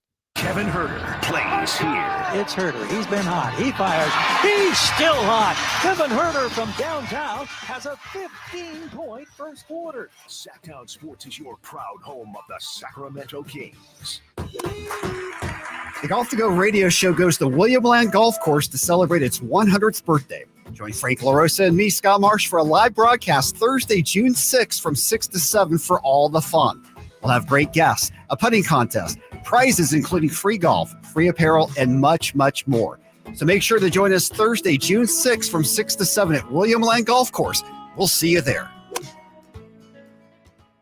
Hello, Sacramento. I'm Emran Pilati, owner of True Sports Cards and Collectible Store here in Rockland, California, and the host of the True Sports Cards Show that airs right here on Sactown Sports 1140 every Saturday from 10 to 11 a.m., where we discuss the latest trends, hottest products, and deliver exclusive interviews with other industry leaders. And don't forget to visit our shop, True Sports Cards, at 6661 Stanford Ranch Road in Rockland and see what we have for all your sports card and memorabilia needs.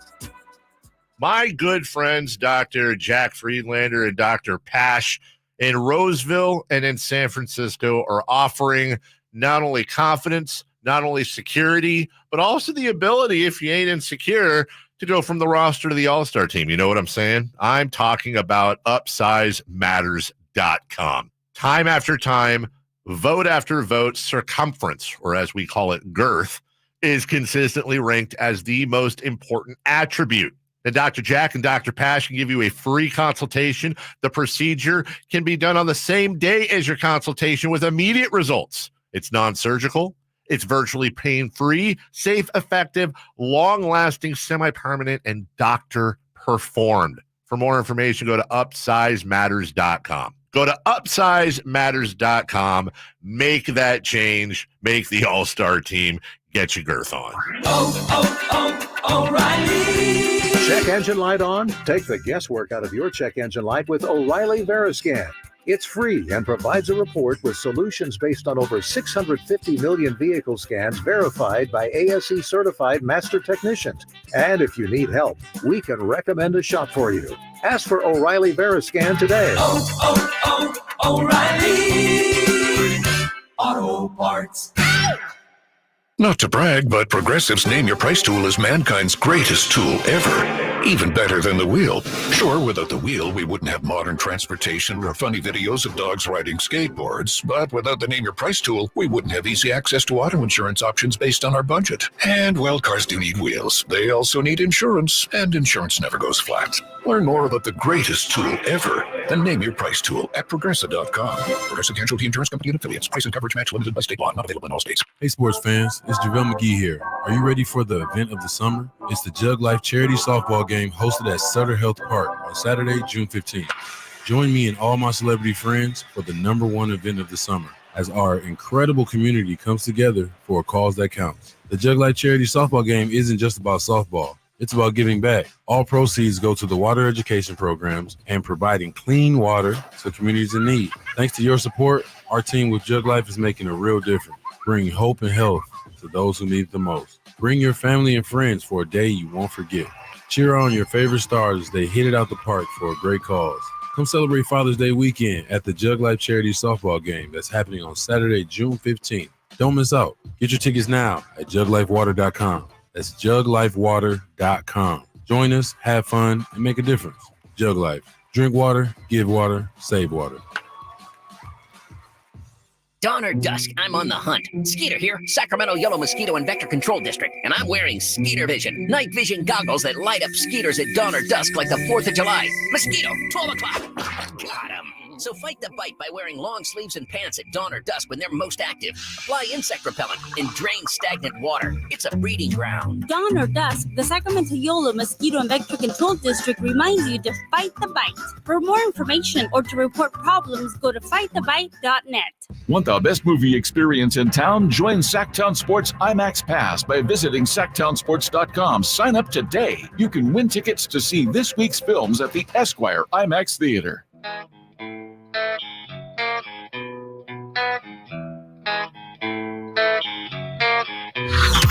Sactown Sports. Check us out on YouTube. Search Sactown Sports and subscribe.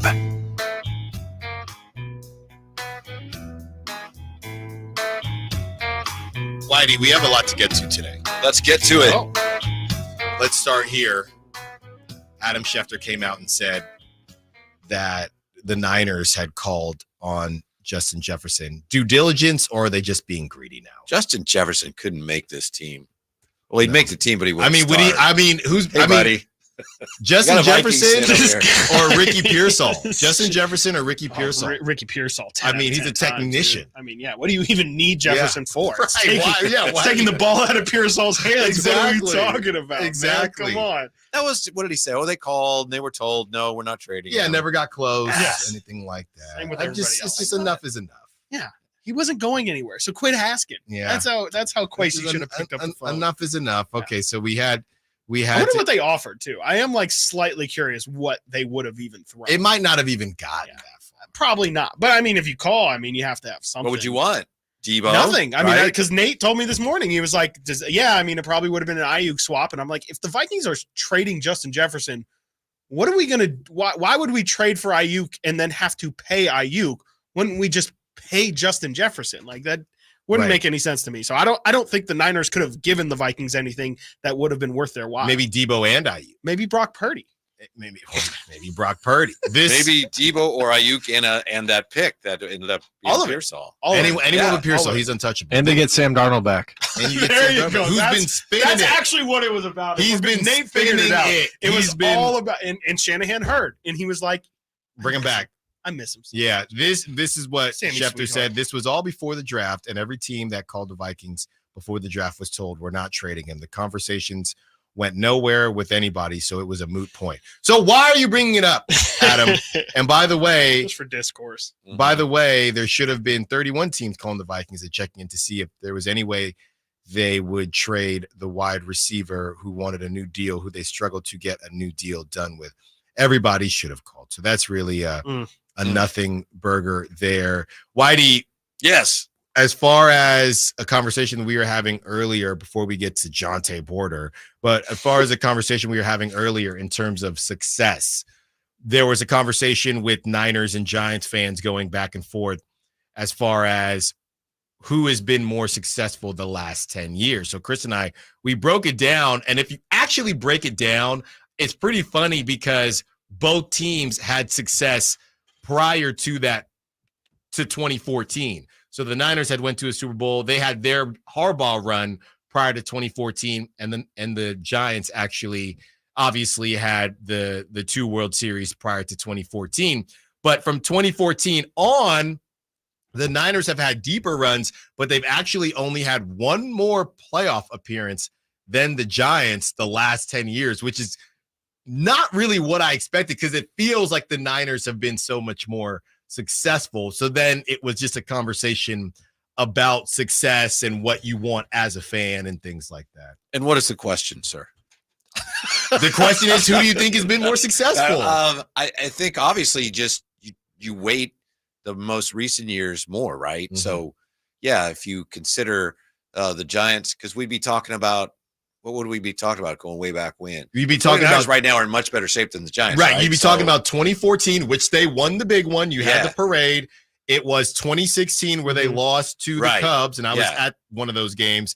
And then 2021, the miracle the 107, the outlier. Mm-hmm. So it's those versus all of what?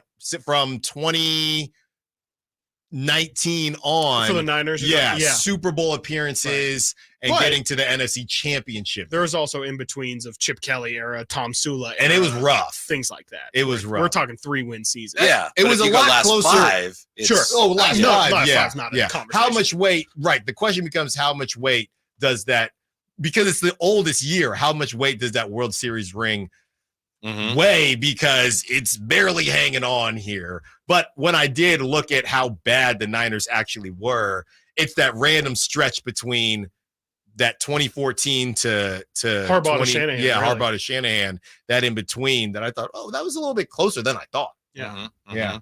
Yeah. Well, that was the last dying embers of the Giants, quote unquote, dynasty, right? Right. Yeah. Right about that time. And now, well, they're back today. They're playing well today, so they're back. Yes. They're back now. And Yeah. they just chuck a ball. They just chuck the ball. Actually got a long ways to go in this one, don't we? Yeah, quite a bit. Yeah, things can definitely Still turn. anybody's ball game. Yeah, it'll be fine. And the Diamondbacks, I mean, people are joking about sending Corbin Carroll back down to the bigs. That's why you got to take your money, Chris, while you're the hot name, because Corbin Carroll. And I feel bad for anybody as he might go back down to AAA. I don't know if I think that's just Diamondback fans not enjoying the season. But, I feel bad for anybody that took Corbin Carroll hits in Prop Talk this season. What an idiot. What I feel like we idiot. should also mention your boy Luis Matos gets optioned to AAA. Man. Yeah. What are we doing? For Austin Slater There's has a your segment, couple Alan. good games in Sacramento. And I guess the problem is Elliot Ramos has been playing too well. Right. Yeah. So you got to send pick one of them, I guess. I'm so Does done. it have to be that way, And, though? I don't want to I told you last season, I was very scared because the Sladies, as I call them, the Sladies, they were they were all over me. It's ladies' night. Yeah, the Sladies night. They've been very quiet like this the season. Swifties? They said, you don't understand baseball. He's Mike Trout against left-handed hitters. Okay. Must be like 4 people. The Sladies. The Sladies. They were all over me. Giants fans, they're kind of nuts. All right. Sladies love Allen. Dude looks like a Sladies. Yeah, not the ladies. The Sladies. They hate Allen. that Slady? That's right. All right. Beautiful Slady. You want another verse? I'll give you real fine Slady. There you go. All right. Speaking of prop talk, Chris, Yeah. why don't you Talking lay about out taking money while you can. Yeah, why don't man. you lay out this Jonte Porter situation? Yes. Who I keep thinking that these aren't real tweets. This is insane. From real No, accounts. I mean, Whitey, you'll appreciate this. This is almost straight out of a story time with Christopher Laud, which hopefully we can make a return at some point. But this Jonte Porter thing gets brought up again because yesterday news comes out. I believe this was in the New York Post. Headline: Brooklyn man accused of helping Jonte Porter place prop bets on himself, arrested at JFK with a one-way ticket to Australia, a bag stuffed with $12,000 cash, and 2 cashier's checks worth $80,000. Insane. And it really I mean, there is a Sacramento Kings connection in here, which we've talked about before, but just to outline it all out, the Post writes, Porter played just 4 minutes in a game and recorded 0 points, 3 rebounds, and an assist before leaving due to a alleged eye injury. And a co-conspirator in the case placed a parlay prop bet, cashing in on a $10,000 wager by betting the under on each of those statistical categories, according to the complaint. Let's see here. The disgraced NBA player allegedly communicated with a group of co-conspirators through the Telegram group chat app, where he notified them before another game, this time, here it is, March 20th against the Sacramento Kings, claiming that going to say he was sick and to leave the game early. Fam and others allegedly agreed to share profits from their winnings with Porter before they placed several bets on his performance at a casino in Atlantic City. Porter then bowed out of the game due to illness after just 3 minutes, recording 0 points, 3 rebounds, and 0 assists, which netted Fam and his co-conspirators over $1 million in profit. The feds charge. Let's see here. Later on April 4th, the same day that Porter was banned for life from basketball for betting on games, he allegedly texted the group chat and told them that, quote, they might just get hit with a RICO, referring to a racketeering charge before asking them if they, quote, deleted all the stuff, end quote, from their personal cell phones. During the investigation, the NBA said that Porter, the brother of Michael Porter Jr., placed at least 13 bets on NBA games using someone else's account, with bets ranging between $15 and $22,000. Whitey Gleason reacts to that. Kyle Draper reacts to that. Jay Johnson reacts to that. And so much more on The Drive, guys. Thank you for listening to Stiles and Watkins. Thank you to Nate, all the callers, all the texters, all the sack chat. Until tomorrow, secure the bag. Like to be.